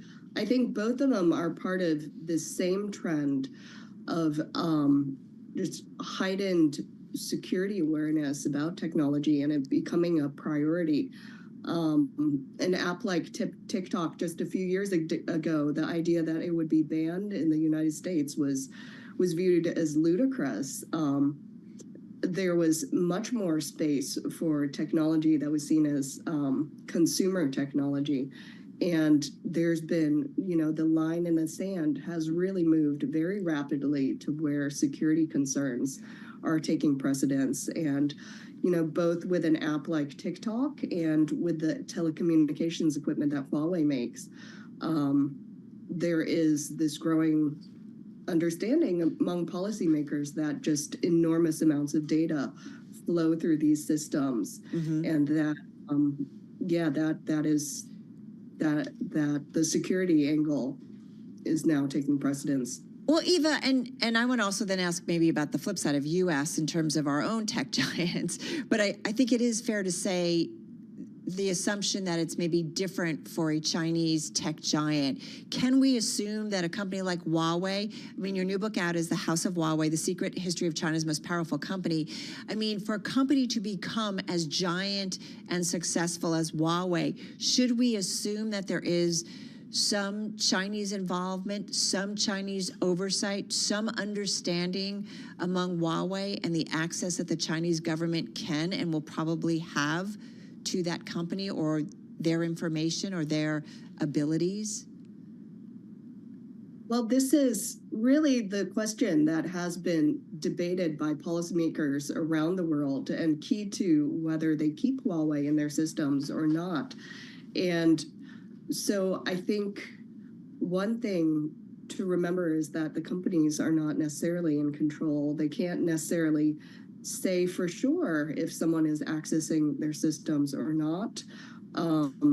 Certainly, the equipment being developed in a certain country would mean there's an elevated risk of it being accessed by intelligence agencies, whether in the development process or in the shipment process. And sometimes that happens even without the company's knowledge. Oh, interesting. So that is, so security experts do say that is a legitimate risk and something where it's very hard to sort of find smoking guns. So what policymakers have been saying is sort of, we're not necessarily saying there's a smoking gun, but there's and so it's a preventative measure.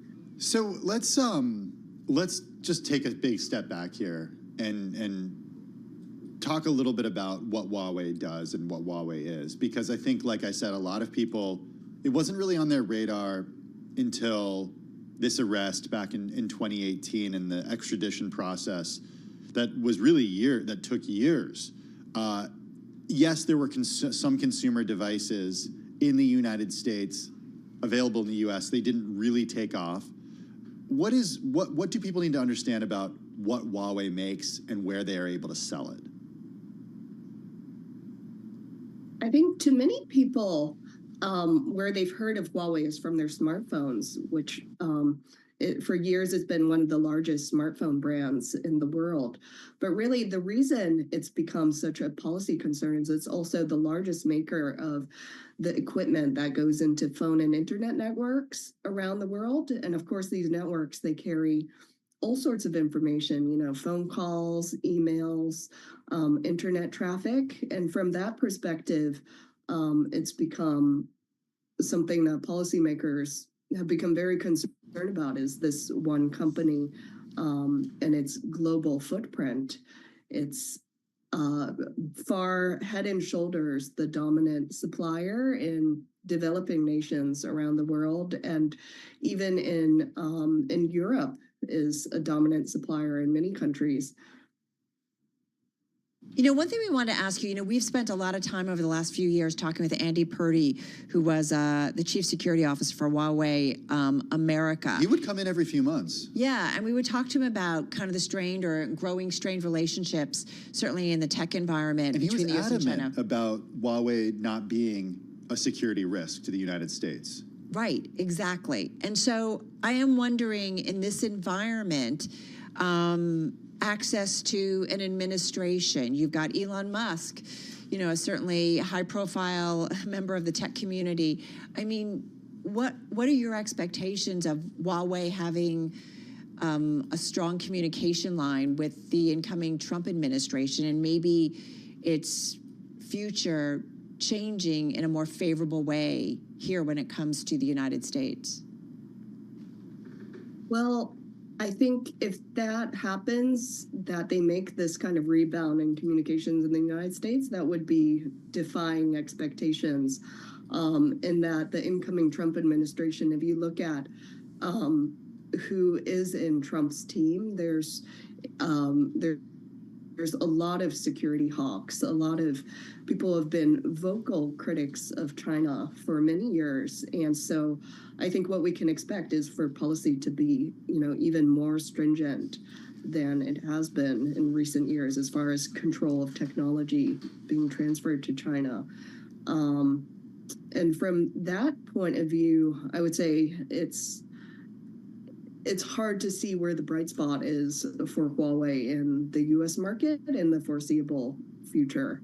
Oh, that's interesting. Okay, so I have a few questions around this. One of them being the opportunity for Huawei outside of the U.S.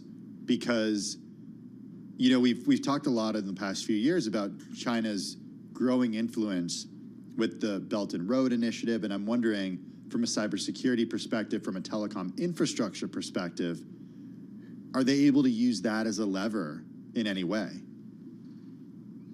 Well, I think so. And part of that is just there have been so few alternatives in this market. There's very few players.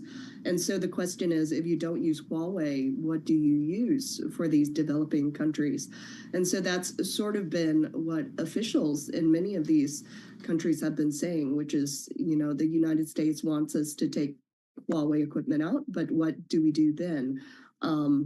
Sort of the only comparable vendors, for the most part, have been European companies whose equipment is far more expensive, and that's just outside of the budget for many countries to do. So part of the U.S. policy under the Biden administration has been to programs to develop new competitors making this kind of gear so that countries do have an alternative if they actually want to switch. Hey, one more question on the administration, because Carol mentioned Elon Musk being tech friendly and being part of the administration in a certain capacity. When you mention China hawks, Elon's not one of those. He has a business in China. He has Tesla there, and he was able to do something that nobody else has been able to do in the past by building his own Tesla facility that doesn't have a joint venture with a Chinese automaker. And doing it really quickly. That had never been done. What is his influence in your view when it comes to tech policy in China? Well, yeah. So Elon Musk is very interesting from this perspective. He's both, because he has business interests on both sides. As you mentioned, Tesla, China is a huge market for them and also a production base. And at the same time, for SpaceX, very much they're a U.S. military supplier. And so very much sort of building up, seeing their customer base being very skeptical about China. So I think specific to Huawei, actually, Elon Musk is a direct competitor, though it's not often thought of that way. His Starlink satellite system, it provides an alternative for many countries to using these terrestrial phone and internet networks that Huawei and other companies build. So, and Starlink has been expanding at an extraordinarily rapid rate around the world. We'll probably see more of that competitive dynamic between the companies in coming years. We're talking with Eva Doe. She's technology policy reporter at the Washington Post. She's the author of the new book out today, House of Huawei, The Secret History of China's Most Powerful Company. Eva, I am curious, you really get into the details of the history of this company that I think most people didn't even think about until we had the problems and the issues, right, of a few years ago. Why is it important to understand the history of this company in light of the security considerations that many global leaders are concerned about when it comes to this company? Tie it up for me.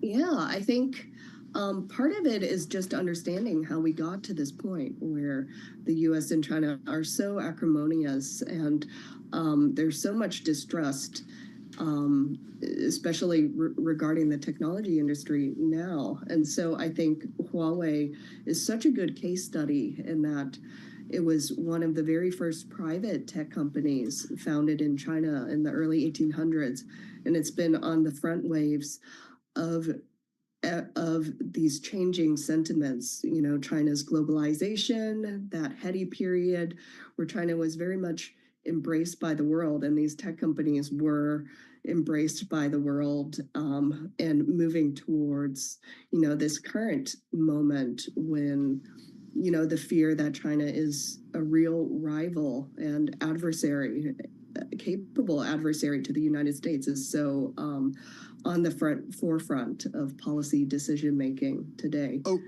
okay. So bring us to 2018 when the company's CFO Meng Wanzhou was arrested in Canada. It set off that unprecedented diplomatic uproar. She was held for years as this played out in the courts. What happened there? Yeah, so that was the moment when the rubber kind of hit the road. So for years, there have been these concerns bubbling up in the United States and other Western countries about Huawei. But it really was that moment when the CFO was detained, and at the same point, the Trump administration put these sort of unprecedented sanctions on Huawei that sort of moved us to a new sort of Cold War-esque era where it was clear, like, this era of globalization has come to an end. Now we're into something new, and as far as just seeing China as a competitive rival in a very different way and reacting in a very, very different way. In a sense, it's a big part of the story is about the shift in China over the years that Huawei has existed. Listen, you did a ton of research on this. Interviews, archival research. You have reported from China, you've reported from Taiwan during your career. Can you answer the question for us whether or not Huawei is a security risk to the United States? A security risk? I would say probably, and that's something that's outside strictly the company's control, and that what we've seen, I think the clearest evidence we've seen has come out in Edward Snowden's leaks, which is that tech companies' equipment can be used by and is used by intelligence agencies who find backdoors or build backdoors into them, even without the company's knowledge.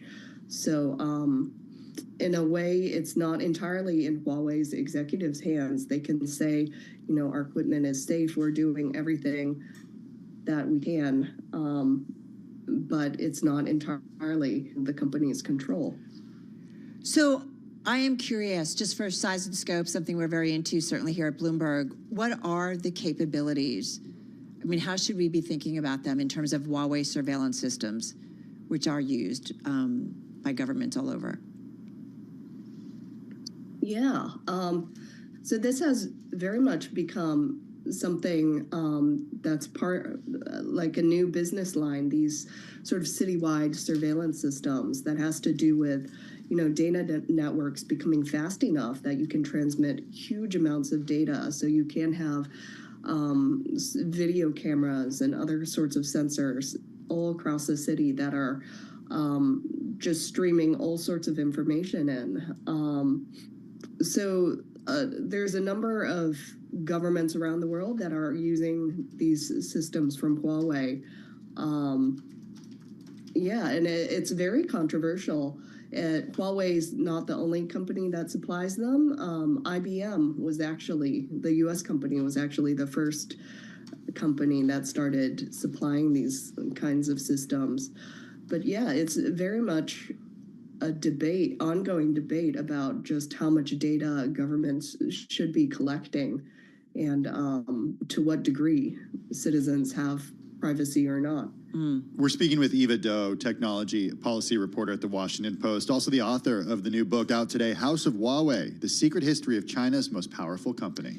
Tim and I, we spend a lot of time, I'm sure you do too, as we know, talking about large language models, generative AI, what's next in terms of the impact, continuing to track. So I think about what you are saying, what you have learned in the context of Huawei, their role, whether it's 5G in terms of communications or AI technologies. The AI race is on, we know that. So I'm just wondering, how are you thinking about that next chapter and the concerns that we should have considering Huawei's dominance? Yeah, so Huawei is going to continue to be in the conversation for this AI era. So they are China's most advanced company for designing these chips that drive these AI systems. And so China has been importing huge amounts of U.S. chips for years to build, their big data centers, large language models. And U.S. sanctions have really been tightened in the past couple of years, which means they're more reliant on Huawei chips than ever before. Do you think are they being hurt by these restrictions and maybe not having access? And, we continue to see headlines about what this means for NVIDIA and being able to share, its higher end technology. I mean, is Huawei being hurt as a result of all of this? Or does it just make them double down from what you have learned? Does it just make China and Huawei double down to make sure that they have the best and greatest? Well, certainly they've very much been hurt in that if you look at their trajectory before these sanctions began, they were growing year after year at an enormous clip. And now that growth has stopped. I think the question during the first Trump administration was, can they survive?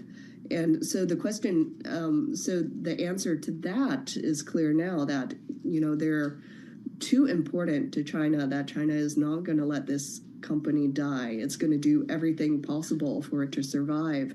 That being said, yeah, they've very much been sort of hurt and slowed down by these growing restrictions from the United States. It's interesting too because it's not a publicly held company; it's a privately held company. Ownership structure. What is it? Who owns it? And does it remain a private company for the foreseeable future?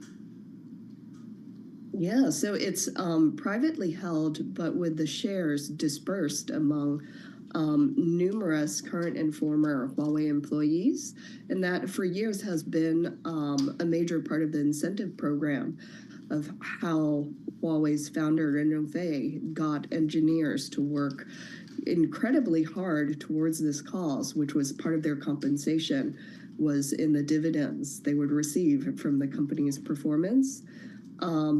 Since it's privately owned, that means it does not have much of the scrutiny of a publicly owned company. There's definitely limitations of what they have to disclose to the public, and they also aren't at the whims of the stock market. And so that's been actually part of their success in that they've been able to execute really long-term plans and sort of long-term expensive investments that, short-term investors would not necessarily be on board with. And so at this point, it's hard to see why Huawei would go public. They have plenty of funding. China's state policy banks are very supportive when they need funding for their projects. And so it's probably going to remain private for the foreseeable future. I think about consumers, people who are listening. I mean, when the Bloomberg audience, right? There's obviously investors, there's consumers, and they continue to look at their goods and their security breaches and so on and so forth, especially when it comes to telecom.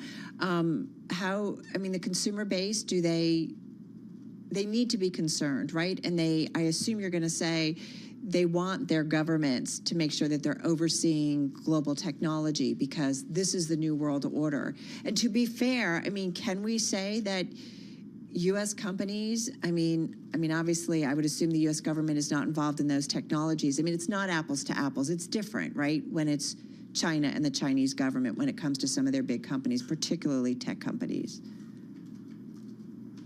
Yeah, I think, so one thing is just that technology systems are hacked all the time and probably hacked more than the average consumer would realize. And so to a certain extent, it is just what is your risk level?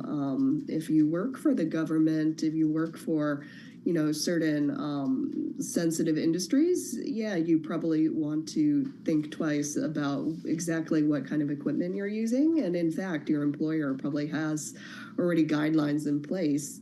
For the average consumer, there is a certain risk that your data could be hacked, but that probably existed whether you knew it or not. Eva, just one last question. Got about a minute and a half here. What was the most revealing thing to you in writing this book, doing the deep dive, going into the archive, talking to so many different voices? What was, again, the most revealing thing in this process for you? I think one of the most fun parts for me was just seeing all the places and all the historical moments where Huawei popped up while I was sort of researching in archives in the U.S. and China and around the world. And it really gave me an appreciation of companies like this, just how plugged in, how they are affected and how they affect events going on around the globe. In China, for the historic Hong Kong handover, when Hong Kong was returned from being a British colony to China, Huawei was there and helping to do the video surveillance for it. For the Arab Spring, the Iraq War, Huawei was on the ground. So they're far more than a consumer company. When you supply the phone and internet networks, those are crucial. And the first thing that you're expected to be first on the ground when anything big happening. Listen, great stuff, and so glad we got so much time. Eva Doe, she's technology policy reporter at Washington Post. Her new book, House of Huawei.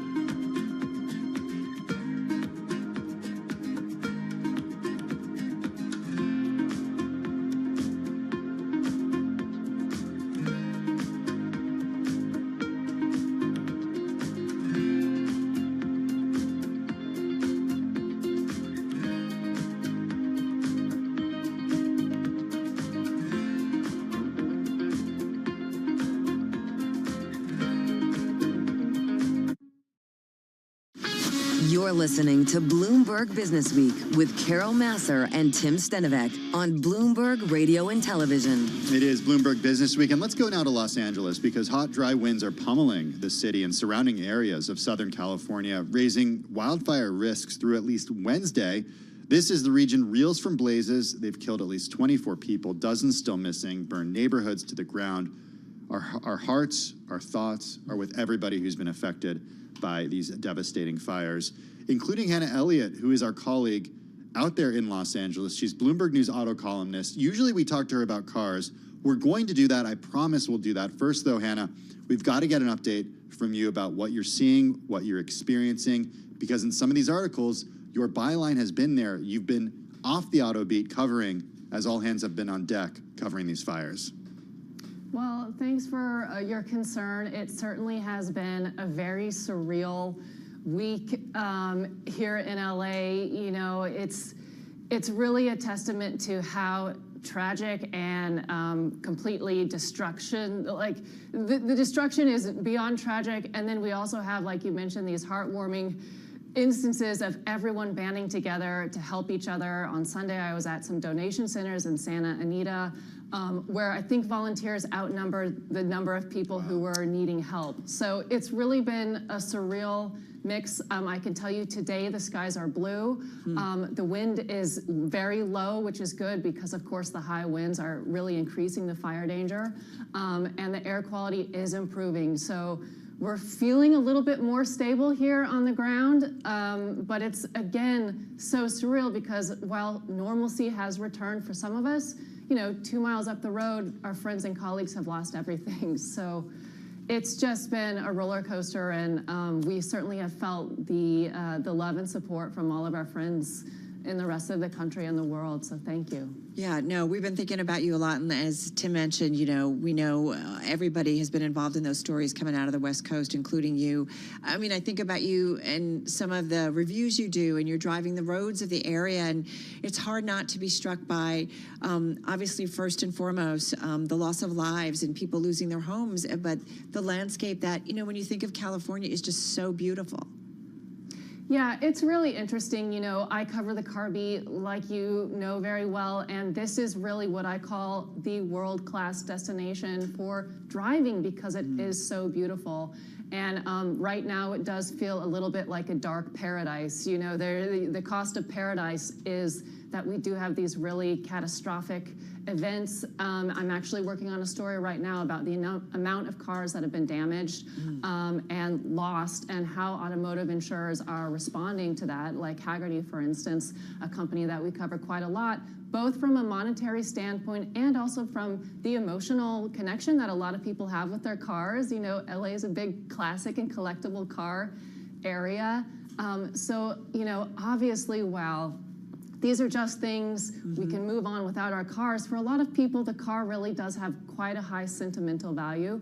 And, you know, as we move forward and get past the death toll and the structural toll, we are still going through how many cars have been lost that really did mean something to an enthusiast. Well, I promised we'd also talk more about cars, and we're looking forward to seeing that story from you, Hannah. I've certainly seen those devastating pictures of not just homes burned out, but cars burned out. One of your recent columns focuses on recalls because, look, anyone who's ever owned a vehicle is familiar with recalls, but it's costly to companies. And also, now we have some stats about which cars are most likely to be recalled. What did you find? Yeah, so this is really interesting. Of course, as 2024 ended, we got a lot of reporting from the National Highway Traffic Safety Administration about how many automakers and individual vehicles had recalls last year.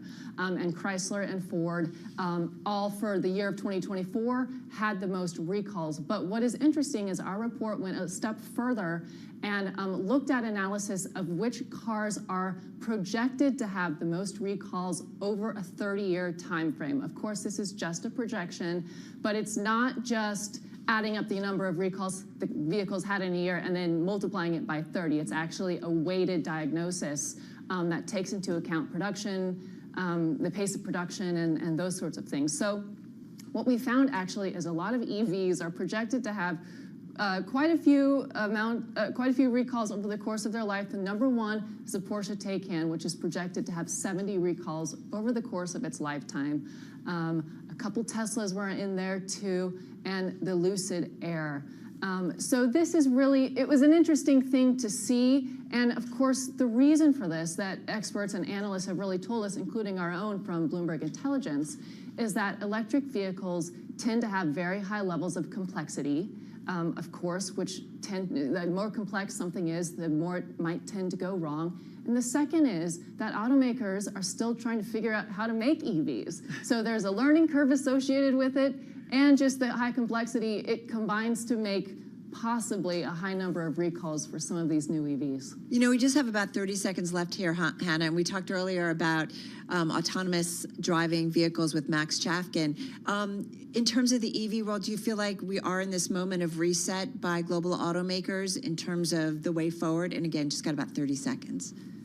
It's possible. I think at this moment in time, automakers are re-evaluating. I don't know if we could say they're going to reset. We might be a little bit too far down the road, but it certainly is a pause and a re-evaluation of how much to invest in the future. All right, we're going to leave it there. Listen, thank you so much. As always, our Hannah Elliott, auto columnist at Bloomberg Pursuits, out there in our LA bureau. And stay safe and be well, Hannah.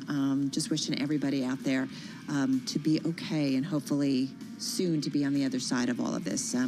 Fingers crossed that the weather and the wind stay down. Fingers crossed. Yeah, exactly. All right, folks, you are listening to and watching Bloomberg Business Week. Tim and I getting ready to wrap up on this Tuesday, and this is Bloomberg Radio.